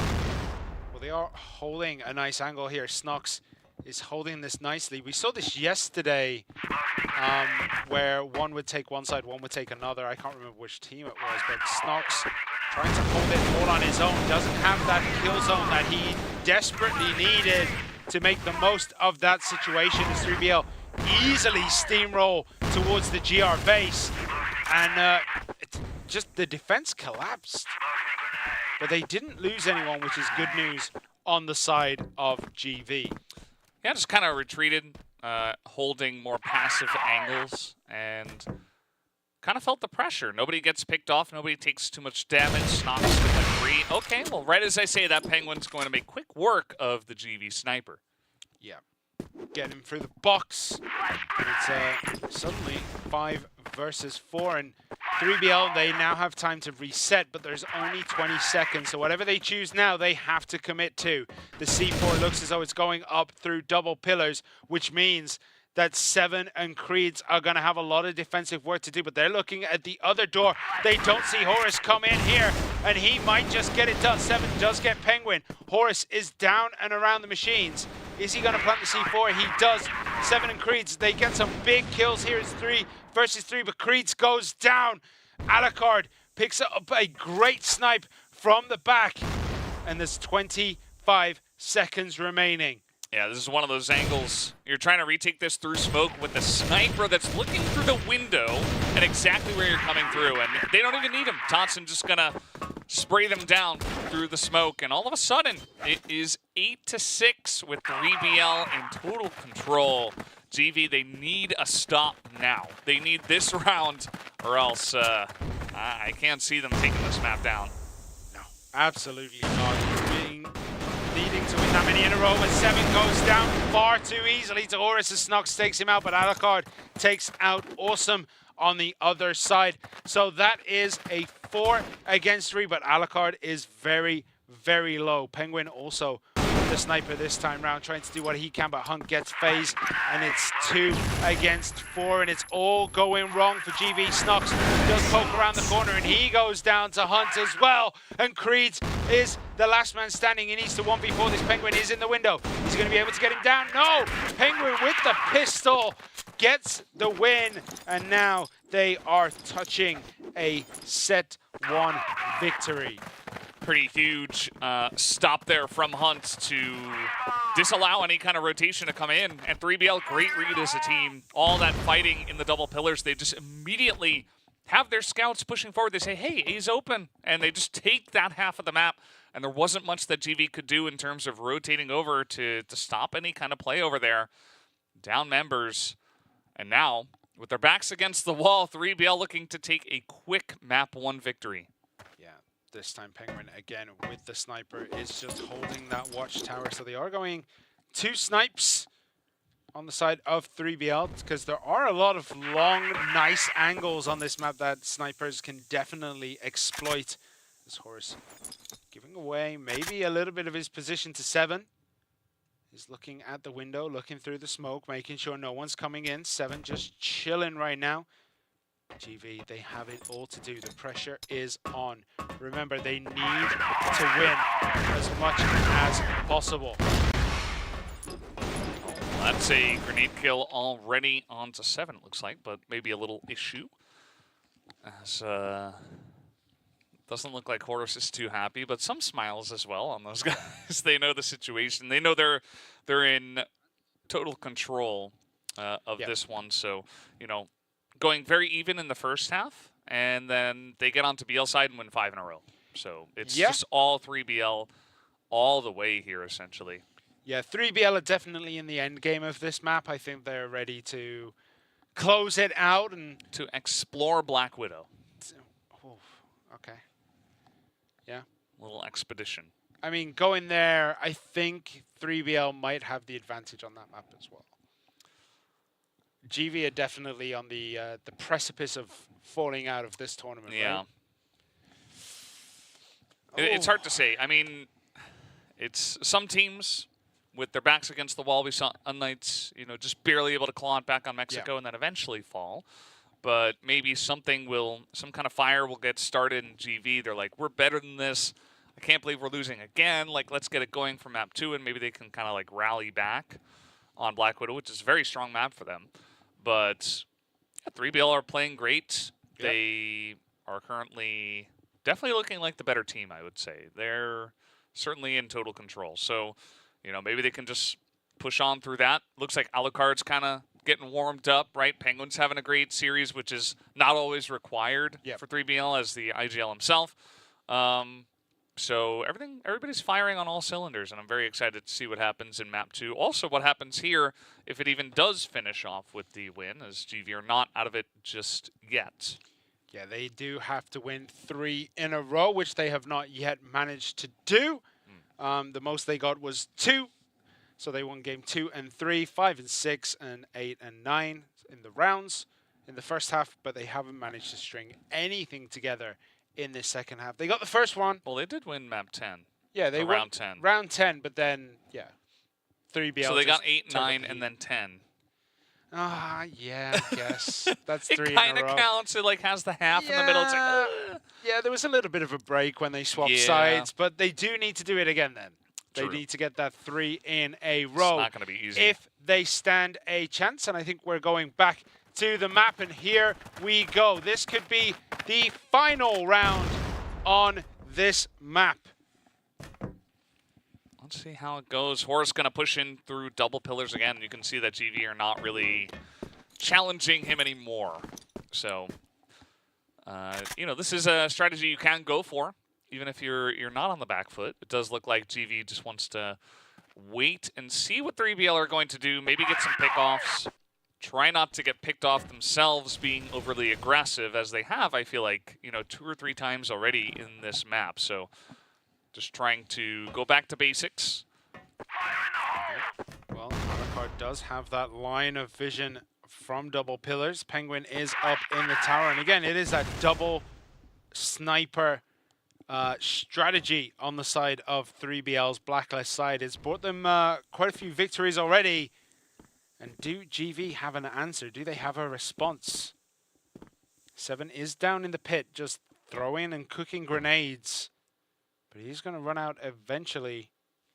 He's just sitting on a frag left over. Just rotating through his guns. Who's going to make the first move? Both of these teams now playing very statically, just waiting this out. There's 50 seconds remaining. The C4 needs to get planted relatively soon. He's going to go on and pushing in now. The grenades are coming out. Alucard dancing around. Penguin joining in that watchtower. see how it goes as 3BL just going to push on through. They take down one. And FaZe also going to be taken down as Creed's trying to make a stop, but that is going to do it. As Blacklist will win, and 3BL will take down the first map of Compound, just like that. Yeah, and that's kind of exactly what they needed in this. 3BL start strong, and they might just be able to 2-0 their group. They're going to have to do it again in Black Widow, but you can see that there is smiles on the faces after that one. And in the first half, it was so even. I mean, this could have gone either way. There were so many close rounds. GV were having big pop-off moments. Awesome was carrying the team. And perhaps when they kind of neutralized Awesome, there wasn't really much going, especially for GV on the GR side. For some reason, that's been a big sticking point for them in this tournament so far. And of course, once they did swap onto the GR side, 3BL just ran away with it. Yeah, 3BL really did get the steam. They got the wind behind their backs as they steamrolled from round 11 to 16. And even though, like, Alucard, who stood out so heavily yesterday, had a very, very quiet map, the rest of the team picked it up. Tutton popped off, right? Horus popped off. Penguin too. Yeah, even Penguin was popping off. Hunt had some moments. Everybody. Yeah. Everyone except Alucard. But that's what a team is, right? If you're having a particularly bad day, as long as the rest of your team are on fire, it's much harder to lose because you're all firing on cylinders. All the cylinders are being cylindered. Yeah. And, you know, Alucard, he didn't necessarily pop off, but he also wasn't necessarily like a detriment either. Yeah. You know, he was like getting some pickoffs. He was doing okay. I mean, 1.11, not bad, you know? Although, you know, maybe our expectations are too high. 6 rounds in a row going the way of 3BL. Total control going to them. Yeah, I mean, look at GV. Only 2 players sitting above 1. Everyone else down in those low 0.5, 0.6 ranges. That's not what you want as a team who are looking to survive this tournament. Like, they needed to win that map. They need to win the next map to give themselves the best chance when it comes to the tiebreaker situation. Now, even if they beat 3BL, it's still a little dicey. Yeah. Even if they beat 3BL, if it was like really one-sided for both maps, then 3BL would be in trouble. But I think because everybody will have like 2-1, 2-1, 2-1, it's going to be, it'll come down to round score, right? And I think that given that 3BL got the 10-1 yesterday, they should be in a pretty comfortable spot overall. Of course, we'll have to wait and see how these next 1 or 2 maps go. And GV, I think, you know, Black Widow, you got to make a stand here. It's a map you're very strong on. This has got to be the one. We haven't really seen the GV we know and love up until this moment, I have to say. Yeah, the GV that basically dominated CFS West, right? Like, they have been dominant all year long, but then they get to the regional finals and they just seem second to every bullet, right? I say this time and time again, they're second to every bullet. They're just not on... They're not on fire. They're not gelling together. So they somehow have to kind of piece together what's left over of their team. Like, you know, like pick up the morale, pick up the pieces and gel themselves back together as one unit. Because right now it looks more like 5 people playing instead of 1 team. Yeah. Well, I thought they had some decent plays on Blacklist, but on GR, I don't know. I don't really know what it is. I mean, it just feels like... You know, they're obviously making some set plays. It's not all like they're just sitting there waiting and stunned or anything. Like, they had some nice aggressive plays. You know, the first round they won on GR, it was an aggressive push up mid. Creed's win in the window. There was like some nice back and forth, and they eventually got the win. But after that, it was just, you know, everything was going wrong. 3BL were playing great, and GV kind of slowly felt like they lost their touch or something. Yeah. It's almost like the trackballs in the mouse were slow, like getting covered in dust, for those who remember the trackballs instead of laser mice. But yeah, I mean, we're going again, right? This is a new map.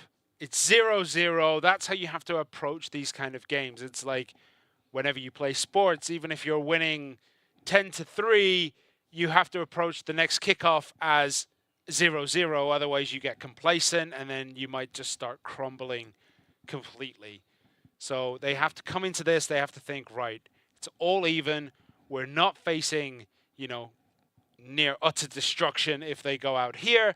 They have to pick themselves back up. They have to get back into it. GV definitely have the skill. They're definitely, Clearly. they have the ability. They've reached this point. Yeah. They just need to show it. Yeah. It's regional finals. It's crunch time, and this needs to be the map now. Just one map and then another. Port would get pretty interesting. I feel like that one should be pretty even between these two teams, but Black Widow, GV, I think they've got a pretty good chance at taking this one down. I'm very curious to see, you know, maybe 3BL just come over the top. Maybe they're just the better team here in regional finals. They've done it in the past. Yep. They won regional finals last year. Whenever it comes down to this, guys like Alucard, guys like Horus, guys like Penguin, they always kind of step up to the plate, and they've done it before. Maybe they can just do it again, and let's see what happens here as we do have the map ready to go. Black Widow, 3BL starting on BL. So let's see if GV can start their comeback in this match. Horus, Tudzin, Hunt, Penguin, Alucard on the blacklist side for 3BL. Snox, Creeds, Awesome FaZe, and 7 on the global risk side for GV. And right now we're playing a very slow start to this map. Yeah, Black Widow, a classic, always produces some really fun crossfire. And this one could be really, really fun. Wouldn't even be surprised if we go to extra rounds, just with how contentious this is, with GV backs against the wall. Got to play 3BL. They want to end it here. And a map that both of these teams are pretty good on. FaZe taking the shot, misses it, but Tudzin does get 7 on the back of that.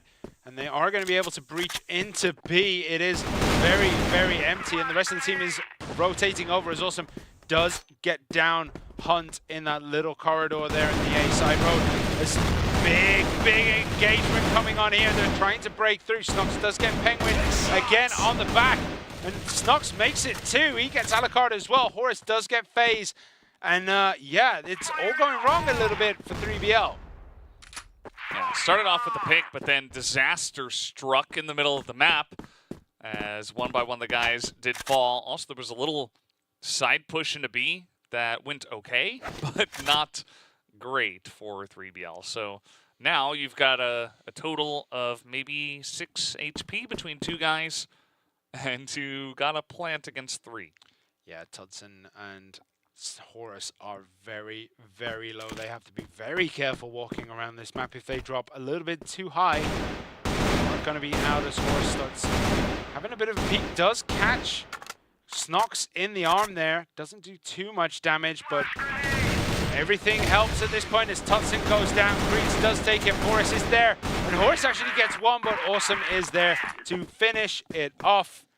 And GV, they do get the win on Black Widow. Yeah, first round going their way, even with that nice pickoff we had from Horus, I think. I'm not 100% sure. Started off very good for the side of 3BL. Yep, and where are we going now? Penguin's just keeping his eyes on the access road and moving down towards that A long. Is he going to be able to get sight? He doesn't have the sniper. It is only on Alucard this time round, and Alucard is currently sitting very deep towards the blacklist spawn here, just getting eyes down towards B as Creeds through the double doors picks out Hunt, and that's a big pick off to start with. And this area for 3BL has just been a absolute trap so far on Black Widow in this match. And apparently what you do after it's a death trap is you push through it. And, again. Yeah, he's going to get picked off there. is Totten. So now 3 against 5. The 3 of them looking to go up to Catwalk, it looks like. Maybe Alucard going for a little pickoff or something here. He's got Horus with him and Penguin nearby. Yeah, they have to breach through the catwalk now. That looks as though that's where they want to go. Alucard pokes out, and Alucard gets the kill on FaZe. FaZe was caught napping right there. And that's a big pick-off. Getting FaZe off the board is very, very important. Look at this. 7 is down as well. That's both snipes down. Awesome. Does survive somehow. That shot was dropped by Alucard. Yeah, I like how 3BL... Hold my thought, though, as Creeds has got a nice flank angle here. Looks like he'll be a little bit slow on the play, but I think they got the information that they might be pushing into B here. Snox in position. Going to try to catch this crossover. Thankfully for 3BL, they've got this smoke to help them out with that. The spray not finding much, as Creeds will get in with the flank. Finally gets on over there. Going to shut down that storage play. Snox does get the one. It's only Horus. Gets one. Needs 2, and he does find it with the pistol onto Creeds through the window, as Horus has a massive super play to keep them in it. Yeah, and look at the stone cold reaction to that. He just basically saved his team. As Hunt actually goes down very quickly, but so does FaZe. Totzen takes him out. It's a 1-for-1 trade straight off the bat here. And yeah, it's going to continue. Creeds is very, very low, as Horus is looking for more. He's, I think he got a taste of, you know, bringing it home for his team, and Penguin gets 7 down. Another big pickup here. Creeds is very low, and as a sniper, he needs to start sitting back. Where is he on the map right now? He is sitting down in that passage. Going to try to get what he can, but Horus is in the vicinity. He's going to be looking to get the kill, as Creeds does pop up by the window. It's going to creep up. Alucard on top of the bridge. Awesome got Totzen. Horus got Creeds down. Awesome did get Alucard. So it's a 2v1. Horus, last man standing, needs to bring it home for his team. Is he going to get the drop on Waterways to Awesome? Snox pops up as well. Horus is very low, and he cannot do it. Awesome does finish him off with that pistol. And GV put their noses in front one more time. Yeah, pretty good stuff. Awesome getting that angle down there in the waterway. Takes out Alucard, and then eventually holds it down against Horus, who was trying to be the hero for the team. They find Awesome, and everybody's shooting at him. He's trying to take him down before anything can happen. They push through the doors as Hunt wants revenge for that kind of rough start here. As FaZe gets in, and he runs away. He says there's too many of them. I gotta get out of here for now. Creeds bang through the door, and now A is all theirs. They're going to jump over the boxes, but FaZe is good. He gets Hunt down with a quick scope to the thigh. And yeah, that evens things up. It's 3 against 3 as Alucard goes low, but Totzen is there to save him as Creeds is down and out. Where is the C4? The C4 has yet to be planted. 7 is underneath the catwalk. He's just holding steady, but he does go down to Totzen, who wraps around the back. FaZe gets Penguin down.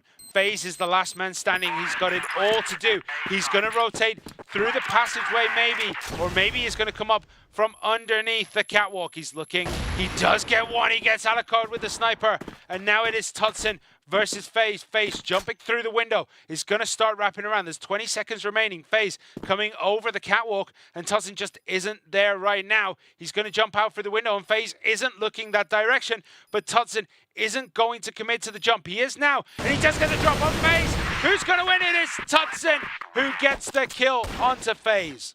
Very close. I like the way that Totzen handled that, though. He says, okay, well, FaZe, he can go one of 2 ways. He's either going to go up in a catwalk, or he's going to go underneath the bridge. Checks through mid, sees nobody, and then he's ready there in the window to hold it down. FaZe, though, finally showing up here towards the beginning of this map.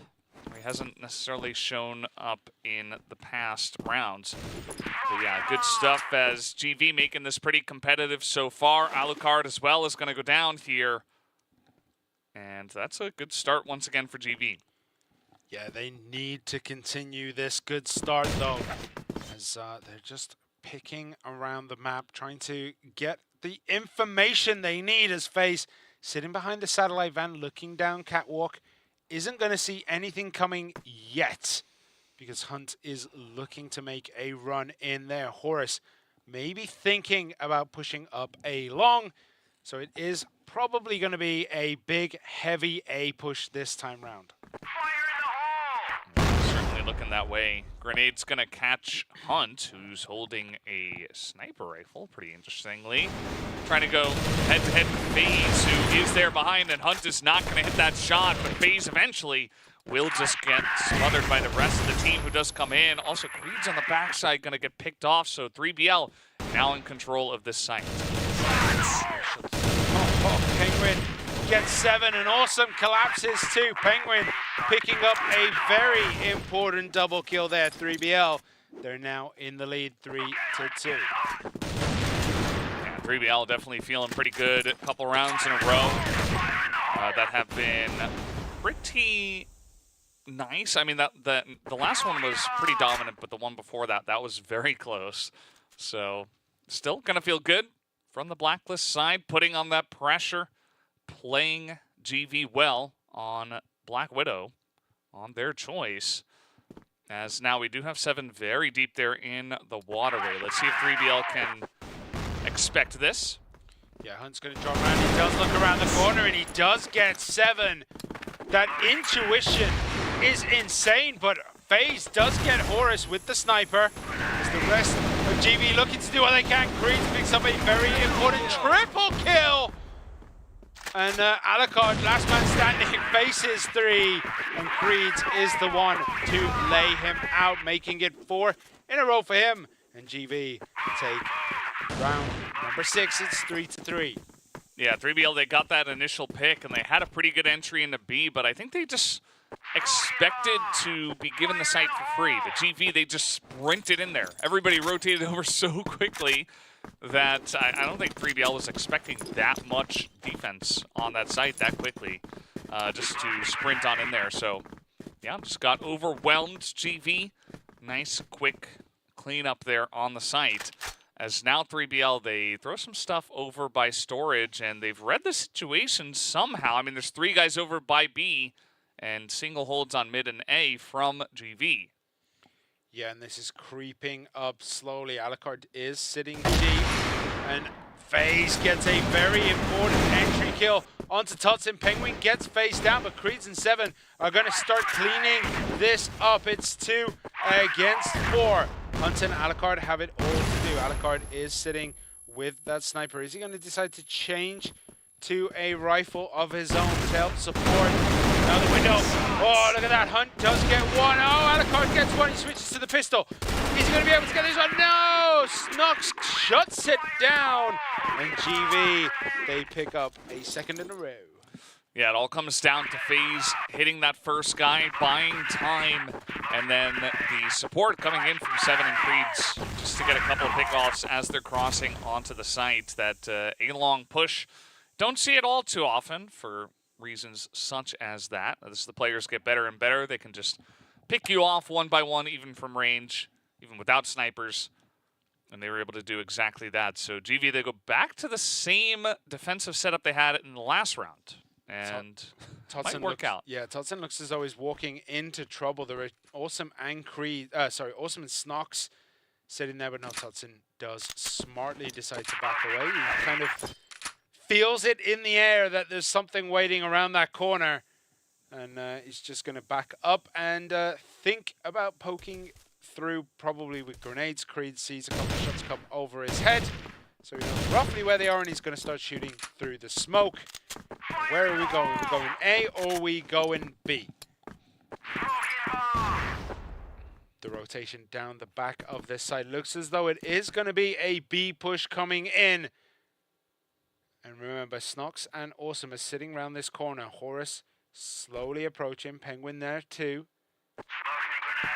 They jump in. Horus instantly goes down to Snox. So does Alucard. Alucard actually gets Awesome, but Snox picks up a triple kill. But Alucard eventually snuffs that one out. Hunt is down. Alucard in a 1v3. Oh, they're going to spot him, but still, Alucard is able to get that snipe and the plant very comfortably here. As grenades are coming in, they want to stop him from getting into storage. Let's see if it works out. Doesn't quite, but they do charge into him and do not allow him to set up, so Creeds will get the kill, and that'll be another round to GV. Yeah, nicely done. They just denied Alucard the chance to settle himself down, bring himself into a position where he can control the pace of the play, and through the window he went down. Now we have a couple of shots coming through those central doors, but Penguin's just going to ignore that and start looking towards the catwalk. Is he going to land that on top of his feet? No, he's not, but he does get a hit there. Does tag Alucard, I think, in the chest. And both teams now just deciding where they're going to go. And it does look as though Access Road is the point, but Snox is hiding around the corner. He might just get the drop on all of them here. And we've seen it sometimes where, you know, you get that patience, you just wait for everyone to walk on by and you get 4 in a row. But Horus does see it. Horus goes down. Hunt does get Snox in return. So it's a 1-for-1 trade. And the bottom of A. Oh, but, man. All right. Well, yeah, 3BL does dominate GV in this push. What looks as though a fair exchange is no longer a fair exchange. Hunt, Tutson, and Alucard, last 3 remaining. Awesome needs to do work here as the bomb goes down.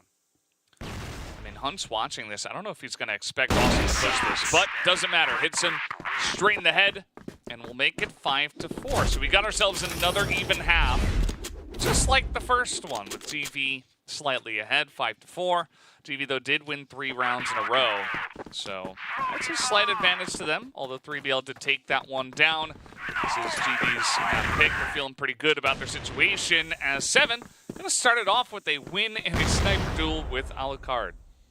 Yeah, and again, on the Blacklist side, double snipers for FaZe and 7, but I think FaZe is still deciding which weapon he wants to use. 7 does take the AK from him. And I think they have settled that FaZe is going to carry the sniper. 7 is going to carry the rifle as they're moving up towards the catwalk. They're going to go over the top. And underneath is Tutson. He's going to start firing through the floor. Doesn't get anyone, but did take 7 very, very low. Creeds drops over the top and does get the kill, but Penguin gets Creeds down. It's a 1-for-1 trade there, as Awesome is looking into a particularly dangerous situation. Penguin does take a bit of damage from a grenade, and this site now is completely GV's. Oh, and a little flank comes in. Awesome gonna come in there from behind, and 3BL just get totally surrounded. 6-4 in favor of GV. And let's see if they can continue with this. Again, same scoreline from the first map. Did even go to 6-4, and then all of a sudden 3BL got 6 rounds in a row somehow. So let's see what does happen here, as it looks like we do have a small delay once again. And GV feeling pretty good about their situation. Yeah, must be feeling really good about the situation. I mean, 6-4, it's looking good for GV, isn't it? How are they going to continue to apply the pressure in this one? We can see 7 with his hand warmers. Just keeping the fingers nice and warm. Everyone else small. Look pretty happy. The hand warmers they look pretty small. Right? I was thinking how does he get those like super small hand warmers? They're either super small or 7's hands are absolutely massive. Gigantic. I mean, could be. He's got Mickey Mouse hands, like Mickey Mouse's gloves, right? He has those big gloves, but like 7 actually has fingers to fit them. No, maybe. Who knows? Who knows? Right, we're going to be having to remake the lobby on Black Widow. It is 6-4. Yeah. Yep. GV with their noses ahead. Can they? I mean, can they hold it this time round? I think the answer is yes. They didn't hold it last time, though, right? I think they figured it out. 3BL's, their GR, yeah, it's been, I don't know. It's been all right. I mean, we only saw 1 round of it, so I'm like, I don't know. I actually don't know. Maybe they can. I think that Alucard, he's getting pretty aggressive and it's not working out. Yeah. So, but again, he's not the type of player that just like sits on a site and then, you know, I suppose maybe he could play like back on A and try to look catwalk and maybe like catch someone out and get a little, start the dance moves, you know. But he's been doing that. Like, he's been getting those A-long kind of sits. I mean, it's hard when we just swapped over, but I think, I don't know, 3BL just look a little better when things start going their way. So I think if 3BL can win the next one, I think they're going to, you know, snowball this the same way they did on Compound. But if GV win, I think GV are going to snowball and finish this out real quick. Yeah, the timing of this this round is really important for sure. Yeah. And we're just waiting for players to get back into the lobby. Yeah. So bear with us a second. We're not used to being on camera at this point. But yeah, just waiting on one guy to get back in the lobby, and we should be ready to go. Blacklist side here for GV. So far, just, you know, one pick off on a long, and then just grouped up. Pretty simple stuff. Not trying to like reinvent the wheel here. Grouped up on catwalk, pushed in. They knew that once they got that one guy on long, there's probably not going to be too much coverage on A, and they could blast through it through the catwalk, and they did very well.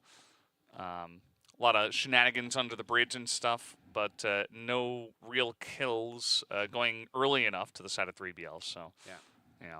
It was a nice idea having, like, I think it was Totzen underneath the bridge shooting up, but yeah, they didn't really get many tags from that position, and yeah, it puts you in a real bad spot, because if someone jumps over the wall, they're, you know, looking straight at you, you're looking up into the skybox, and yeah, it's takes some time sometimes to get back down, especially because the movement to come back down feels a little bit more natural. Yeah. I would say, because you have to pull it real far, and it's real hard to control the recoil on the weapon at that point in time, because you're moving down, but normally you'd move down to control the recoil on so some you gotta of those go weapons. like really down. Yeah, basically you have to like slam it so far back that it's like putting the car in gear, but like a super old truck that you have to put in reverse, but you have to pull the reverse lever all the way back to the passenger seats. Yeah, I miss driving a manual. I miss driving manuals. I know you probably I don't think I ever did. No, because you're American. I think I tried once. Really? My friend, yeah. Some, you know, some people thought it was cool. It is cool. What do you mean, thought it was cool? Driving manual is cool. Yeah, I guess so. It's all right. I mean, it just feels like extra work. You don't need to do that. You get the control, though. You get the control. I mean, automatics have good control anyway. No, but, you know, you don't get to rev it all the way up to the red line. Yeah. That's the fun part of driving a car. I guess so. Is that what, like, race car drivers do? Yeah, yeah. There's nothing that will wake you up more at, like, 5 in the morning when you're driving than slamming a, like, car in second gear at, like, 60, 70 miles an Also, hour. your entire neighborhood as well. Depends on your car. Yeah. I mean, the car I used to do that in didn't have enough power to wake up a cat on the bonnet. Like, it was a tiny engine. A cat on the bonnet. Yeah, cat on the bonnet. Isn't a bonnet like a hat? The bonnet is also the front of the car. Oh. Is that because it kind of looks like a bonnet? I have no idea why it's called a bonnet, but that's the bonnet. That's the boot. Oh, yeah, the boot you guys call yeah. That's weird. Yeah. Calling it the trunk is weird. Trunk is what you put inside the boot. What? A trunk is like a container, like a box, right? Oh, yeah, true. Yeah, so that's what you put But in it's the like boot. the container of the car, so kind of like, I mean, we could call it that. We could argue this all day, but we're here for CROSSFIRE. So just to recap the day then, I guess. In the first match, we did see unKnights fall to Lazarus, which means unKnights go out. Lazarus still will be in this. They will be facing Anubis later on to determine the seeding of Group B. This time round, we are in Group A. It is GV versus 3BL. GV did go down to 3BL on Compound. They are fighting for their tournament lives. We're still waiting to see how the maths are going to work out on There's a lot of scenarios right now. Doctor Strange is currently sitting there with the time stone, looking at every possible reality, depending on the map scores and all this. So once we get those answers, we'll let you know. But 3BL, they're pretty safe, I think, after destroying LCK yesterday, 10-1 on one of the maps. Yeah, I think even at this point, if they go down 2-1, as long as these two maps are relatively close, I think they get through. Yeah. Just because of the 10-1 victory. There's a lot of things that can happen. Yeah, then it would come down to, like, maybe GV get through, you know? Because LCK kind of got smashed by the... Yeah. It really just comes down to that one map of Ankara. Yeah. Which could dictate all of Group A. And it's going to be really harsh towards LCK, who did come out all guns blazing yesterday. And then the second match, like we've talked about this before, that tournaments are not just a test of skill, right? Tournaments are a test of endurance. And when you're a new-ish team, I know they've been around since, I think, 2019. They played their last competitive international tournament.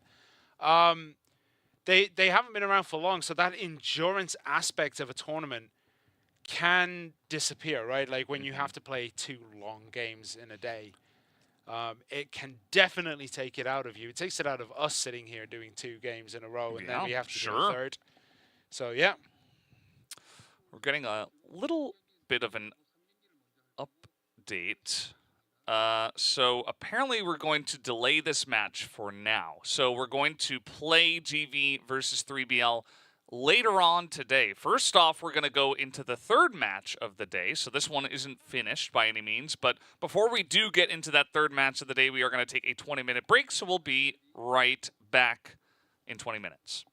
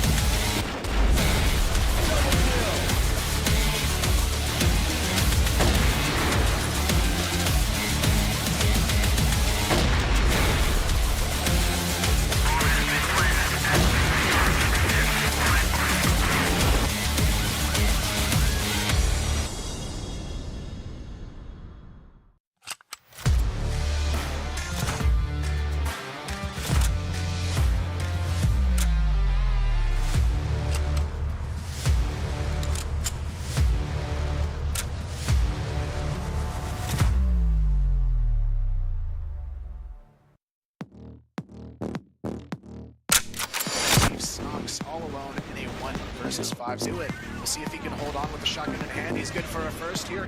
Roll down to this. LCK have to win this a little bit. Hang on here, install the push, but FaZe is still going to be on the back of sight, and it's not going to be for much longer unless FaZe can find something. Gets spotted down there as well. Good for one before the trade comes through. Now has the off angle onto him. Creed's good for a first. The rotation can happen. Yes, they catch it off guard. Now they're eager to try and find an answer back. Good for one. nice flash comes in, double door. Raffin just getting taken out. Foxy though, trying to get a little bit get moving. We could be seeing another round where this will be a free game. He's gonna have to pull step up to the plate. Creed's able to find two. Immediately though, and now it's gonna be up to Snox and Creed's on the rotation in the side door. Just devastating the scoreline here. Snox though, trying to make it happen for GB. Finds two, finds the truth. Such a great job to burn the block here. Pistol CZ able to find more, but it's not gonna matter because Creed gets it done there with a nice headshot. Magno goes down. Awesome, one of these shots here. And being that tested, even awesome. Okay, there we go. He waits it. Does he have enough in him to get this kill? All down to Creed's. Low, down to 5. Man, they're gonna jump out the window. The pistols are coming out. Creed's has to sneak his way in here. Snox though, he's already good for one. Good one. Oh, an over aggression comes in from them at all. They have to go for this fight. Snox just comes in and Awesome played that need to do. Why would Alucard turn around? Is he?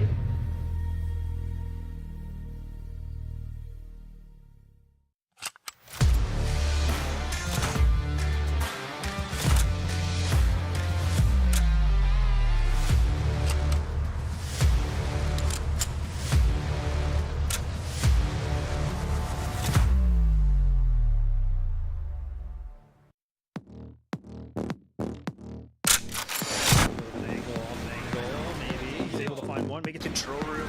Find one quick kill. Nice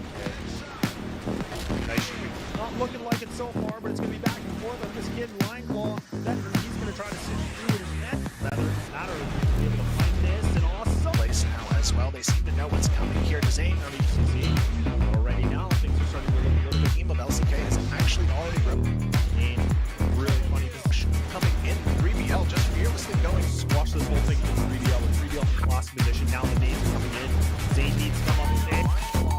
It's one of his own here, making a triple. He's going to wait things out. And he's going to come in. This is about hitting shots, and he does.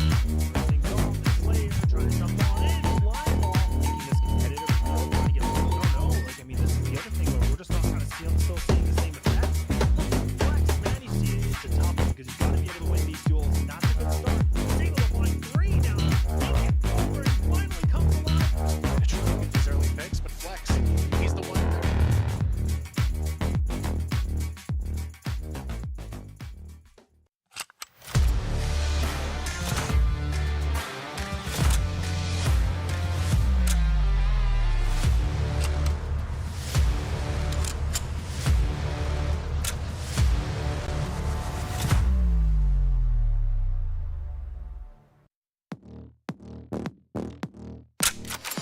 This is the round they decide to go and swinging towards the B-bomb side, but JWoww gets a huge as well.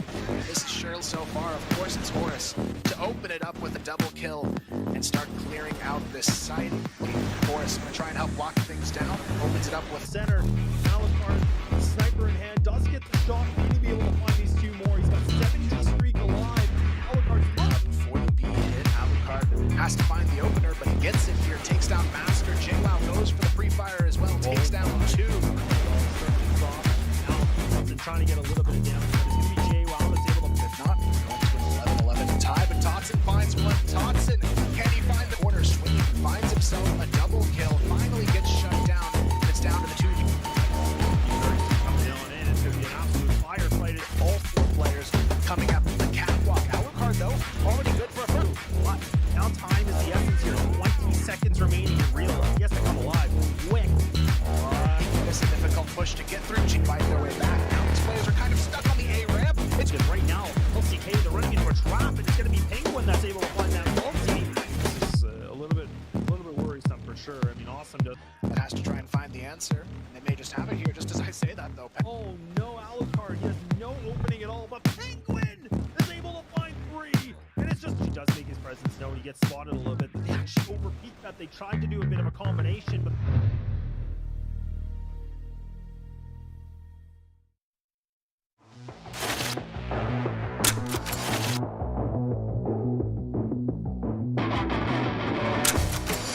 Oh, nice. So I think our group is the easier one. We have LCK, who is not that strong. I think we definitely have the hard group. Group B looks like a very easy group. I wish I was there. Very hard group. We have a lot of pressure, but we will perform and we will do our best. We won last time, so this year it just gives me flashbacks. We might actually make it and GV is knocked out.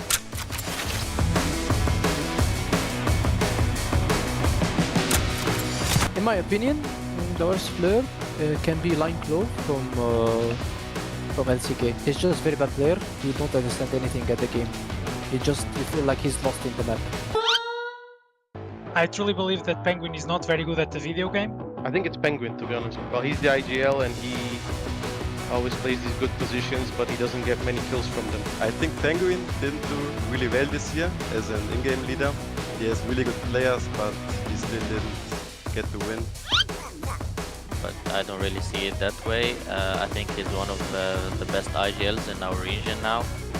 He's doing his job and he's leading us into the game. He doesn't really need to step up that much.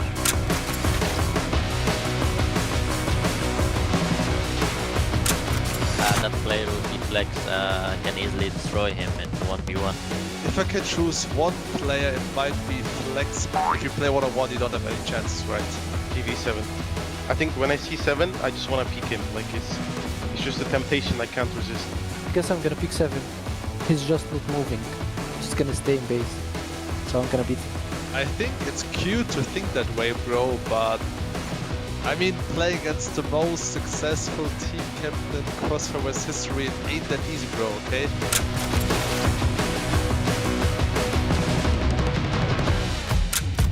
First drop. It's trivial. 100%. In the last 2 months, they've changed their lineup like 4 times, and I just don't think they're like tactically very strong. They are by far the worst team.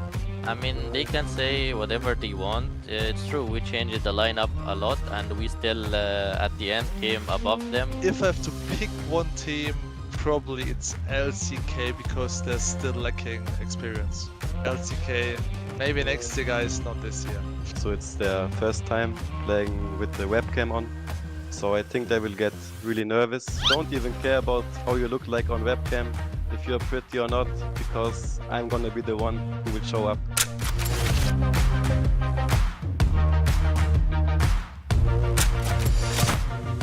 unKnights, Anubis and 3BL. I guess the last slot is gonna be for our European team, but the first and second, Anubis and 3BL Esports. Unfortunately, you guys are not going this year again. Well, LCK, GV and unKnights. That this time we get different teams going, because if you look at 3BL and Anubis, every year they go to CFS and they just get last place and make an embarrassment out of our region. First place GV, second place Anubis from Egypt, and third place probably Lazarus. So yeah, nobody from Group A anymore. I'm sorry, guys.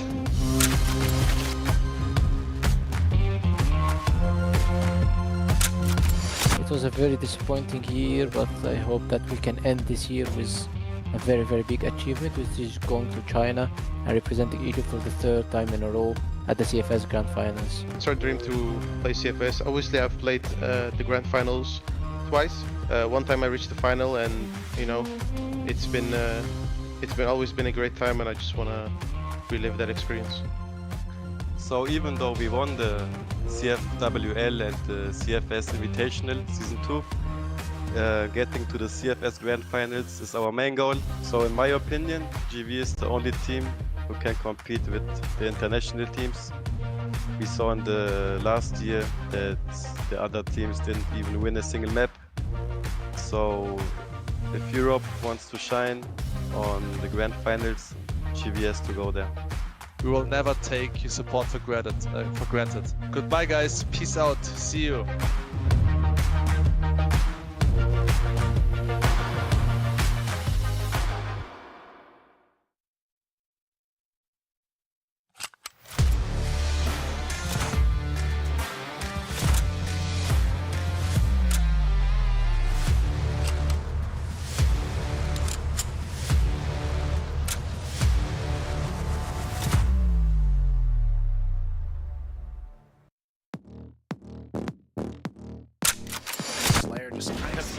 left to try and fight the world here, but actually finds a double. On the second, they will. There it is. Freedom now to fall down. Time he plays his cards right, spots the first, takes him down, and could it be another clutch for Anubis here? Down to the 1v1. Little dangerous situation. 5v5. Oh my god, but is Slayer able to find 3? Maybe 1-2 punch. Can it happen? And so far it's looking okay, but it's Group up now. But look at Slayer, goes for the wide zone to a difficult position here. Has to hold this one off 1 versus 2, but they line up. Forcey just has to kind of lead in here though, but unfortunately Dipsy's going to be waiting all alone in a 1v4. But man, Dipsy in these situations is such a... It's a little bit careless. Now Brian's going to press forward. Look at this. They're going to do it again. And they were just a moment, but still Slayer... Counter flash is coming in as well.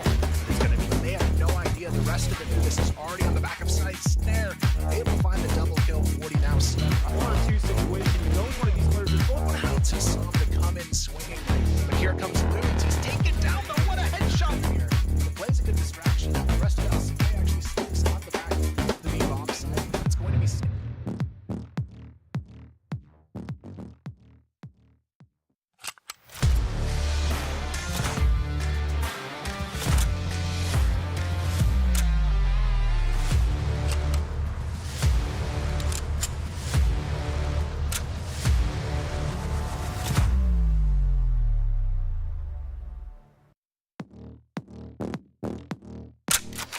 bomb site. Loons gonna run into trouble as the rest of his team takes down Pietro. But MK to be a good team here on the last. They're just going to be whether people clear them, they don't. Might be able to go for this hesitation. Pietro somehow getting away with not 1 but 2 free kills, looking for the third. It's a bit of a stack, but also kind of spread apart. MK see the timing here. Perfect flank onto Daisy though, getting a little antsy over towards Spawn. And what is this? They see that one solo hold on site, but this time around it's not going to be so easy. HTC finds the open, just hard site to push into without that flank. Maybe, but he's able to find the one. Looking for K here on the back of this A bomb site. HTC is able to find one. His monsters yesterday doing some good damage and a little bit of overextension here from Linefall, and now taking some equivalent here. They're putting up big numbers right now, and again, a nice off angle spots with that shot on his way out here, leaving it on phase, but it's out a little bit longer. HTC gonna be that anchor. Man, he still gets that shot. I don't even know how he sees it. He's able to find 2 more. Knights. They don't see that.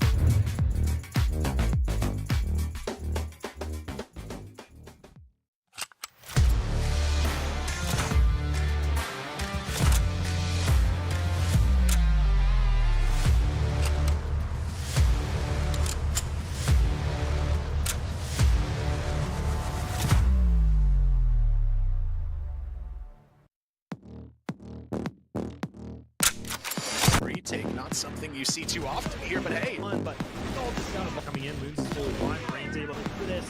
Now he's already getting flanked. His teammates. Rain able to find 2. And he's all down to Jin. 1 versus 4. He's going to spot out Boris. And that should. Alright, so locking it down. Jin able to find himself the 40. It's going to be 40 trying to lock it down. Vise gets the first. Vise gets the double and the bomb carrier. 40 going to be looking for a winnable clutch, but he has to try and isolate them. What a headshot though. Finds one. He's going to spot this here very early on. An opportunity. He might be able to find multi. Troops are already here for Lazarus. It's going to be Loons to find another.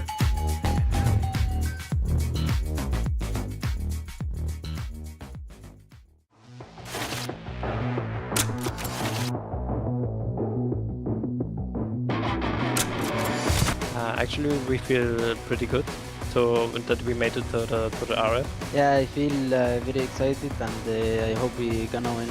And win the playoff and qualify for CFS. That's our main goal, of course.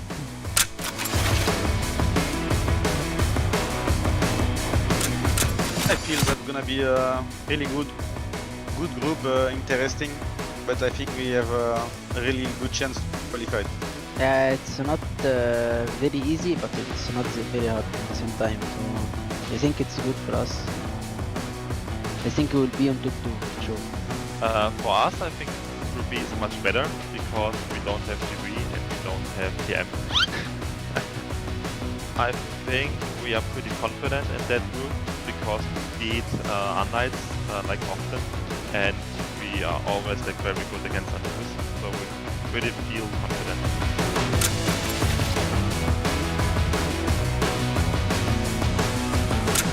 I don't know, it would be someone from unKnights, maybe HDZ or MKZ. HDZ for sure. Started the season with like 20 kills each match, so it's pretty good, pretty damn good. I would pick HDZ. We should all take care about our sniper HDZ because he's gonna come for you and he's gonna smash you. I think in Group B the outstanding player right now for me is Snare, because he's such an aggressive AWPer, like sniper, and he's like making my life very hard. Please Snare, take it easy this side, please.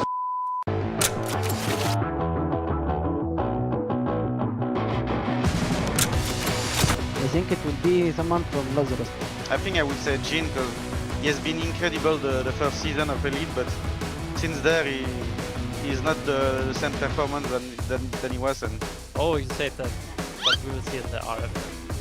If I need to point out like one player that didn't like show up really much, I think it's Pietro from unKnights, because in-game leader at the same time not a good player. that's kind of funny that you are saying this because the two last time we played each other, I think my team smashed you, so I think my team don't even need me to shoot, like, so whatever.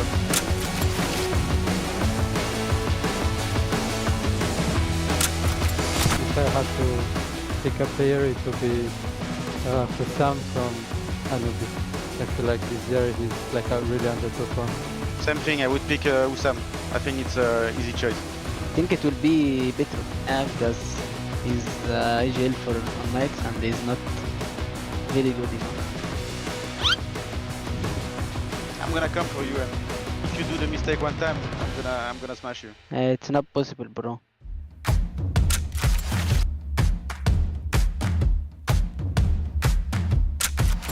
I think it would be Lazarus. I think it's gonna be Lazarus, definitively because of the result of this season. That should be Lazarus because they are not playing so good last couple of months.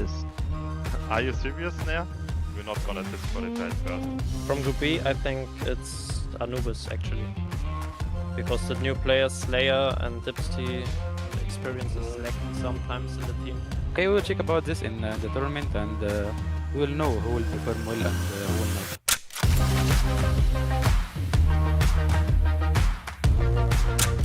I think we're gonna beat you one more time, boys. I'm sorry, but it's our time now. It's over, Anubis time. I don't care what you're thinking, but I promise you we are making it too. I know you guys wanna win, but unlucky you'll play against us, so good luck.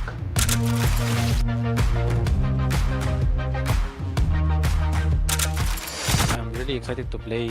It's the first time for me to play regional finals. We have like two new players that didn't never go to the CFS, so I hope we're gonna make it together again and we go. We can perform better than what the EU teams did in the past, so we want to show that our region is able to compete, basically. Yeah.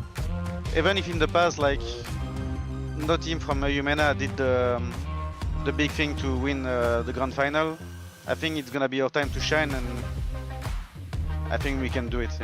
This time it's gonna be the 10th anniversary, so like we are really exciting and we really want to win, and yeah, we are just happy. For sure it means so much for us to win this tournament. I mean, not a single EU team made it so far. It's only Brazil and China. Yeah, that's the biggest dream, I think.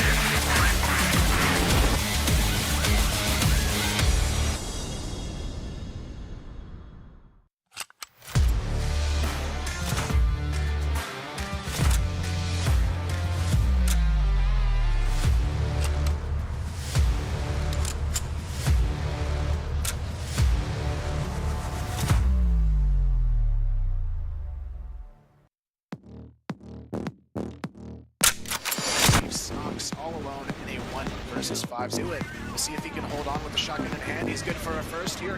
Hold on to this. LCK have to win this a little bit. To hang on here and install the push, but FaZe is still going to be on the back of sight, and it's not going to be for much longer unless FaZe can find something. Gets spotted down there as well. Good for one before the trade comes to the capitalize on it. Now has the off angle onto him. Creed's good for a first. The rotation can happen. Yes, they catch it off guard. Now they're 7 eager to try and find an answer back. Good for one. nice flash comes in, double door. Raffin just getting taken out. Foxy finally gets a little bit to get moving. We could be seeing another round where this will be a free game. That's the step up to the plate. Creed's able to find 2. Immediately though, and now it's going to be up to Snox and Creeds on the rotation in the side court. Just devastating scoreline here. Snox though trying to make it happen for GV. Finds 2, finds the truth. Such a great job to burn the block here. Pistol CZ able to find more, but it's not going to matter because Creed gets it done there with a nice headshot. Magno goes down. Awesome, one of these shots here. And being that tested, even awesome. Okay, there we go. He waits it. Does he have enough for him to get this kill? All down to Creed's. Low, down to 5. They're going to jump out the window. The pistols are coming out. Creed's has to sneak his way in here. Snox, though, he's already good for 1. Good one. Oh, an over aggression comes in from them at all. They have to go for this fight. Snox just comes in, and Awesome played that need to do. Why would Alucard turn around? See it?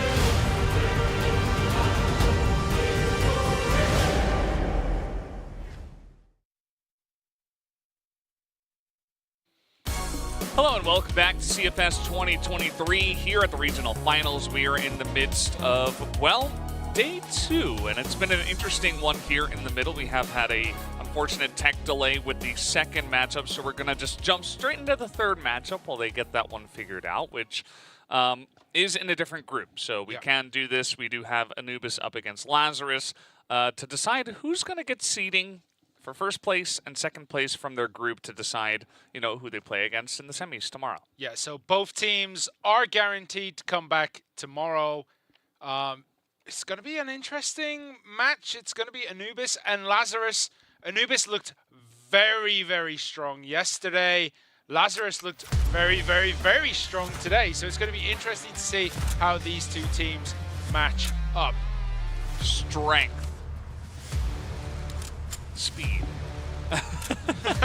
Slayer, Hussam, these guys on Anubis, very strong, really, really good at this game right now, and all coming together as a unit really, really well yesterday. Excited to see what they have prepared for us today. Yeah, it's not as much pressure today as there was the last time they played, when they needed to get a win to, you know, put themselves in the driving seat. This time, they know they're through. They know what they need to do. Even if they lose, they're still coming back tomorrow. They just get to face a different opponent, and they're not going to know who that opponent is going to be. So coming out first in the group could actually be a minor issue if the stronger team ends up being second tomorrow. Yeah, absolutely. It's going to get pretty interesting. Let's see a closer look at their numbers so far. Slayer has been carrying a lot for this team. As you see, Hussam is right behind him. They did have a good performance yesterday with the 2-0, although it was relatively close in terms of the rounds. They still got the job done. Yeah, and Dipsy, we talked about being that player who just activates every now and then and gets something nutty. But Lazarus, Loons, Vise, 40, then it's Jin, and to round off this team is Manison, recently added to the roster. And this is a team that we know all about. They've been here time and time again. I mean, just look in the background, you can see CFS memorabilia, all the pictures of their tournaments, and they've been around the world playing this game. So they know what they need to do, and they know what is on the line. They know that if they win this, they are going to be in the driving seat tomorrow. Yeah, and that would be a really good feeling, especially if they could overcome Anubis here in this best of 3. this isn't just going to be, you know, easy, fun times because you made it into semis. It's going to be kind of proving it to yourselves that you can beat a strong team. And, of course, the seeding that we already mentioned. And so Lazarus able to get it done on port, which is pretty interesting. Vise and Jin putting it together for the biggest numbers. Yeah, even Madison was that kind of player who would go ahead, go on his own, go on a little journey, nail a couple of people to the wall, and then bounce out. Like he was pretty strong earlier today. Yeah, he certainly fulfilled his role very well as Slayer versus Vise. A couple of great riflers. Slayer extremely consistent, always there when you need him most, it feels like. So definitely a very strong player. If you did miss him from yesterday, make sure to tune in right now and see what he can get done. But we are ready for the map band pick, and we can see which maps we're going to be playing on as Black Widow band, Mexico band. Okay, Ankara is going to be first, then Subbase, Eagle Eye Compound Band, and that leaves us with Port. So that's going to be an absolutely stellar map lineup. I feel like Subbase is a very interesting map when it comes to these two teams. I'm just kind of surprised that Ankara was left through, but I guess Anubis were like, well, we're going to Ankara as well, and we just really don't want to play Mexico. So the first place match of Group B, the tie had not been broken in regular season. Who will be the final winner? As I guess they went 1-1 in the regular season, and this is the end of the best of 3. Yeah, so who is your favorite to take this one based Anubis. on what we've seen so far? Anubis? Yeah. Okay, all right. Be cautious, Lazarus. I will spot you in my scope regardless of your hiding spots. We're a completely different team. We're coming for you, Anubis. So a message from each of the teams. Not as smack talky as the 3BL messages earlier. So it's going to be interesting to see how these two teams perform. Very straightforward, you know. If I see you, I will shoot you. That is generally what you do in CROSSFIRE. I mean, that's kind of the whole objective of that's the match, the right? point. Yeah. I Lazarus are like, we're great now. It's all good, guys. We're we don't perfect. care about you guys. We're just happy with our performances, which is very wholesome and great. And they did look good. They do deserve to have that very cheerful kind of attitude. Hopefully that can carry through this best of 3, because Anubis is a different beast, I would say.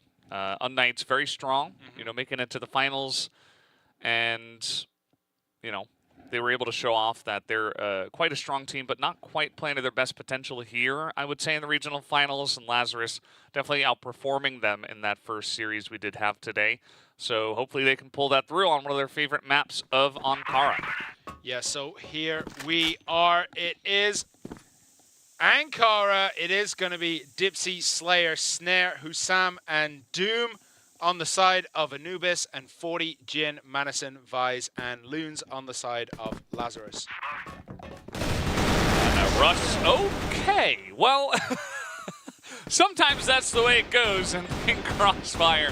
They ran all 4 of them through the smoke and got torn to pieces by the CROSSFIRE of Lazarus. They were waiting for that. They were very ready. Anubis trying to send it early, and they got crushed. Yeah, that was a blink and you will miss it opportunity, and unfortunately I was blinking during that time and didn't see what happened. No. Yeah, I didn't see it. Slayer goes down early to 40 here on that sniper. So Anubis are kind of a bit shook right now. They're not as solid as we were anticipating. Yeah, start off, you know, maybe shake off the nerves, get a little bit ready, shake off the cobwebs, shake off the rust. Yeah, you can't really shake off rust. Shake it off? By dropping out of the window and just tapping Dipsy down. This is going all Lazarus's way. Now, you got to remember, Lazarus are more warmed up than Anubis would be because Lazarus has already played today. And a team like Lazarus doesn't suffer from the endurance that a couple of the other teams would suffer from because they've been here many, many times.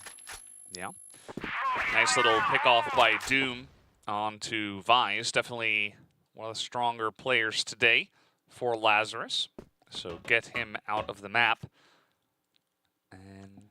Let's see where Anubis decide to go for here. I mean, 40 is pretty low. Could potentially try to rush into B. They are gearing up in the office right now. Yeah, I think that is definitely the plan of action as they are making their way through the office and they're going to start piling in. Will 40 read this correctly? He's looking the wrong direction now, but he's going to turn around and he does see them. Does get one, but does get taken down by Doom. So Snare is off the table. And here's Hussam. Manison is trying to hold this as best he can, waiting for the wraparound. Loons is lurking in the corner, and Anubis is just going to rotate over towards that A side. And you can see that Lazarus are not expecting this rotation. They're still planted very, very firmly on that B site. Yeah, now getting a little bit caught in rotation, a bit of damage done. But Jin is right here, and he will be ready. There's not a lot of time for this bomb to be planted. Let's see if Anubis can get that down. As Doom is in here, looks like Lazarus is going to go for the retake. No turret, no reason to rush, as they will take down Doom. Yeah, that was very, very quick for Jin. As soon as the bomb went down, he was tap, tap, tap, and it was all over. And Hussam caught sleeping up the ramp there, instantly taken out. And that is another Lazarus win. Yeah, very nicely done. Just slow and steady for them. 40, a couple of big snipes. Certainly pulling his weight on that round. Whereas on the side of Anubis, only 2 kills total, looks like. Maybe a little bit extra on a Slayer who has reloaded. And Anubis, let's see if they can get some going here. As Dipsy nicely done through the smoke, expecting him there on the right. Now some good utility right up there into Lazarus. Yeah, but 40 does take Dipsy down, but Jin eats a whole lot of damage. He's very, very low. Loons is down. Snare takes him out, but 40 takes down Snare. So 1-for-1 trade there, and it's 3 against 3, even if Jin only has about 2 hit points remaining. Oof.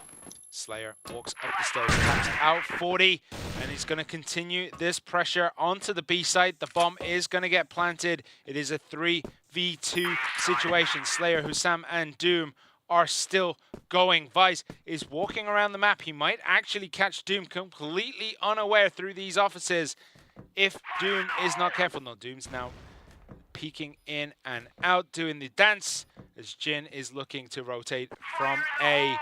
And pincer movement in here as Vice is going to tap down 1. Can he tap down 2? No, he cannot. And Jin tripped over his own shoelaces and fell to his death. Anubis Gaming finally get 1 on the board. Yeah, nicely done. Able to get in much more safely onto that B site. Just straight up mid into the underpassage, and a couple of pickoffs on their way. Gets them nice and easy access in there. But now Jin picking up the AWM. Gonna take out Snare, who has had a sleepy start here. Not as aggressive as he normally is.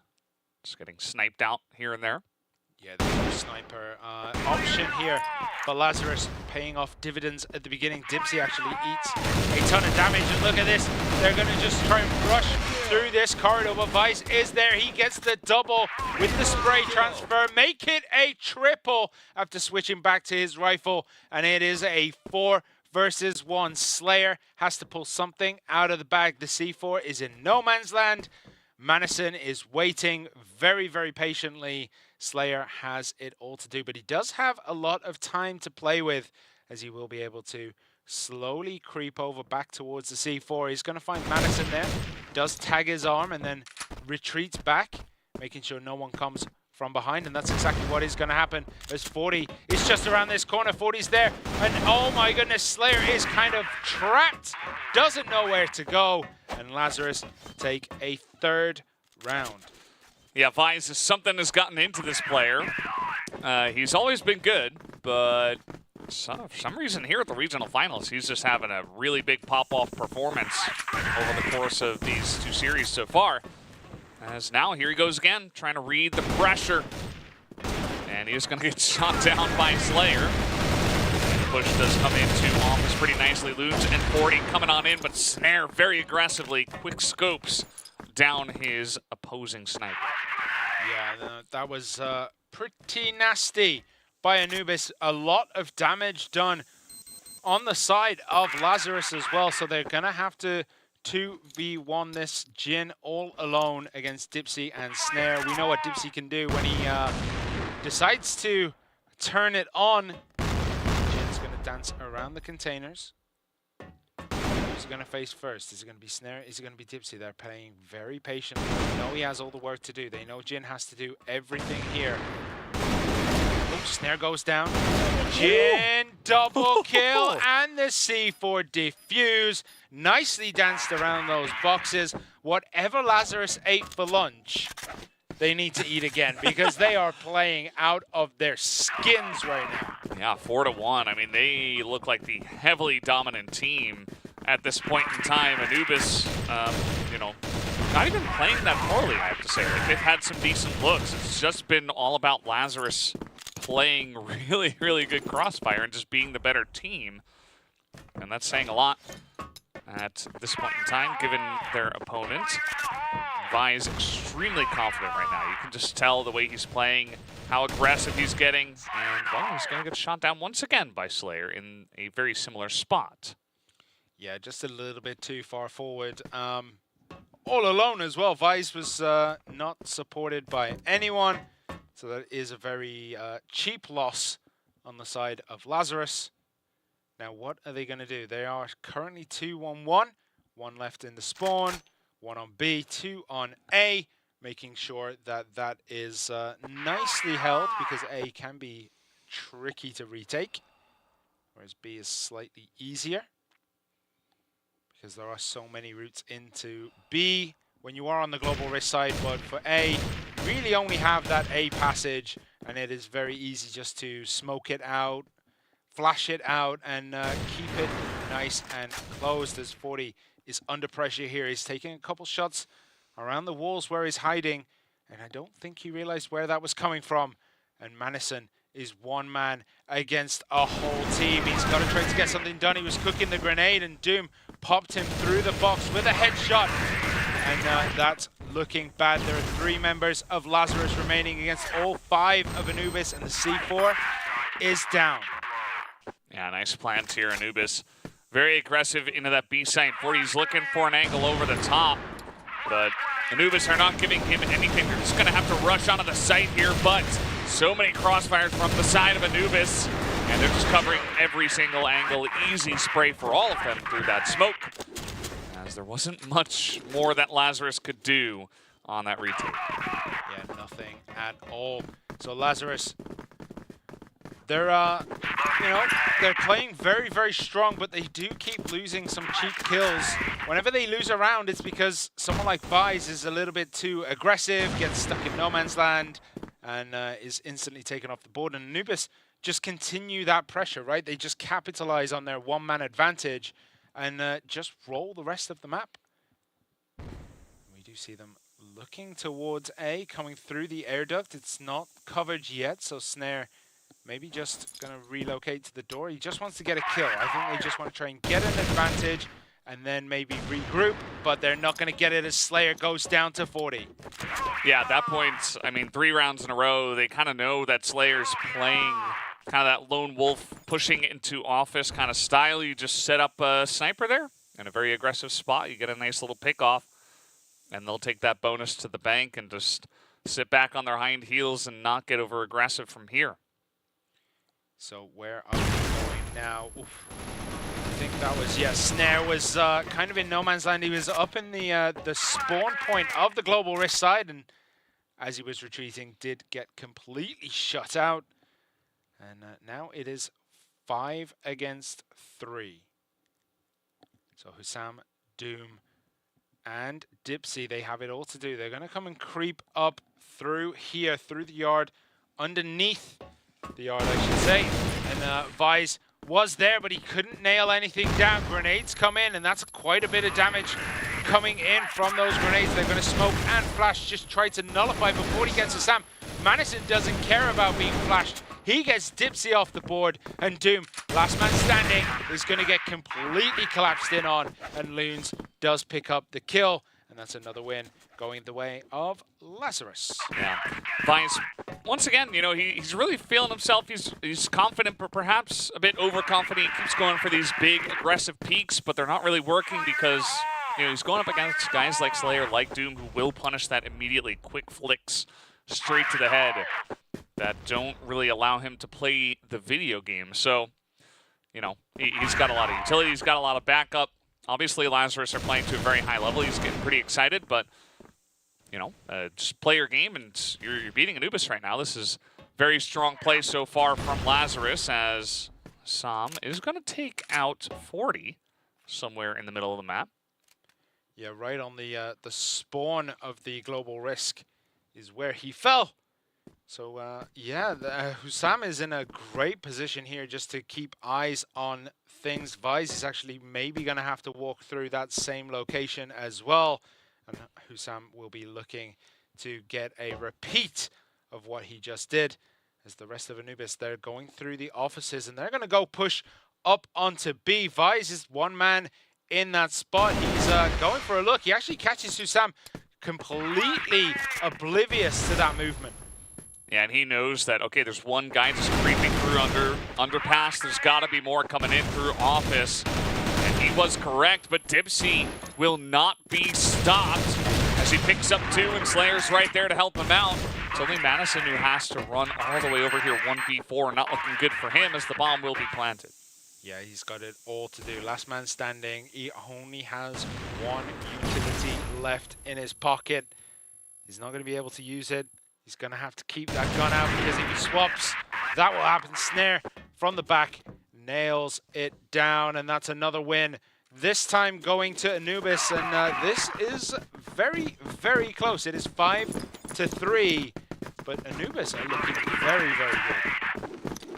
Yeah, certainly in that last round, putting it together in a big way. You can see some of the ways they get that going. 40 just looking the wrong way. Doom picks up a free kill. He's been good for those early in these rounds. On these entries, Slayer gets the jump on Vice, who, you know, he's been not winning that 1v1 many times, Vice, unfortunately for him. Madison is able to back him up, understanding that Slayer, the kind of guy who is going to run on in and look for a bit more value, and he will trade it back at least. Yeah, and it does look as though B is going to be the target once more. The office is the entry point here for Anubis, so they're going to push up that ramp, and Madison is in the middle of no man's land, but he might actually catch Doom, who's going to try to rotate through that central area. Doom's coming in. Madison actually turns around. Madison, oh, Doom just had the feeling he was there. Pre-fires around the corner, catches the head. C4 goes down, and it's Loons and Jin, last 2 remaining. A couple of side shots there, but this is a really tough ask for them. Anubis on a big tear now, as once again they got to push through the smoke, but there's just so many members that are looking straight at you.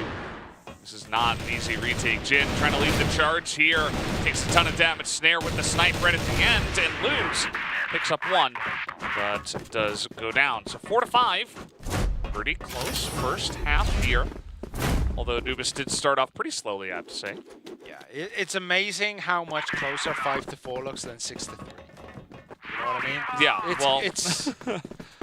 It's a difference of 1 compared to a difference of 3.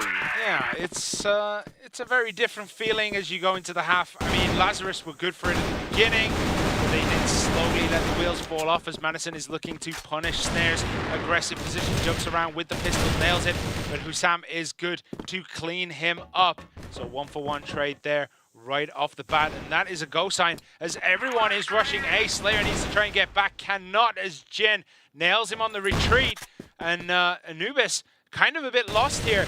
They gave up A very, very easily, and the C4 is eventually going to go down, but they have so much time that they're not going to need it. 40 is carrying the sniper in this one. Sorry, the shotty. So, yeah. It's an interesting strategy here by Lazarus. Loot starts poking out, does pay the price. Price actually gets tagged real hard there. He's very, very low. The C4 is down. 20 seconds are remaining as Loons and Jin, they pick up a kill on Doom and Dipsy. Hussam needs to try and get something done. He has very little time remaining. He's got to make his way through the air duct, gets Jin, who is sitting at the top, but Loons underneath cleared his corners correctly, and that is a win for Lazarus. Yeah, just typical Lazarus style today on the Blacklist side, just pushing the envelope, going in as fast as they can. The entries are clean, and even if you do expect it, it just feels like everybody's on the same page. There's no doubt in their minds. They're all pressing that W button. They're moving forward, and they might just go for it again. I mean, over-the-top nades into A push is a classic because it's very strong. So just do it. And Slayer, I think he's just going to be playing points here. A lot of information given by the team elsewhere on the map. Well, Lazarus are going to make this A push work again. And once again, it is very cheap, but Slayer is making it an expensive push for Lazarus. One man holding against the team. He picks up a double kill, but Madison finally does get him off the board. 40 does take snare, but Hussam gets Madison down. And Dipsy, I think he was tagged and then fell, and unfortunately does go down. Hussam gets 40, so Loons has to do it against Hussam, and Doom picks up the gun, starts reloading. Where is he gonna go? The C4 is kind of trapped on those stairs, so there's gonna be a hard retake for Loons. He's gonna have to push into A, and I think his goal right now is to finish this with kills and not with that C4. He's gonna look for B first, and then rotate through that central passageway, which is being covered by Anubis. Yeah, he's just running around the map, seeing if anyone, you know, was on a little excursion. He's going to cover every corner just to make sure he's not flanked. And then he will have to inevitably push, of course, to where the bomb is. As both teams know that. And they spot Loons, they know where he's at, and now they can double team on this angle. Yeah, and Loons just wasn't up for that one. Anubis pull one back, and it's 6-5. It's this is a back and forth match again today. We've had some close games so far. This one looks to be another nail biter between two teams who are just vying for seeding in tomorrow's games. Yeah, it's definitely a big deal. Trying to get as high a seeding as possible. Give yourself the best chance of making it into the finals. Well. 40 was caught sleeping there, didn't check his corners. Snare just patiently waited for it. I thought they were on the same team for a second. Like, I didn't quite register in my head either. Jin caught out, jumping around the corner. Snare on top of things right now as Doom takes Vice. Doom takes Loons through the wall, and Hussam cleans up Madison, and that was a very, very clean round for Anubis. Yeah, not much to it. I mean, you get a couple of picks from Snare over by quarters, and just like that, it's 3-5, right? If the sniper's going to get aggressive, like Snare will oftentimes do. Speaking of which, he's here again. Let's see. I mean, there's two snipers, actually, as Snare is going to lose the fight this time, 40 expecting it. Yeah, so where Slayer is the only sniper remaining on his team. 40 just giving the peeks, seeing if he can get any information, see if he can find an easy shot. Slayer tries to shoot through the smoke, doesn't connect. It does connect with that one. Excellent headshot onto Slayer there. And that's just nullified the long-range potential. Jin, let's do what he can, is tagging Doom, gets the assist on Hussam. Hussam gets the kill, Dipsy gets a kill as well. But Dipsy goes down to Madison as Doom does finish it with a wallbang. And it's 2 against 2. 40 and Loons fully geared up. Hussam and Doom, though, they are struggling. They're suffering. They are very, very low. And they need to get this done. They're going to have to walk through that A passageway all the way over. And I think Lazarus has this one. Yeah, I mean, they have control of the site. You got to push in. There's probably at least a little bit utility left here for Lazarus. And they've got time, too. So pretty much everything is on their side. They could even elect to try to rotate into B. They're not going to take that risk. And I feel like that's probably a good idea. No real reason to go for that. And they have double smokes, too, so they just throw those down. And 40 has poked his head out here. A bit risky. pays the price for it. Hussam clears him out. Now it's a 2v1, and suddenly this isn't looking so good for Lazarus. They were in a strong position before, but they gave away a cheap kill again.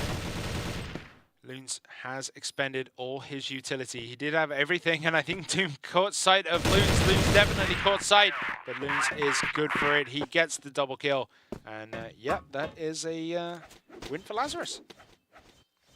Yeah, it's got to feel pretty comfortable there at the end. Although 40 did get picked off. Just the communication coming through that everybody's quite low. As here comes Anubis, maybe a bit aggressive out of quarters. You have 4 people looking to push out into connector. And Lazarus is just going to accept that and maybe move into B. As they're being chased down here just a bit. Doom and Loon are right next to each other. Madison does get the kill. So that's cheap kill again. This time Anubis giving it up. And Lazarus are completely full. They've expended a bit of utility, but every single one of them is very healthy. And they do retreat back. They do push back, sorry, Anubis into their own base. As Lazarus takes some nice positions just to get that information, some nice corners, some nice angles, to see if they can pick up anything else on the cheap from Anubis. Yeah, Lazarus taking it pretty slow. Just waiting on this one. Still have the C4 back in the spawn. As Vi's just holding on to that. And not much given on the cheap. Anubis just sitting back on their hind heels. They've taken control of outside of quarters. They know that there hasn't been a big rotation just yet. Even Dipsy taking a look at front yard just in case they push in through mid. Just very ready for any kind of push here from the side of Anubis as well. And all 5 members of Lazarus are in the office right now. Yeah, and Slayer is hugging this wall right now. And Lazarus, if they commit, they might, if they don't check this corner, Slayer is going to have the time of his life. They did check the corner, he still got one, but Vice did clear him up. Madison is down on the side of Lazarus as 40 picks up Hussam, and they continue the pressure. Dipsy gets a kill on Jin as 40 gets Dipsy down. Snare, last man standing, Vice, Loons, and 40 on the side of Lazarus. Snare holding on for dear life onto this bomb site. Can he do it? No, he can't, as Loons wraps around, cleans it up, and Lazarus take another win. And after 14 rounds, it is 8-6. Yeah, pretty comfortable one there from Lazarus. I like how they just waited. You know, they're using their time, but they're not using it too much. They're not trying to push with like 20 seconds left, right? Giving the opportunity to Anubis to maybe run out the clock. It's just very calculated. As Lazarus looked like the better team, but Snare is going to get that early pickoff onto Jin. And those aggressive plays, you know, Snare is finally getting into the lobby and making himself very well known. Yeah, through the smoke as well, and that's a real nice grenade as Madison does go down to Snare. Nice shot there into the shoulder, and that's enough for a sniper to take the kill. So it's 3 against 5, and Lazarus giving it away again here. They're going to have to try and make something work. Slayer's hugging the corner. 40's going to try to wrap around through the duct with the sniper making sure. Oh! Drop the shot. Slayer's coming back for more. He's going to try to push up here. He knows 40's around the corner. Throws the grenade. He's now going to push up. Nope. Does retreat just in time. Playing with fire there. But understandably, 5v3. Trying to get some value, but he's going to get sniped out. Hussam does take down Vise. He's trying to push in the front door. Up comes 40, not expecting Hussam to reposition to exactly their Loons. Trying to shoot 2 people at the same time. That's not quite the way it works. So Anubis is going to finally get back on the board here and keep things close, 8-7. Yeah, nothing separates these 2 teams going into round 16. And where are we going to be looking? It looks as though they're going to pressure into A again. And maybe then rotate over to B, but oh, Jin grabs Snare, and that is an excellent shot. The angle was tight, the distance was long, but still managed to get that one done. And I think it was a headshot as well. I didn't quite catch it, but yeah. Probably. Yeah, probably. Yeah. It was one shot, so yeah, definitely. It was a nice little headshot there as Madison is going to start walking through the duct. Is going to have the utilities to push anyone who would be lying at the bottom of it out and away. And that is Slayer. Slayer turns around the corner. He does get Madison, but Vice does take out Slayer. Sam gets Loons, who Sam was trying to hold this top area on his own, but Vice is good as he breaches up those stairs and just clears things out. It's a 3v2. Vice, Jin, and 40 against Dipsy and Doom. They knew that Vice was pretty low. They're trying to catch him as he's planting that with the nade. Doesn't quite work out. Vice stays alive. This time the push much cleaner. Jin picks up another one. It's going to shut down Doom. And Dipsy, is this his Dipsy moment? Let's see, 1v3. Can he pull it off? Everybody's holding a very passive angle here. 40 is going to miss the shot. It's just not really enough time to check every angle and take them all down and defuse. So 9-7 as Lazarus are on the doorstep of taking the first map. Yeah, and they've made it look clean. Not easy because this is very back and forth, but whenever either team wins, it always seems to be a very clean victory. You never see the 1v2s, 1v3s in this map so far as Jin gets Dipsy off the board. Look at this, nicely done by Doom there. Gets one and tags. Oh, he didn't actually tag Loons. I thought he tagged him, but Loons does clear that up, and grenades flying in to this B site as 40 goes down to Slayer as Madison takes out a Sam. Snare gets Madison, and Snare closes it off with a double kill, and Anubis pull one back. It's getting pretty interesting now. It's been a close map up until this point, but Anubis might even force extra rounds here. Snare, definitely a big, big round to him. Snare actually took a little bit of damage there himself. Not quite able to land the snipe onto Jin. And I think Lazarus, this time they're going to slow things down. They've been playing that aggressive game really well so far on this map, but now with extra rounds on the line, they want to take it a little bit slower. Yeah, they're going to just slowly try to say this. Madison gets tagged, but 40 does take Slayer down. That's a big kill to start us off with. And that gives Lazarus the advantage. And it seems to be the go sign because they're now bum rushing this A side as Vice gets Sam on the entry. And Snare trying to do what he can, but cannot do much as Vice closes him down. Vice also now looking towards that corridor. Doom does get one. He does take 40 down. Vice runs down these stairs, grenades across, doesn't connect, but puts the pressure on Dipsy. Oh, Vice peeks up again, and Lazarus, they take the win. And that was a spectacular map of CROSSFIRE. Oh, absolutely. Very, very close between these two teams, but once again, Lazarus showcasing what they can do on Ankara, especially from the Blacklist side, looking really impressive there, especially towards the end. As, you know, it was a close one. You see Vice just slowly nodding his head. He's like, okay, okay. You know, wasn't a blowout from us. It wasn't, you know, the super happy, grinning Vice, but a win's a win. And I think you'll definitely take those from Lazarus, especially with this performance against this kind of strong team. Vice has a lot of moments where he just popped off, but he was nullified quite a bit in the middle of that map. He was, you know, pushed out. He would often be the first kill because he got a little bit too far forward. And the rest of his team, though, they were good enough to, you know, clean that up. They were good enough to, you know, continue to push and to pressure Anubis and put them on the back foot. And it worked out for them. Anubis showed a really, really good Ankara. It just wasn't enough to pip Lazarus this time round. Yeah, I mean, they're just so comfortable on this map. Many times Lazarus went for certain plays, and they're like, you know, we can do this better, actually. Let's just run it back. And they would run it back, and it would look so much better the second time. And it just showcases how much experience they have and how comfortable they are on this map. They're like, okay, we get it. You know, we understand exactly like what went wrong. Let's just fix that one little thing, and we'll do this push that we've done many times successfully once again. And the runbacks definitely worked pretty well. Generally a big focus on the A site. A lot of A lot of quarters action as well between these two. Lazarus barely getting across the line there. Loons and Jin were the last two alive. Loons did get that kill.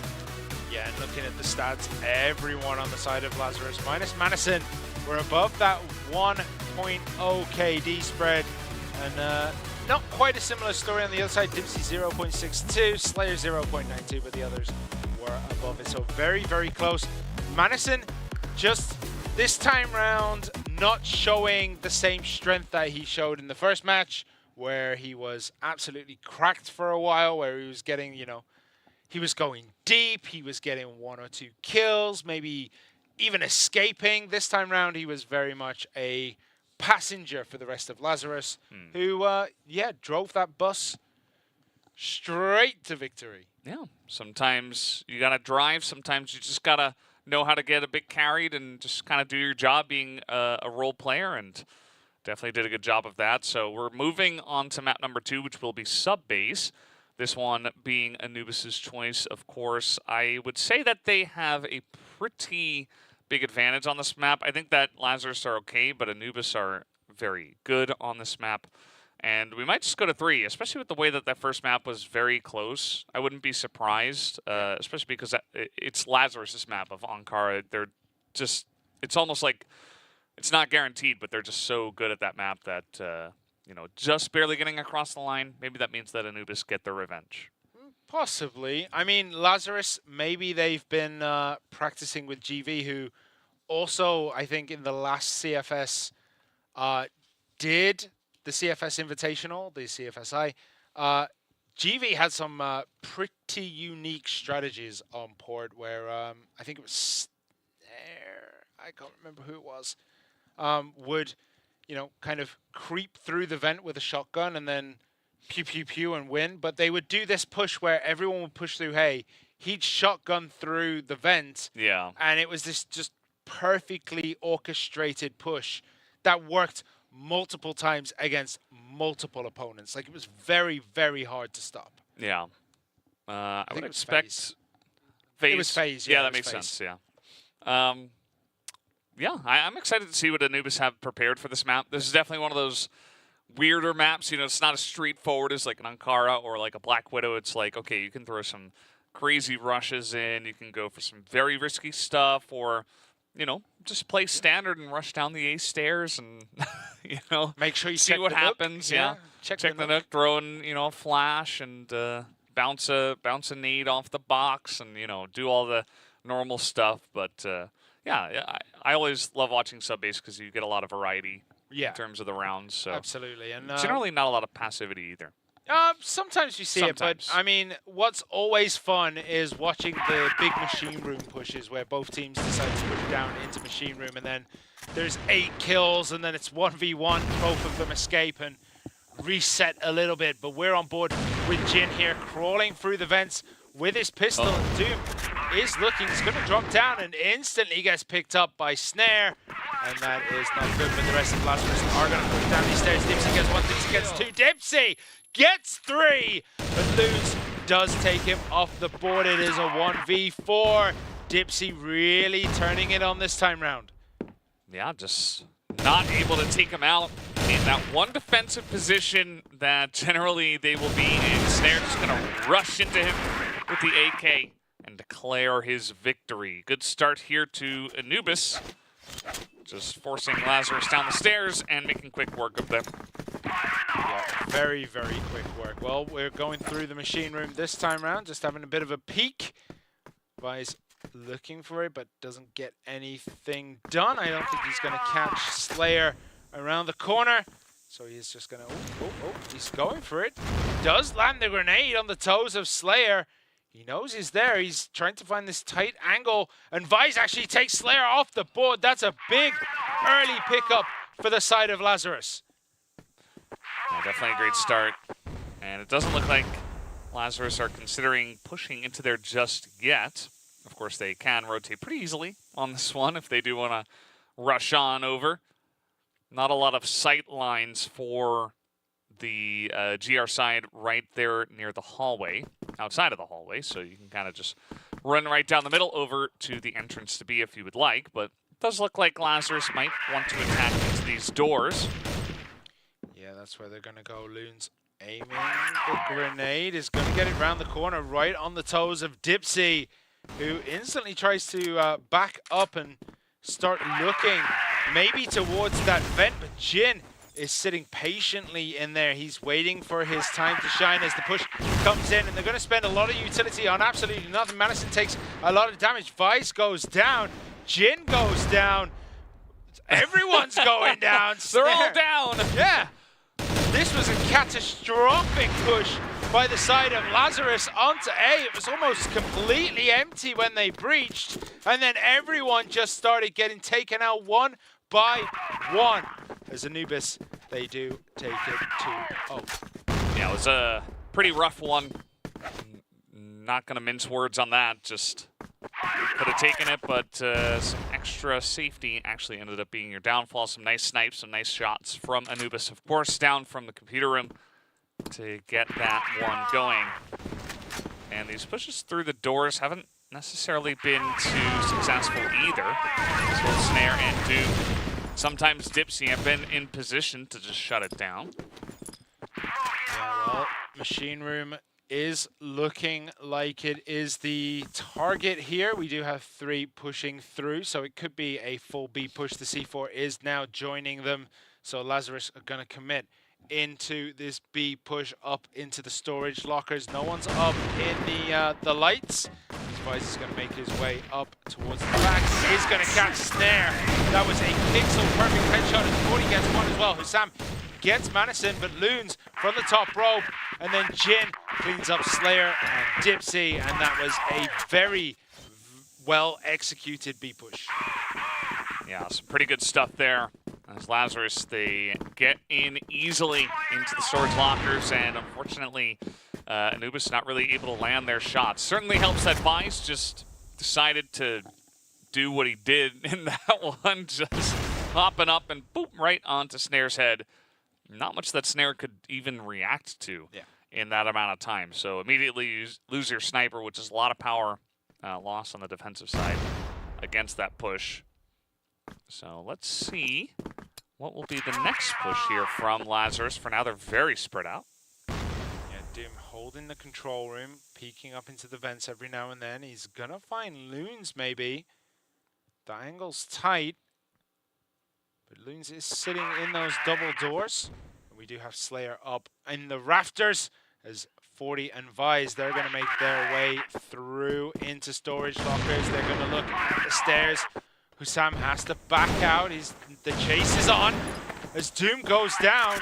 Hussam also goes down. 40 with the sniper, picking up a very nice double kill, and that just buys time. But look at that from the control room. Snare gets Madison down. He's looking for more. He's aiming towards that bomb. He's looking for these angles. Jin might just be next to fall. Snare aiming it. Grenade comes in, that's a good grenade, but Snare's grenades are also on point as Dipsy's looking to wrap maybe around here. He's holding, biding his time. The C4 is going down, so Jin gets it down, but doesn't know that Dipsy's wrapping around. But I don't think it matters as 40 snipes Dipsy off the map. As Snare goes down as well, and Vice, he makes it a double as he gets Slayer, and that is another win for Lazarus. It's 2-2. Yeah, starts off with 3 snipes from 40, basically. He gets the 2, and then he gets the 1 there on the A site where it got a little bit dicey. And that's really what opens it up for the team. So sometimes you just got to rely on 40 to hit some of those shots, as he has been quite the sniper for many years now. And Lazarus, yeah, taking their time with some of these rounds as well, not really rushing in, especially onto the A site. You could see that they are comfortable to get down the stairs, but then they're like, whoa. This is kind of scary. I don't know. Like, can we push? Can we plant? I'm not sure. Yeah, they need to start looking at maybe having someone, you know, drop through the vents, maybe, you know, clearing A and then quickly rotating over onto B. There's a few things they need to try and do to make this A push stick a little better, because they do need to try and clear out that control room. But I think Snare is currently sitting within the vents. Look at this, push down the stairs. Dipsy is in a bit of trouble. But I'll tell you who is in more trouble. Vise, as he goes down to Slayer. Jin gets the return on that one though, so it's a 1-for-1. Rest of Anubis, they're trying to wrap around. Dipsy does get 40 as Madison goes down as well, but Jin and Loons, they're getting ones back, and Snare is the last man standing with this sniper rifle. He's gonna have to come through shutters. Loons is there, Jin up on the vending machines, and Loons clears out Snare. And that's another win for Lazarus. That's 3 in a row. Yeah, pretty wild one as they did get in onto B and tried to shut down the rotation, but it wasn't necessarily that clean. It was kind of going 1-for-1 as Anubis nearly clawed their way back into that side as Dipsy. Quick one in through, straight up mid, out of hallway, picks up 2 headshots. And Lazarus say, well, maybe we get a free entry onto A, but they've already lost 2 members. Yeah, and they're being very, very hesitant to rush in here, and that might just give time for Anubis to set up the defense. They're going to be able to get back into the control room. Madison's going to be down there. He's going to be vulnerable. Slayer, Doom, and everyone else pushing down the stairs. Madison goes down.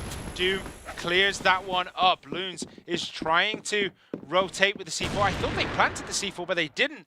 Double doors is a death sentence as Snare takes out 40 and then takes out Loons. And now it is 3-3. Yeah, kind of insane how Snare by himself just holding down that one area, and Lazarus haven't really found an answer to that. Also doesn't help that Dipsy just runs up mid and kills 2 people and kind of does it for free. Yeah. So Lazarus looking pretty shaky here on the Blacklist side of Subbase, I have to say. And it was definitely getting away with a lot of stuff that I feel like other teams would be able to punish them at. You know, at least be able to challenge through the doors, you know, have a sniper get in there and, or at least somebody get in his face, throw a smoke in there or do something. Lazarus haven't necessarily done that and have sometimes dropped the ball on, you know, you've got to be really fast on this map. You know, if you're going to rotate into a site, you can't really take forever.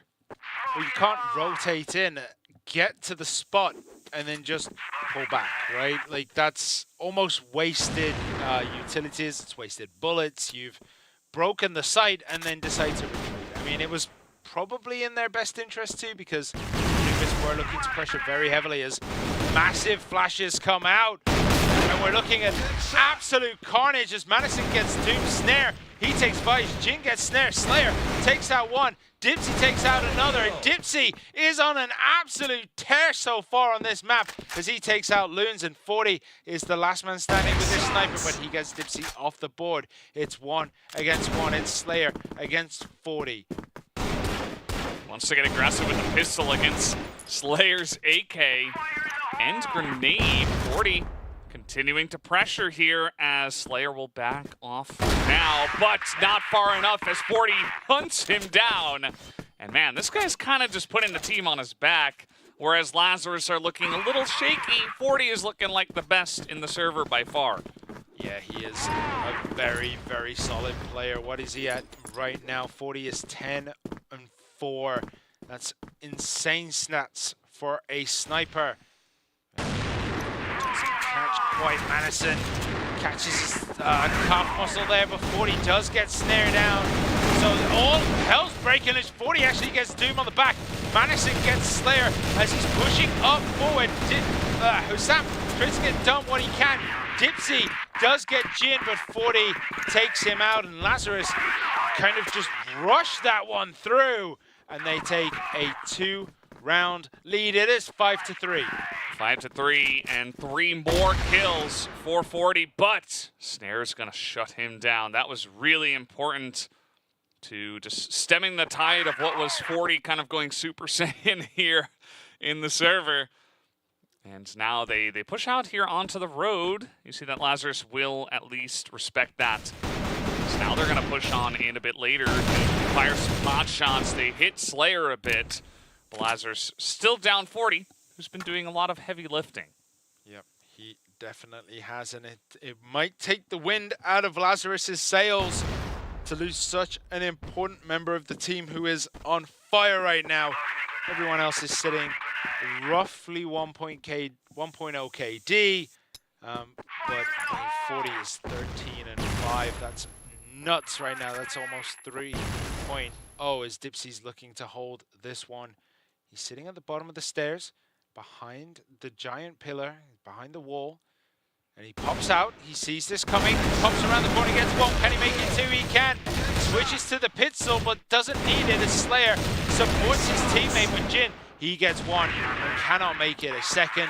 Anubis will take that, and it's 5-4. Yeah, 5-4, pretty close, but gotta hand it to Lazarus and 40 especially for making a big drive there at the end to get 5 rounds here on the Blacklist side. Definitely very important to do exactly that. As now Lazarus getting aggressive from the bar as 40 is in there on the road. Definitely maybe a bit too much, but he does at least take one with him. Yeah, one and a bit to be fair. Doom is also very low as Dipsy's looking to secure the site. Drops the bomb. And now they just have to hold. The grenades flying in from everywhere, and Loons runs down the stairs. He picks up a big double kill. Snare from the back gets Vice down, and Slayer over the top trying to get done, but Jin picks up a double kill, and they're gonna get the defuse, and they extend their lead by 1. Yeah, some pretty good stuff. That retake, swift and steady. You know, they don't rush down the stairs, but as a team, they slowly pick apart the defense of Anubis, who had set up camp there on the A bottom. And there wasn't much they could do. Snare, I think the only one to actually take a piece out of Lazarus on that retake. And so that's going to put us at 6-4. So Lazarus coming in here onto Anubis's map pick and making it look like it's theirs. Yeah, Jin picks up a big kill at the beginning. Sam has been pretty tight, but Doom picks up a big double. He gets Madison and Jin off the board. So, yeah, this is looking much better for Anubis this time. They're going to still sit around their side of the map. Just consider their movements. But 40, he takes down Slayer with a big snipe through Machine Room. And suddenly, the wind has been taken out of Anubis' sail. They're going to have to decide on something relatively soon, as Doom, Snare, and Dipsy have a lot to do. Yeah, for sure. Snare's definitely having a big game himself as well. But, you know, he can't do it all alone. He has definitely at times been left to kind of carry by himself. Is now pushing straight into the Dipsy, leading the charge. Doom gets 1. And right as I say it, they are there to support Snare. As now it's 40 against 3. Yeah, and he just ate a massive amount of damage from a grenade right on his face. He knows this is coming. And yeah, Snare just cleans that one up. And Anubis, 1 back, 6-5. And this is continuing, this trend between these two teams of trading rounds back to back. It's a pretty good match so far. Both teams very, very close. Yeah, it's been a really fun back and forth match between these two so far. And nobody's really broken free of the other, especially towards the end of Ankara. It was you know, 1 apiece each as Anubis charged down the stairs. They get the 2 that were defending, especially 40, and just shooting, just picking heads up there in the window. And Anubis will be on this A bottom. Yeah, Loons and Vice have a lot to do, but Vice gets the grenade kill on Dipsy. And now it's 2v3, and it's kind of evened up, but the time is running down. 20 seconds remaining if they're going to have to get the defuse. So they're going to have to push down here. Snare hiding behind the bomb. Doom in front of it. Vice and Loons now. They're going to run down the stairs. One goes down. Can the other hold on? No, he cannot, as Doom and Snare, they close it up. Anubis, they've closed the gap. It is 6-6. 6-6. It's anybody's map from here. Anubis getting some more momentum, a couple of rounds in a row. As now trying to make a play into Machine Room. They haven't shown too much aggression here from either side into this room just yet. So Anubis just throwing in some utility, but once again going back to the comfortable old A road, which has been a fun spot for Snare especially. He's trying to really hold on to these doors once again, even from the Blacklist side. And just trying to make this area of the map his. Yeah, we do see, I think that's, yeah, Slayer is pushing up into Machine Room. He's going to find that if he tries to break through the doors, he's going to get killed because Vise and Loons have set up a nice little crossfire there to clean that up and hold that spot. At the bottom of the stairs, we do have Madison, who's ducking around the pillar on the A side, looking to try and close that angle out. So where can Anubis go? It's pretty tricky. Everything is kind of covered. But there is no information being given away. Nice grenade into the double doors. As Jin does relocate down the stairs towards that A side. And oh, who was that? Snare actually catches Vise, peeking out just a little bit too far. And Loons' nice little kill zone that he set up there is now a one-man show. He's going to have to hold it. Peeks out, does get Slayer. But Snare is just around the corner. And now he knows. Just dodged that one. Grenades coming out of utilities to block off the visual angles there. And maybe repel Anubis from pushing through. And the call has been given. They're going to down tools on that B side, and they're going to rotate over towards A.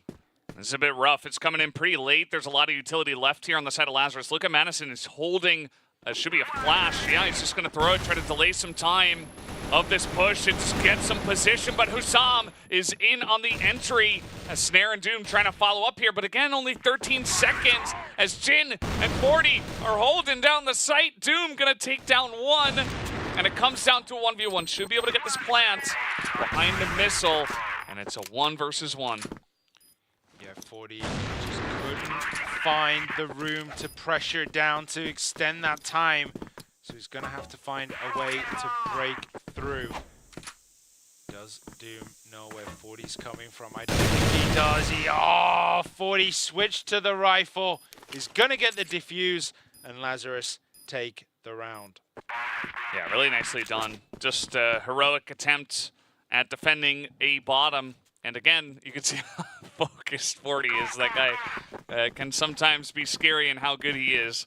And yeah, Anubis, I think that rotation was a bit late, especially given the fact that Lazarus just hadn't thrown a lot of stuff. You know, you're going to be delayed down the stairs with multiple members of Lazarus still left alive. But they made the call. They said, well, we couldn't get the pick on Loons in storage, so let's just send it down the stairs. Didn't work out for them. And a very tight round does go to Lazarus. You can see at the top of the stairs towards A, just holding an angle, just trying to, you know, secure what he can. And yeah, it looks like Anubis, they're going to go push down towards A, and they might find it quite cheap as everyone near enough on the side of Lazarus. They're protecting B. We do have one looking down that long corridor. It is Loons who's going to try to shut that off, but they are a go onto that A side. But Jin makes it not easy as he gets Hussam down right there. And we're on the triple cam here as Doom gets Jin through the window. And the bomb is down, 35 seconds remaining. And what can Lazarus do to break through into this A side here? Yeah, Jin did get that one pick off, but this is going to be a rough retake, 4v4. Let's see, they got to go down the stairs. Flash is being thrown on in, but they're not pulling the trigger just yet on the push. Down they go, but Slayer able to trade 1-for-1. Loons as well picks up one, but Doom is holding down the side, only 13 seconds. And the snipe comes through, and that is all you need, the cherry on top for Snare to end it in favor of his team. 7-7. Yeah, it's all tied back up between these two teams. And whenever one gets ahead, the other one turns it on just a little bit harder and gives themselves a chance to get back into the game. Anubis now, they're going to be looking to press this advantage that they've kind of carved out for themselves. They've been pushing Lazarus back again and again. Can they capitalize and take the lead? Well, Vise might have something to say as he takes down Slayer with a excellent headshot there. I like this from Anubis. They say, well, you guys aren't really covering A. I mean, we're just going to run in here. They just ran into A. There was the one pickup. There's a heavy stack on a B. And Lazarus say, well, we're just going to have to go for the retake. And yes, that can work. That is a viable strategy. But also just running into A and getting a free plant has been a viable win strategy for Anubis, as let's see how Lazarus handle this retake. They're going to try to push down the stairs again, and that's always scary. But 40 actually picks up Dipsy. That's a great pickup as Husam, almost in the middle of no man's land, walks all the way into everyone. Snare does get Madison. Vice gets Doom. Vice gets Snare, and now they have to get the defuse, and they do have enough time. And Lazarus again put themselves ahead. It is 8-7. Yeah, I have to say I was a bit doubtful, but one pick from 40 and a very clean entry there down the stairs. With the man advantage from Lazarus is enough to get them across the line. 8-7. Lazarus barely holding on to the lead in this one, but they definitely look pretty comfortable here. More comfortable on the GR side, it looks like, on this map, as once again, they're just leaving A bottom empty. They're just saying, okay, well, you can push on to A, but we have answers even if you do plant this bomb, as we have seen over the course of the last 3 rounds especially. It's very interesting that Lazarus are kind of happy giving away A, but they're very, very protective over B. They're making sure that B cannot be pushed in as Dipsy gets Jin through the window, and the bomb is down already. This is a quick plant. So now Lazarus have it all to do. They've been giving away A very, very freely. Madison gets Slayer in the vents, and they have to retake this. Otherwise, it's going to look, they're going to get a bit of egg on their face by giving away A sites so cheaply multiple times in a row, and they're going to break down the stairs. Grenades coming in. Sam is getting just bombarded here. Dipsy, though, is good for it. Madison gets Sam. And Doom picks up a big double kill on Madison and Loons. And 40, last man standing, but Doom and Dipsy, they're very, very low, but they cannot finish it off as the bomb eventually goes off. And Anubis, they get a win. Yeah, very important win there, 8-8. And, you know, a retake, leaving A bottom empty is okay, but if you're getting picked off at the same time, that's not really the idea. You want to retake with 5 and have a very strong advantage there, but especially because you're allowing Anubis to take it with basically no utility used. It's a risky strategy. It's worked a couple of times, but Anubis able to take advantage of it this time around. And from this point, I don't know who's going to win. 8-8. Some teams got to win 2 in a row, which hasn't happened since round 11 and 12, going the way of Anubis. Yeah, 2 in a row. Otherwise, we go to those extra rounds and maybe even a golden round with the way these two teams have squared off against each other. They've been so equal, but the C4 is left all the way back in spawn, so they're just looking for information and position right now. And yeah, 40. Huge. Yeah, got the information he needed to nail that shot with the sniper. And now Anubis are a man down. Are they going to try a cheeky A push? But this time, Lazarus are not willing to give it up. They've put a little bit more resource in as Slayer gets Vise.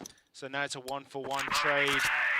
Both teams stepping equally once more as Dipsy's in the smoke, and look at that.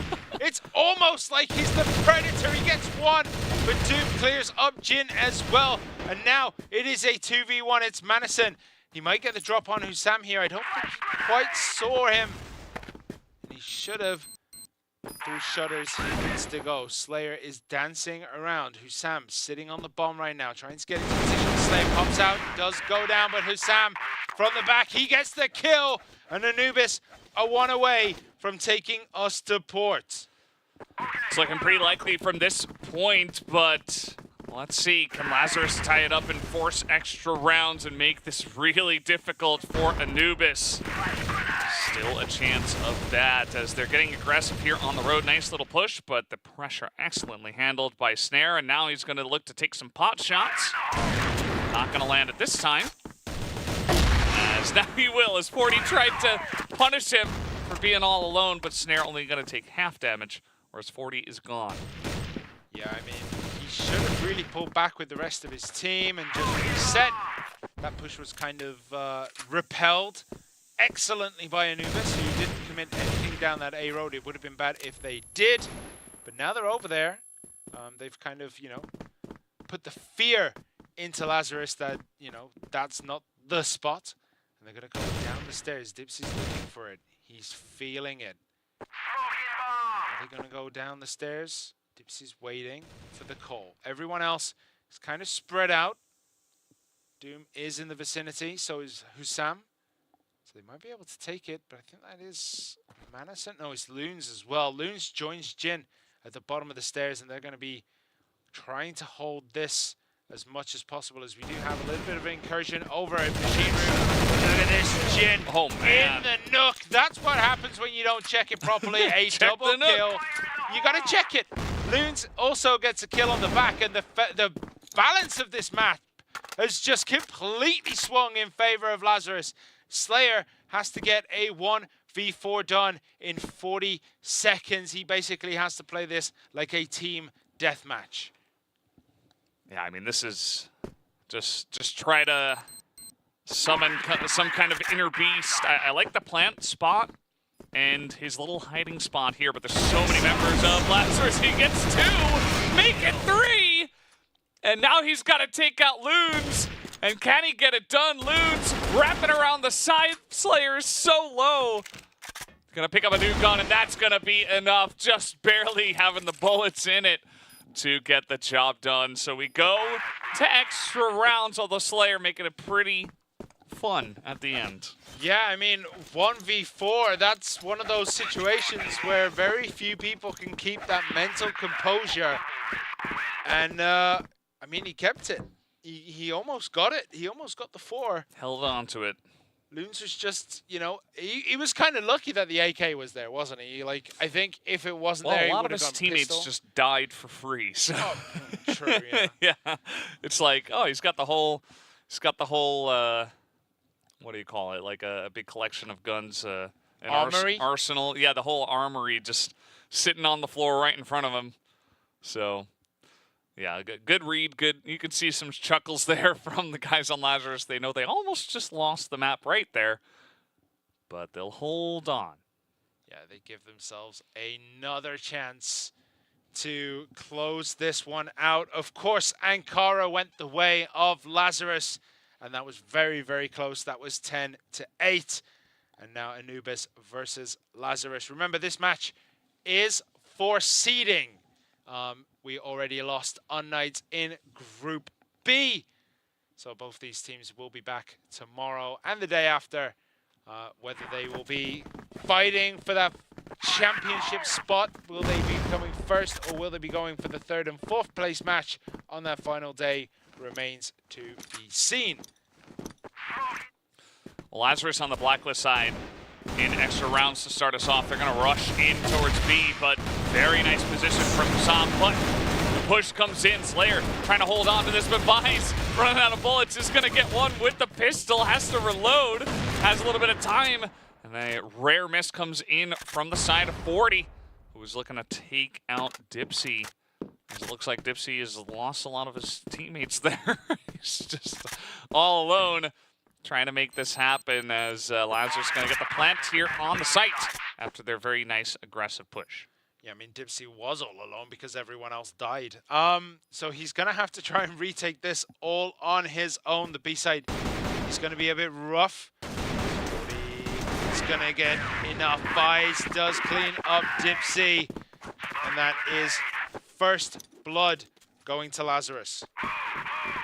Yeah, in typical Lazarus fashion nowadays, just rushing on in, very aggressive pushes, not wasting a lot of time. As this time around, after that aggressive push, just going to wait it out.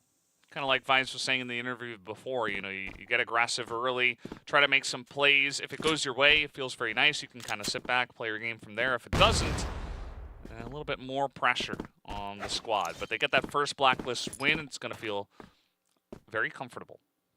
Yeah, very, very comfortable. Now they're just going to sit back, wait to see what Anubis show, and see if they can get any early pickoffs for cheap.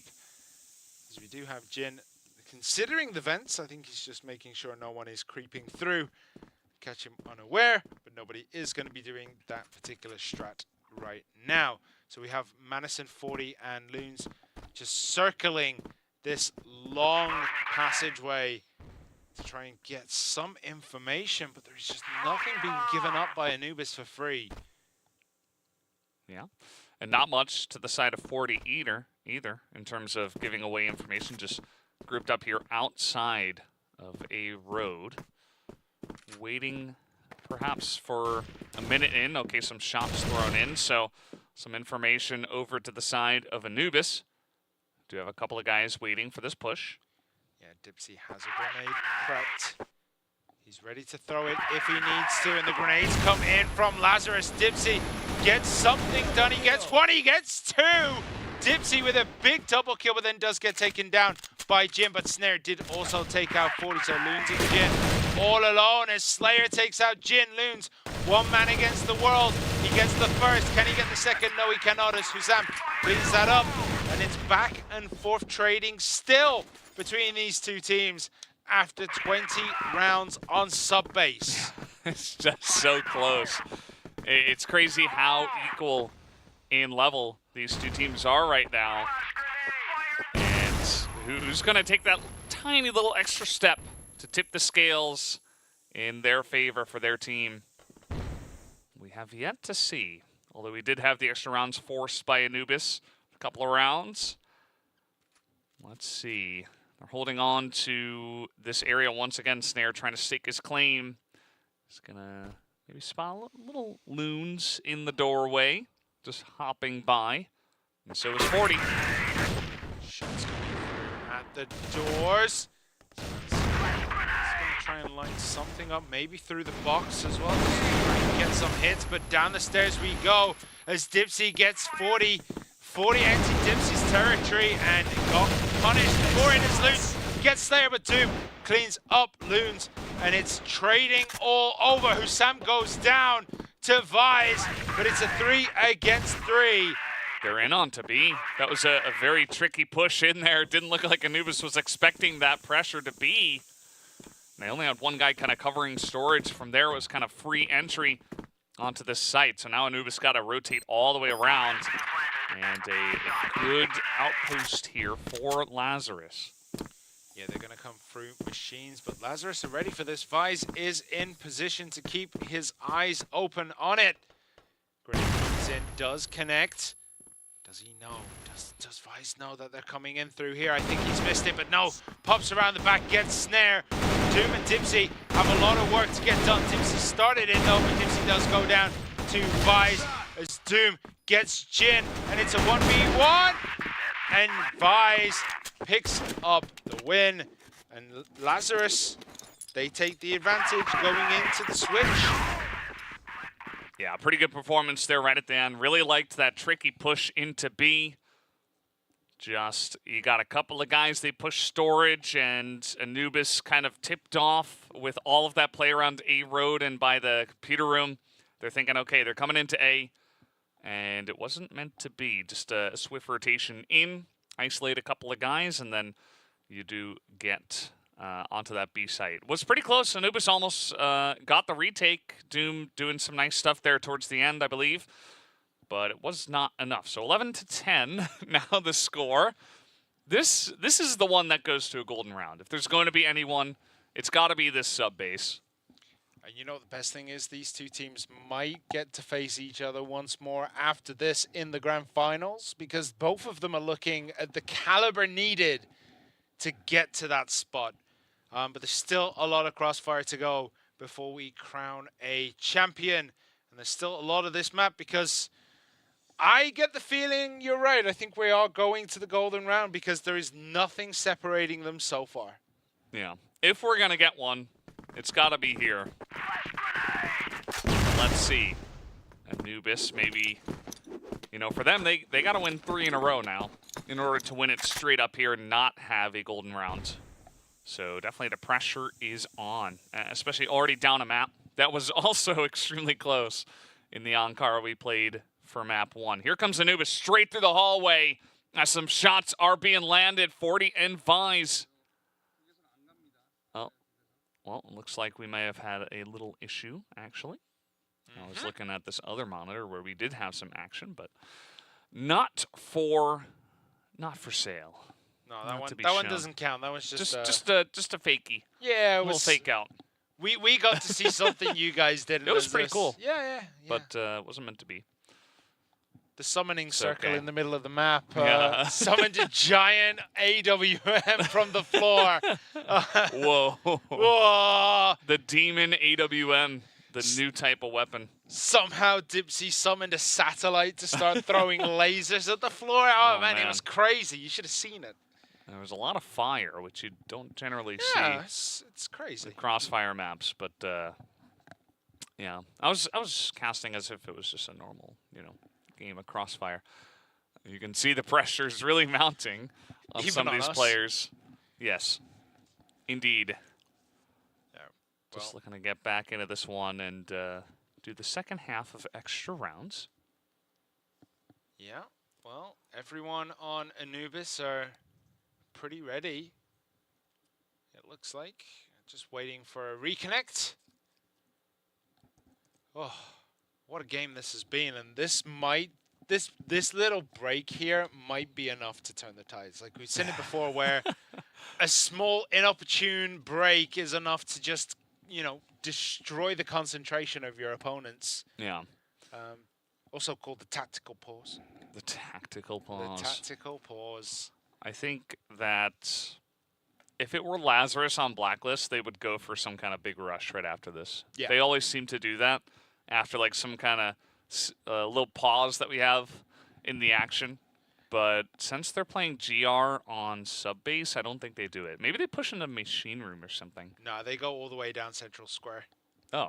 Massive rush. Yeah, I've seen the future. They summon the demon AWM. Yeah, but they can't do it Shoots on the camera. purple bullets. Yeah, they can only do it when there's nothing on camera for some reason. Like we're not sure how it works. I mean, it makes sense. It's forbidden technology. We're not allowed to showcase that yet. Whoa! How did he get the lightsaber? Whoa! It's just a giant barrel of an AWN, but it's all lit up. It's glowing because of the heat of the bullets that have been shooting through it. That makes sense. Doesn't even make the whoom sound as it goes through the air. No. It's... All right, so we're going to be getting back into this one. It is Anubis versus Lazarus. Lazarus have a tiny advantage going into the second half of the extra rounds. We're going to have to see how both these teams perform now. We do have, I think, Dipsy sitting deep. No, he's going to rotate back around. He was looking at machine room. Isn't going to, as we get a nice shot of the missile area. Both teams just playing very defensively this time. Spread out very nicely are Lazarus around their spots. And Anubis, though, they're going to be looking. They need to start looking at spots. It's getting down to about 140. They do have time, but time does tick very, very quickly when you start feeling that pressure. Hussam slowly making his way to the stairs. He is carrying the C4, so it could be an A push with Dipsy maybe looking to make sure no one rotates around the back of them, clearing out the last couple of spots before they fully commit to this. And commit they do, because we're going into it. Madison is one man holding these stairs. He's not in the nook. Grenades come out. He's hiding around the corner. He's ducking around his Jin, and Madison gets some big kills. Madison makes it a double with his Ranger. Make it a quadra kill with the pistol. Madison really had no business being alive right there, but he did. They kind of tried to track him around that corner, just couldn't catch him. He pops back out, gets the quadra kill, and now Lazarus, they are one away from taking this match and putting themselves in the first seed of Group B. Yeah, and you can see things kind of falling apart now. Little pick off there in machine room. Half the team is already in A bottom, as I do not believe that Lazarus were expecting that though. So a couple of kills are picked off, and now Anubis do have control of that A bottom. A chance here for them to tie it up and force a golden round.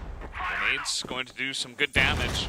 And look where Dipsy is. Dipsy's up in the vent. He might just be able to pop out and catch Loons and 40 completely unaware. He's biding his time. He's thinking about it. When will he drop? 40 is so concerned about what's in front. He's not concerned about what's behind at all. The rest of Lazarus, they're going to try and get it done. And it looks as though he's going to drop through the vents as Doom gets loons. And that is that. That is that.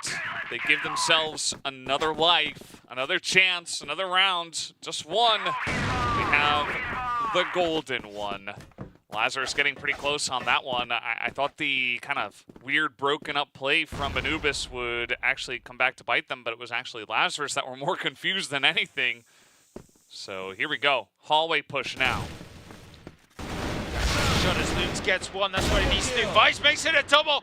Can he finish this off? He's looking at Snare. He's trying to get the shots in. There is only Snare and Slayer, and Slayer is behind Vice, but Vice turns around, he gets Slayer down. Snare is the last man standing on Anubis. And what is he going to be able to do on V3? It's not looking too likely, but Snare, he does have that magic touch, and he's got some time too. It looks like he wants to go vent down through computers. Let's see if this is the tricky play, the tricky angle that catches them off guard. But Manison is looking towards him. The smoke is there. But no, Snare actually gets Manison. As 40's trying to do what he can. They're pressuring Snare into this little corner. What can he do? He's hiding behind the wall. They have to push into him, and the push they do. And Vice, he cleans it up. Lazarus take it after 24 rounds of sub-base.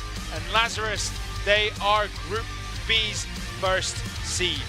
Well, it wasn't what I expected, but they absolutely deserve this win. So closely fought with Anubis the entire time, but just the slight edge the entire way through. 10-8 and 13-11. Doesn't matter what the round score is. They're the better team on the day with a 2-0. And man, this was some really entertaining back and forth crossfire we had over sub-base. Anubis' choice to go up against Lazarus, but they couldn't quite get across the line. No, but they got close so many times, didn't they, Lazarus?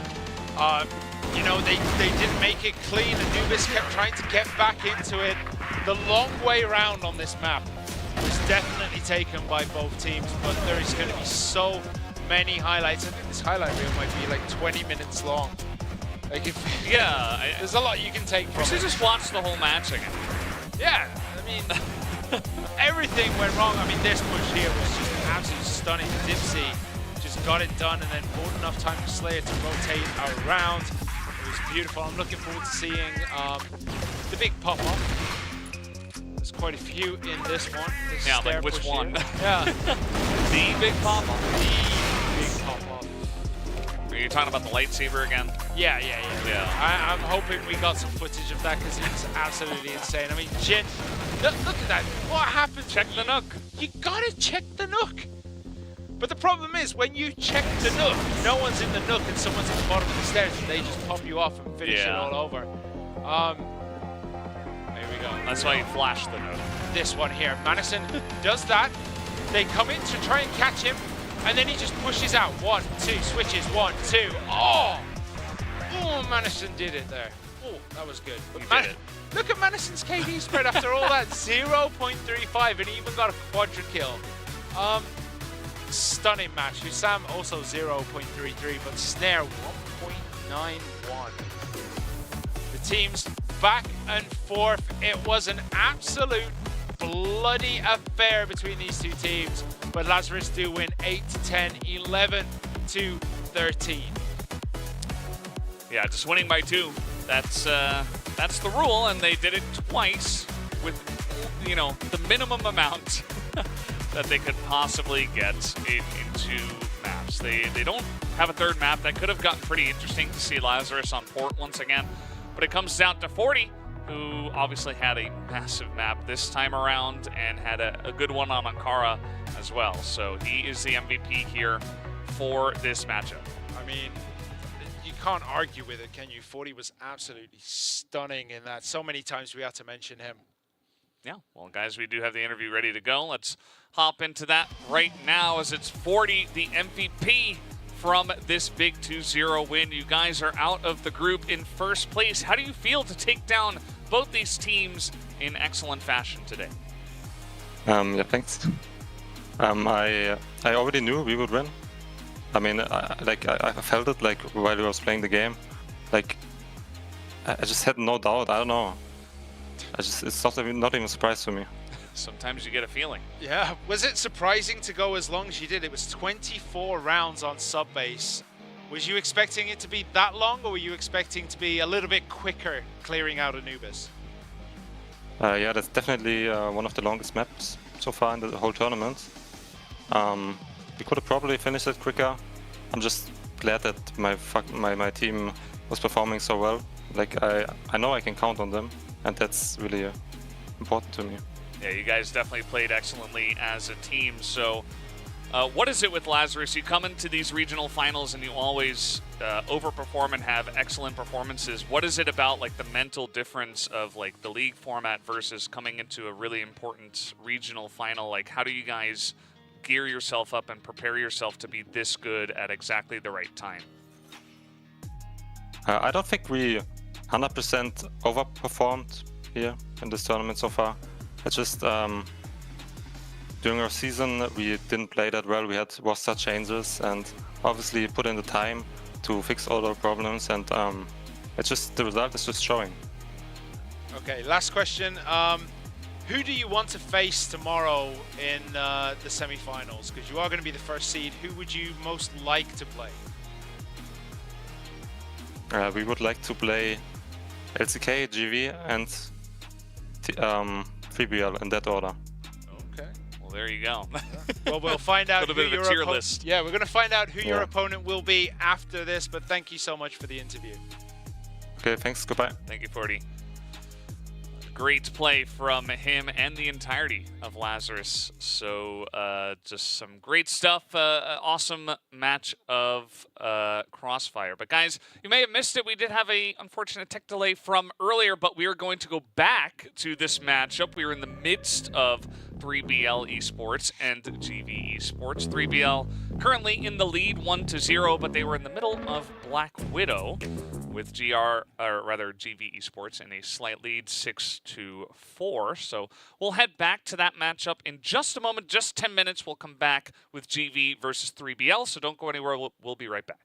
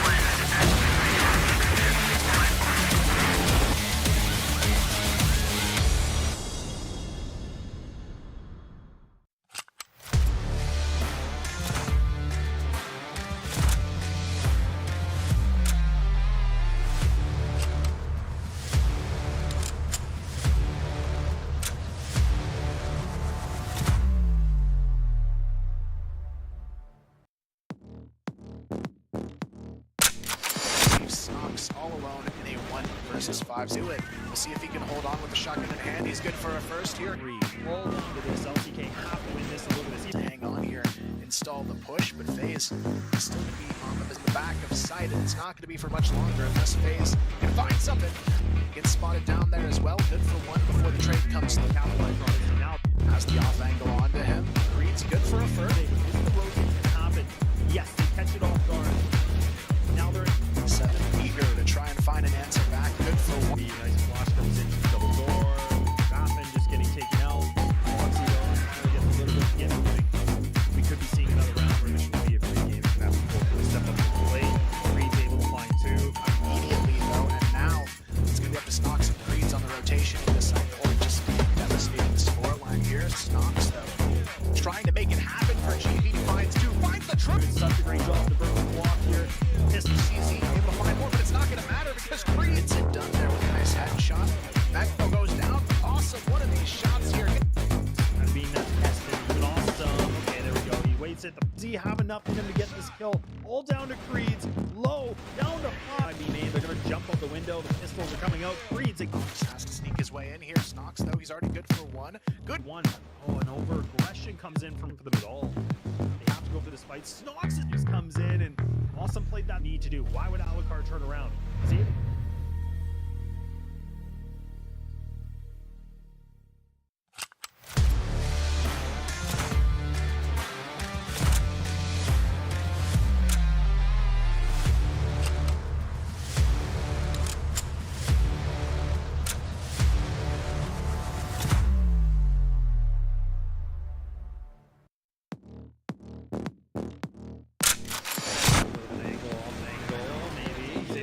Make it control room. We'll find one quick kill. Nice shooting. Not looking like it so far, but it's going to be back and forth with this kid, Lineclaw. He's going to try to sit through his net. Matter to be able to find this and awesome place now as well. They seem to know what's coming here. Does aim already now. Things are starting to look a little bit. Team of LCK has actually already broken. Really funny position coming in. 3BL just fearlessly going. Squash this whole thing with 3BL. With 3BL lost position. Now the nades are coming in. Zane needs to come up with it. It's one of his own here, making a triple. He's going to wake things out. And he's going to have no nade. This is going to hit some shots, and he does. Things off. And Slayer trying to jump on in. Lineclaw making this competitive. Trying to get a little. I don't know. Like, I mean, this is the other thing where we're just not kind of still seeing the same effect. Flex, man, you see it. It's a tough one because you've got to be able to win these duels. And that's a good start. He's able to find 3 now. He gets over and finally comes alive. They're trying to get these early picks, but Flex, he's the one.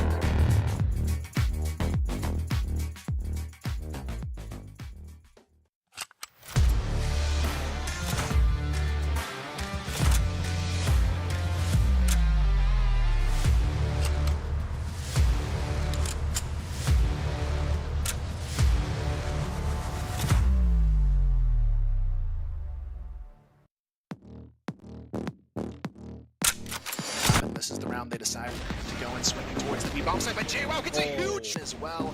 This is Cheryl so far. Of course, it's Horus to open it up with a double kill and start clearing out this site.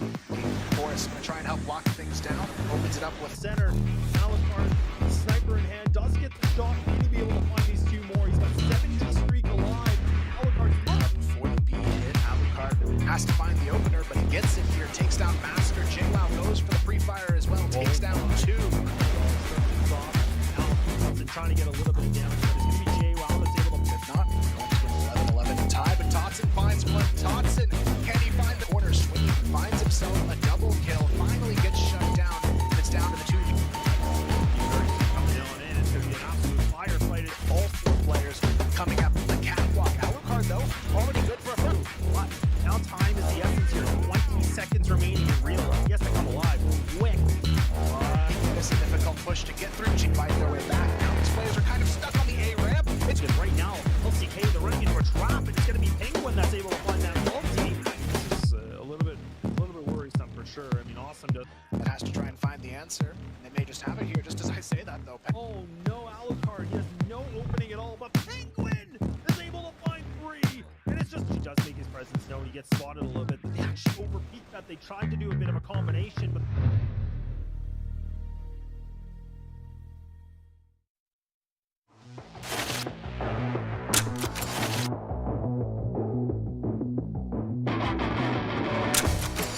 Oh, nice.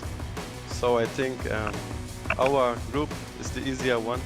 We have LCK, who is not that strong. I think we definitely have the hard group. Group B looks like a very easy group. I wish I was there. Very hard group. We have a lot of pressure, but we will perform and we will do our best. We won last time, so this year it just gives me flashbacks. We might actually make it and GV is knocked out.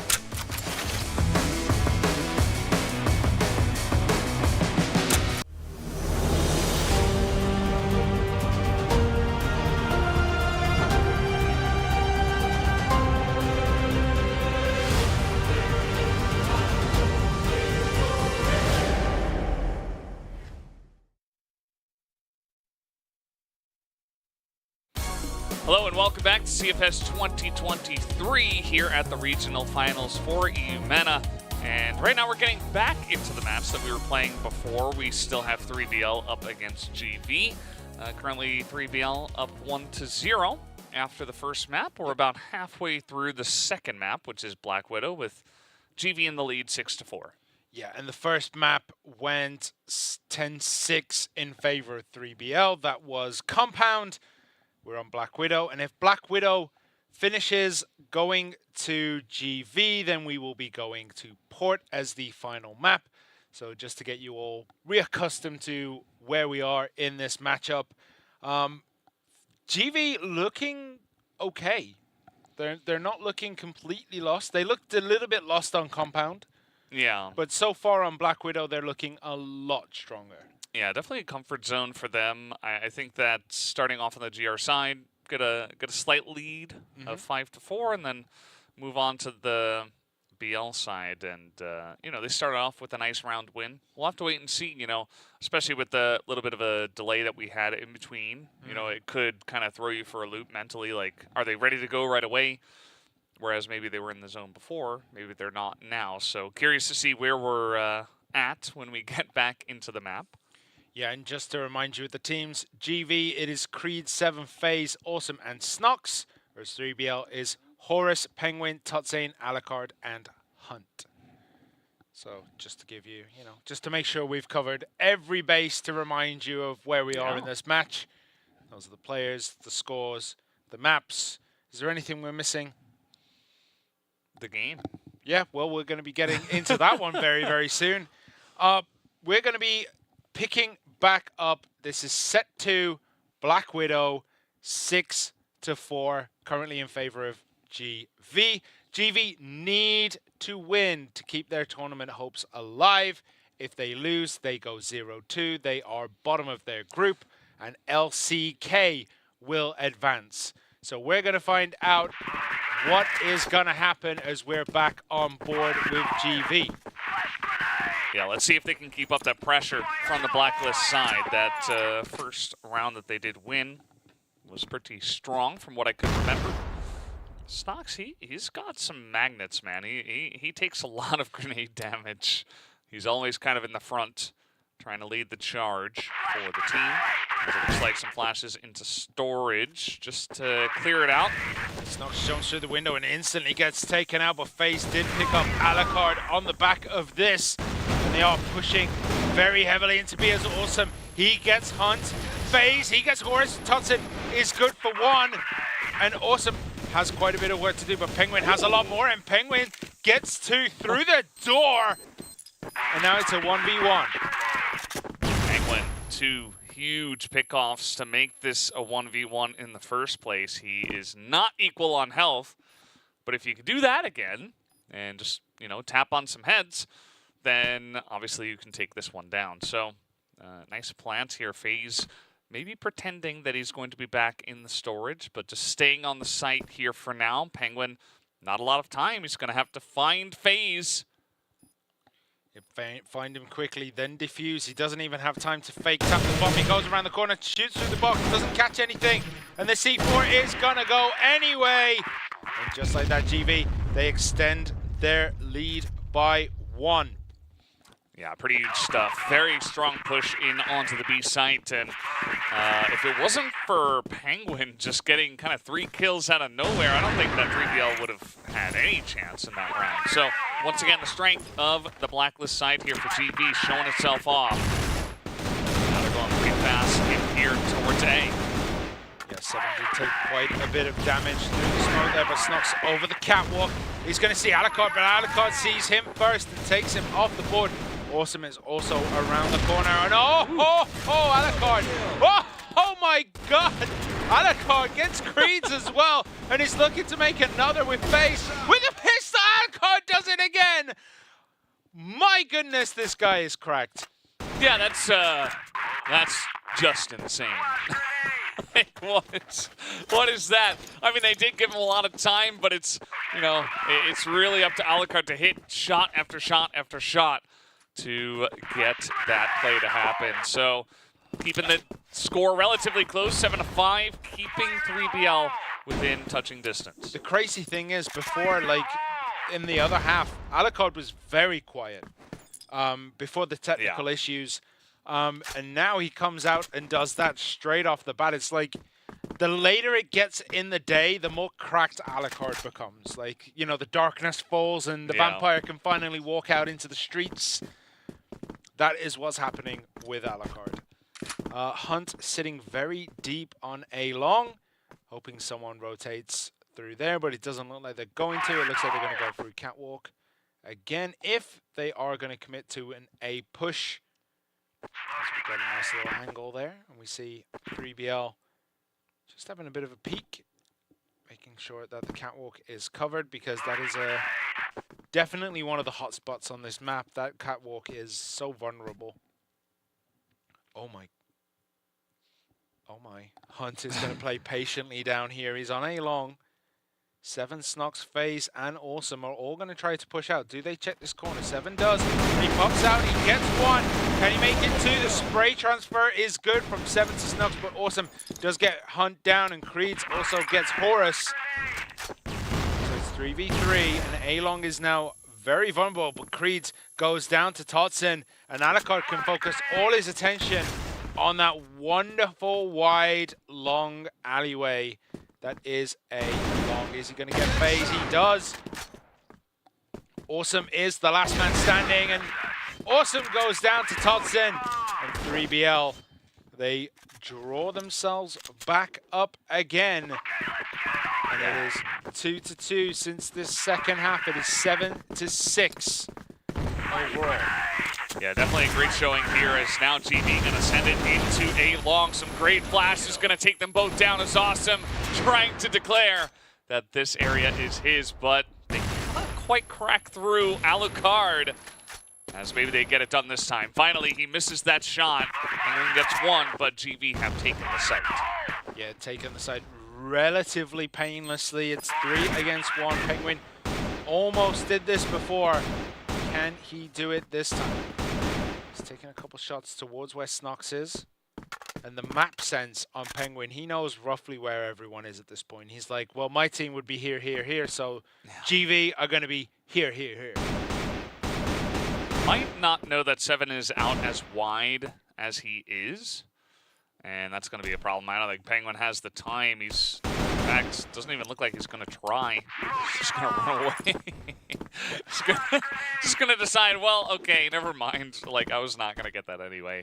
It's just a couple of boxes on C4. We don't need them. Yeah. Yeah, it's just a satellite car. Don't worry about it. Okay, so GV take that one. 8-6. 8-6. Still relatively close, but definitely GV are in the driver's seat. Flashes are coming out here once again, but heavily stacked this time from 3BL. They are ready for this push, expecting it once again. They take down 1. No surprise, it was Alucard who just picked that one up. Creeds, nice little late peek there, catching Penguin unawares. Will even up the tally. Yeah, just a delayed retreat. Worked out for him this time as 7 gets Horus, turns around, and Alucard is there again. Takes him out. So now it's 3 against 3. Hunt does get a couple of tags there onto Creeds, I think. Looked like it did. Looked like it connected. Yeah, a little tap. Just a love tap. Yeah, just a little one. Yeah. And GV They've been getting a lot of success by pushing in as a team onto a site. This is the first time it feels like in this half where things have to kind of slow down. You don't have the full firepower of your team. Ooh, Hunt just peeks out at the right time. Can he get a second? He's looking at FaZe. He's lining up this shot. Snox comes over the top and is going to close that out, but Tutson from underneath gets both Snox and FaZe. One up, one down. And 3BL, they get another win going their way. Yeah, great job from Hunt. Couldn't quite line up the shots after the first kill, but it's fine. He bought so much time for Tatsun to come on over. And even though he doesn't get the kills, he gets a bunch of damage done. And he also got the first one, so nicely done. As here comes GV once again. Just relentless pressure coming out from this GV squad. Indeed. GV now just sitting around this storage area, waiting patiently to push through, and now they're going to go. And Hunt and Horus, they're on the spot, and the rest of 3BL, they've got to rotate round. Creed's through the box, gets Hunt, and Horus pops out. He's going to try to get one. He gets two. Can he make it? Three. The spray transfer not quite good, but Creed cleans up. Tutson gets another, and Awesome goes down. 3BL clean that one up. Very, very tidily. It is, I believe, 8-8. Yeah, should be 8-8. And I mean, they pushed in 5 men from the side of GV, and it was a little bit slow, right? They didn't quite get in there on time. They gave time for Tatsun to totally flank them. And here's Penguin now, just getting in from behind, and a grenade kill as well. GV maybe a bit too predictable on these rushes, as a ton of damage will be done to Horus, but he's holding down the site. Can he survive and keep this one alive as Alucard makes his way over? Horus gets another kill as the C4 is down on the site as well. Yeah, FaZe, last man standing, has a sniper and a dream. Can he get that dream completed? He needs to do it, otherwise they're going to be on the back foot going into the last round. FaZe gets one. Okay, making it interesting. Can he get two? He's got to switch guns. He's gone back to the rifle here. He's picked it up off the floor. It's got a lot of bullets in it, so he'll be fine. Jumps between the windows. A little bit of parkour going on. I love how Alucard is just casually 10 KD. He's like, yeah, well, it's nothing. It's only been 6 rounds. Just hanging out, you know, just having a good time. Will not be. Okay, now it's 5 KD. A very nice angle there from FaZe, although he couldn't quite get the clean kill. Took a bit of damage. And now it's just a minute left for both of these two superstars to go head-to-head. Yeah, it's Horus against FaZe. FaZe doing a little bit better since the restart, but Horus has definitely been clicking heads left, right, and center so far. 19 to 27 in terms of hit points as FaZe comes through the double doors. He needs to push soon. There's 40 seconds to A, recover the C4, and B, plant it, or he can just kill Horus. It's one or the other, but Horus might actually get the drop here. FaZe was spinning around, and Horus brings another one back for 3BL. They now have advantage, and it is match point. GD Esports trying to assert their dominance over this map, getting very aggressive, but 3BL are having none of it. As that time it did look like Alucard was in a bit of an awkward spot, but they're able to back away. Still a lot of damage done to the members of 3BL. Maybe a chance to tie it up here for the side of GV. Definitely is there, but look at this deep push by Hunt. He is very, very deep, heading towards the spawn point of the blacklist, but is just going to pull back as Creed gets Tutson through the double doors, I think. Yeah, right through those double doors, nails that shot. And that gives GV a little bit of an advantage. It looks as though they're going to try and exert that advantage over on the B side. They're all grouped up. They're all ready to go, but Alucard is even more ready. He gets a big kill straight away. Snox gets Penguin, but Alucard still standing. He's going to look to make the life of GV an absolute hell. But the rest of 3BL, they are looking to push back in. They're looking to retake this side. The C4 does go down for GV, who are fighting for their tournament lives right now. As FaZe might just go down to Horus. He does. The reload comes in. Isn't punished for wasting that little bit of time reloading. So we're all back up. Creeds is looking, waiting for the box. 20 seconds remaining. As gets one, but Hunt takes him down. Creeds gets Hunt. Alucard, last man standing, 1v2, and cannot get it done as Creeds takes that, and we're going to the extra rounds. Extra rounds back to back as GV will force it to happen. Very nice plays there on that B site. They get the bomb down. And that entry kill from Snox was really the big one for me. I mean, he just totally takes Penguin's head off before Penguin can do anything. When it looked like Penguin had a very nice angle, and that just took so much firepower out. Alucard did his best. I mean, he picked off, I think it was at least 2, maybe 3, but couldn't do it alone that time around. So just very clean entry from GV, going to force us into the extra rounds. And as GV, I'm not sure how to feel, because definitely a lot of, if you look at the last 7 rounds, 5 of them were over to the side of 3BL. So it certainly feels like that momentum is there, but you get that little boost of energy. You know, you just got that last round. So it's hard to place exactly where the mental state is of GV, especially with the break in between. Yeah. It's kind of a funky spot for both of the teams. Yeah, absolutely. Well, it's now a best of 4. GV looking to stay alive in this tournament. They need to win this to give themselves a chance. 3BL looking to kick out one of their fierce rivals in GV, and I'm sure that victory would taste delicious, being the ones to knock GV out completely. Remember, if GV goes 0 and 2, they are out. If it's 1v1, then we get a lot of tie-break situations, and we're going to have to decide as Toxic gets 7 through the smoke. A good start for 3BL. Yeah, it's trying to get aggressive, pushing out of storage. Don't necessarily have to do that. They get Snox in a good spot on Waters, but that one pickoff is pretty key, because now 3BL through the smoke, they don't have to push. They can rotate. They can say, okay, you know, maybe we can head over towards A, which does look like they're angling over to at the moment. You'll also note that GV, they haven't backed off of that spot at all. They lost 1 guy. They've sent 2 into water. They've also got Awesome in storage, so that's 3 guys total just waiting for a push that is not coming. Yeah, and 3BL, they're not going to know that it's as clear as it is, so they're just going to take it slow, and that's going to give GV the time to reset, move out of waterways, and, you know, set themselves up for a victory. FaZe in position now. Will catch the elbow of A Long. But yeah, the push is very slowly coming. I think 3BL are just scared of what is possibly coming their way.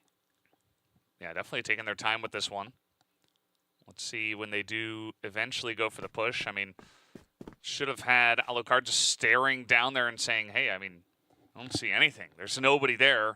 Obviously, they could be holding a different angle as Penguin's going to take down 1. Does get retaliated on there in mid-through doors, but that does mean they can push in as FaZe picks off 1.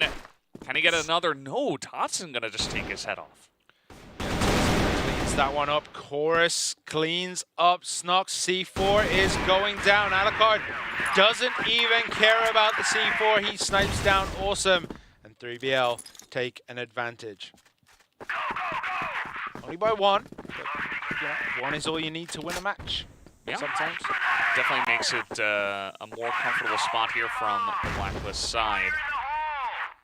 Let's see. I mean, that one was relatively balanced. You know, they really took their time with it. They got that first pick, and they said, okay, let's make sure 100% that when we go for this push, it's the right one.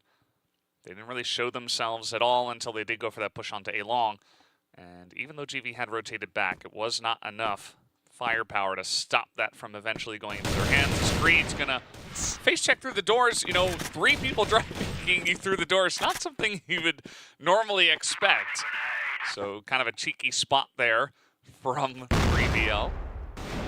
Yeah, well, GV have it all to do now. They're a man down, a round down. They need to try and claw their way back into this, and this would be a good start. Toxic can get that one, and he does. He nails that headshot.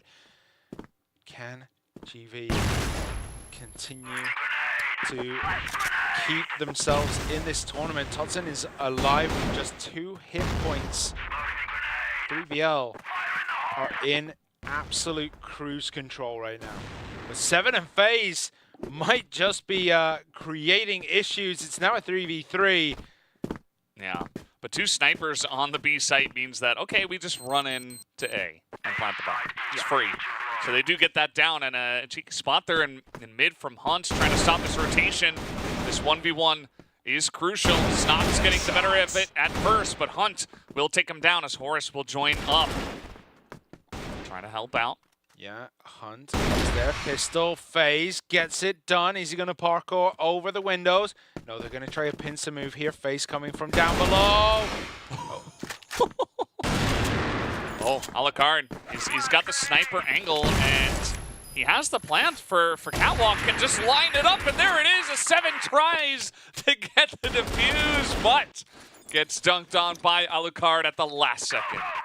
Yep, and that's now a 2-0 advantage in this extras round. It's 11-9 to 3BL. They need just 2 more to win it, and they're looking good for that. And if they win this, they knock out GV Esports, and they also progress in first place. And LCK, I'm sure, are at home right now, begging and pleading to whatever CROSSFIRE gods they believe in, that 3BL can close this out. Yeah, this is everybody's on the edge of their seats for this one, for all 3 teams. And unfortunately for GV, I mean, they're playing from so far behind now. You got to win everything, basically. That is a hard ask against 3BL. This is a very cheeky spot from 7. He's going to pick off 1 trade, but the spam through the smoke. Hunt is going to help out Penguin as they take down a couple. Snox, though, quick entry, gets 2, and Penguin goes down as well.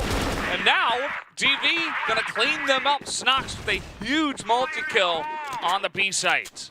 Yeah, it's better to be 2-1 down than 3-0. So, like, 7 and his crew, they are trying to claw themselves back into it. One of the teams that, based on form over the year, you would assume GV would have easily cruised to victory in this and made their way to tomorrow. But, you know, they're not doing it. They're not cruising. They're currently, you know, taking one of those B roads where they have to go over, you know, dirt and all kinds detours. Of potholes and everything. It's a bumpy ride if you're a GV fan. They are down, but not out yet. Yeah, definitely not. You can see that the pressure, once again, is definitely very much on. But, you know, these guys have been here before. Really comes down to playing your best game when it matters most. Can they pull it out here and challenge 3BL, who have made it so difficult at every way, as now they're going to charge out of A long. Here comes 3BL right in their face. The sprays go in the way of 3BL as they just massacre them out there on A long. Yep, and it is an absolute massacre. FaZe is the last man standing. He does have a rifle. He's going to have to try and make it work. He knows someone's down here, and he doesn't manage to get it. Alucard pistols him out. And 3BL, they are 1 away from cementing their place in tomorrow's semifinals and sending GV home. 1 round is all it takes. And they've already got 12 on this map. Nice little poke there from Creeds and Snox to take that early frag. Let's see if they can use that to try to push their way into a golden round somehow. Awesome, gonna get a pick off here on a Tatsu. It's gonna make things even better for them. Morris will trade 1 back for a big chunk of his health bar. Yeah, so Creeds is down. Hunt walks around the corner. That's a good kill for on Awesome. 3BL now make it a 3v3. FaZe trying to get that snipe through the doors. 7 Snox and everyone else, but Hunt is there. He gets 2 before being taken out by FaZe. And now FaZe is once again the last man standing. He is the last hope for GV. He needs to get this done to keep his team's dreams alive. It's going to start creeping through. Now you can see that 3BL have completely abandoned B. They're just going to hold A, and then possibly if the C4 goes down on B, they'll be able to retake it. And they feel they can do that much easier than trying to break through A. But FaZe might be making a deadly mistake here, thinking maybe they're still sitting on B. He's going to be looking at A long. But you know who else is looking down A long? Horus. Horus and maybe even Alucard. Let's see the timing of this. FaZe is coming over pretty quickly. He might be able to catch Horus. Yeah, he's going to try to take the long angle here. Might have seen the back of Horus, who has seemed to poke his head out just a bit.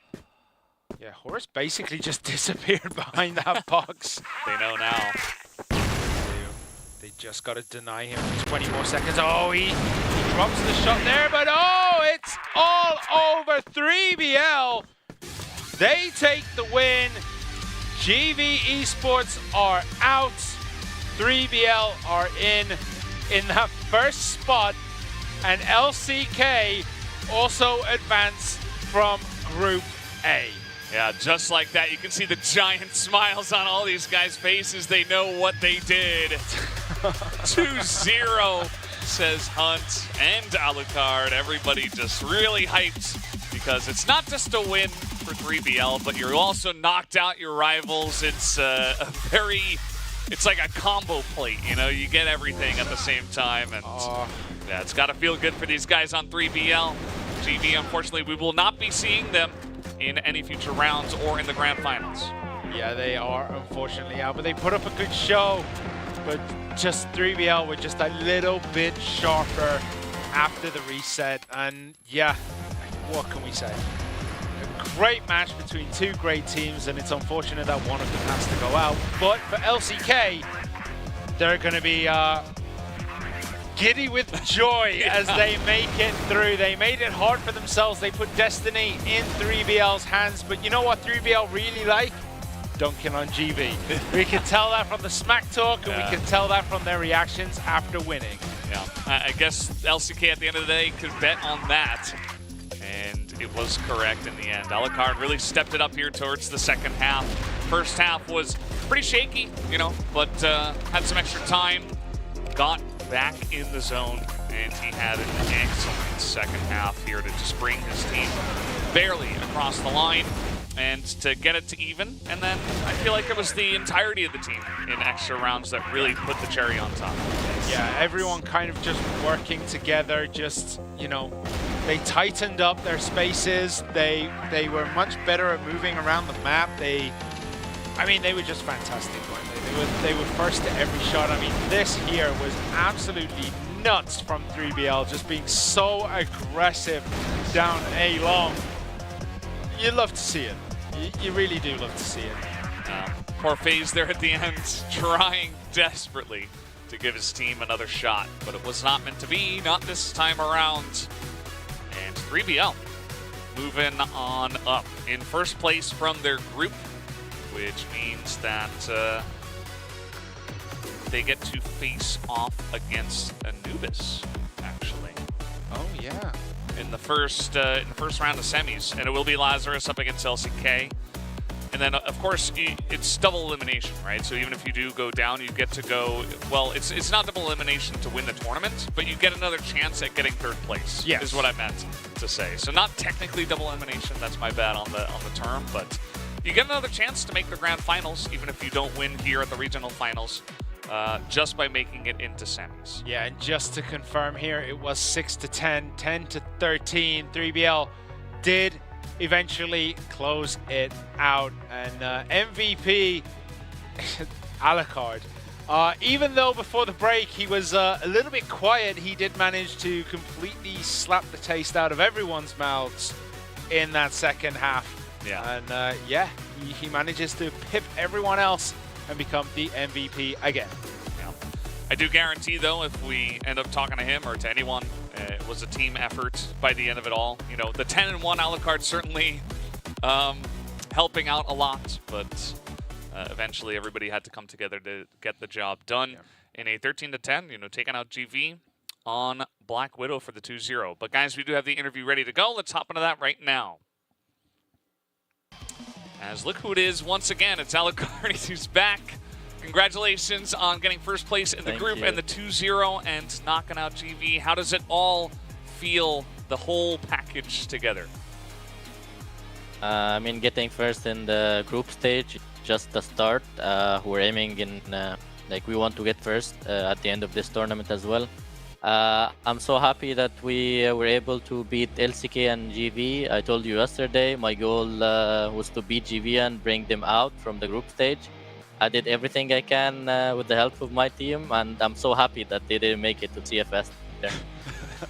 I was just going to ask, what was the sweetest thing, taking first place or knocking GV out? Like, which one is better for you? For me, I think it's knocking GV out.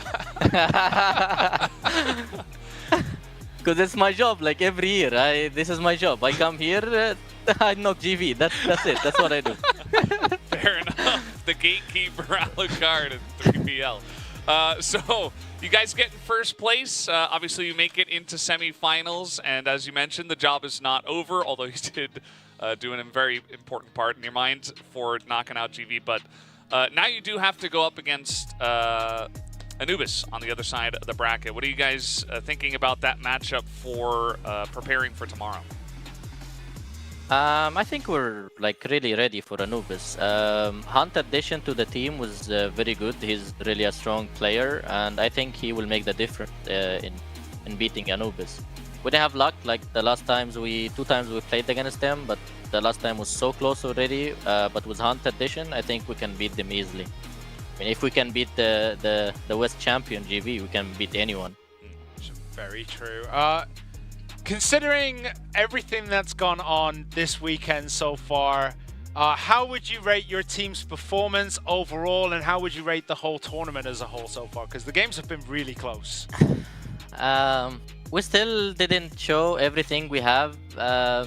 Like, I think we only showed like 6, 7 out of 10 of what we have. I hope we can show everything we have in the playoffs. The tournament was insane. Both groups were like very hard. I didn't expect unKnights to lose in that group. I'm very sad for them. I thought they will make it to CFS, but yeah, Lazarus played really well and they deserve it. So yeah, here we are. Definitely. Well, you guys will make it on to tomorrow. Definitely very much looking forward to your future matches for tomorrow and maybe even the next day. But congratulations on the win, and thank you for the interview, Alucard. Thank you. Bye. Once again, Alucard picking up the MVP, knocking out GV, kind of just getting the whole package in terms of his mind, you know. Yeah, love in life. How could you not love it? You get to knock out your bitter rivals, you get to finish first in the group, and arguably the favorites for the tournament, looking at the results so far. So, yeah, anything can happen, and 3BL are inevitable. It feels like they 2-0'd the group. They beat LCK, they beat GV, and because of that, LCK, they do take second place, and they will also advance. Despite being the butt of all jokes in that video. Yeah, well, you know, and they might just get the last laugh. Who knows? Maybe LCK are able to get some crazy run going. I think they've shown some good stuff so far. I think that GV, definitely a bit of an upset that they don't get through. Even Alucard talking about unKnights also not getting through, but Lazarus with a big performance, definitely deserving the win. So Lazarus and then Anubis make it through from Group B. And tomorrow's just going to be kind of crazy because both matchups are really interesting for many different reasons. And yeah, just going to be a lot of fun as always. Yeah, and the first match is going to be 3BL versus Anubis. Then it's going to go to Lazarus versus LCK. They are best of 5s. So there's going to be an absolute masterclass tomorrow from these teams. And I mean, everyone really deserves to be here in their semifinals because they have been so good. Yeah, I mean, like Alucard said, the groups were just so stacked on both sides. Like even LCK getting that big win over GV. you could see how what they prepared for this entire tournament. So just looking forward to more of that. So guys, make sure to join us tomorrow for the semifinals and the rest of the regional finals here for CFS 2023. But that's going to do it for us today. Thank you so much for watching, and we'll see you tomorrow.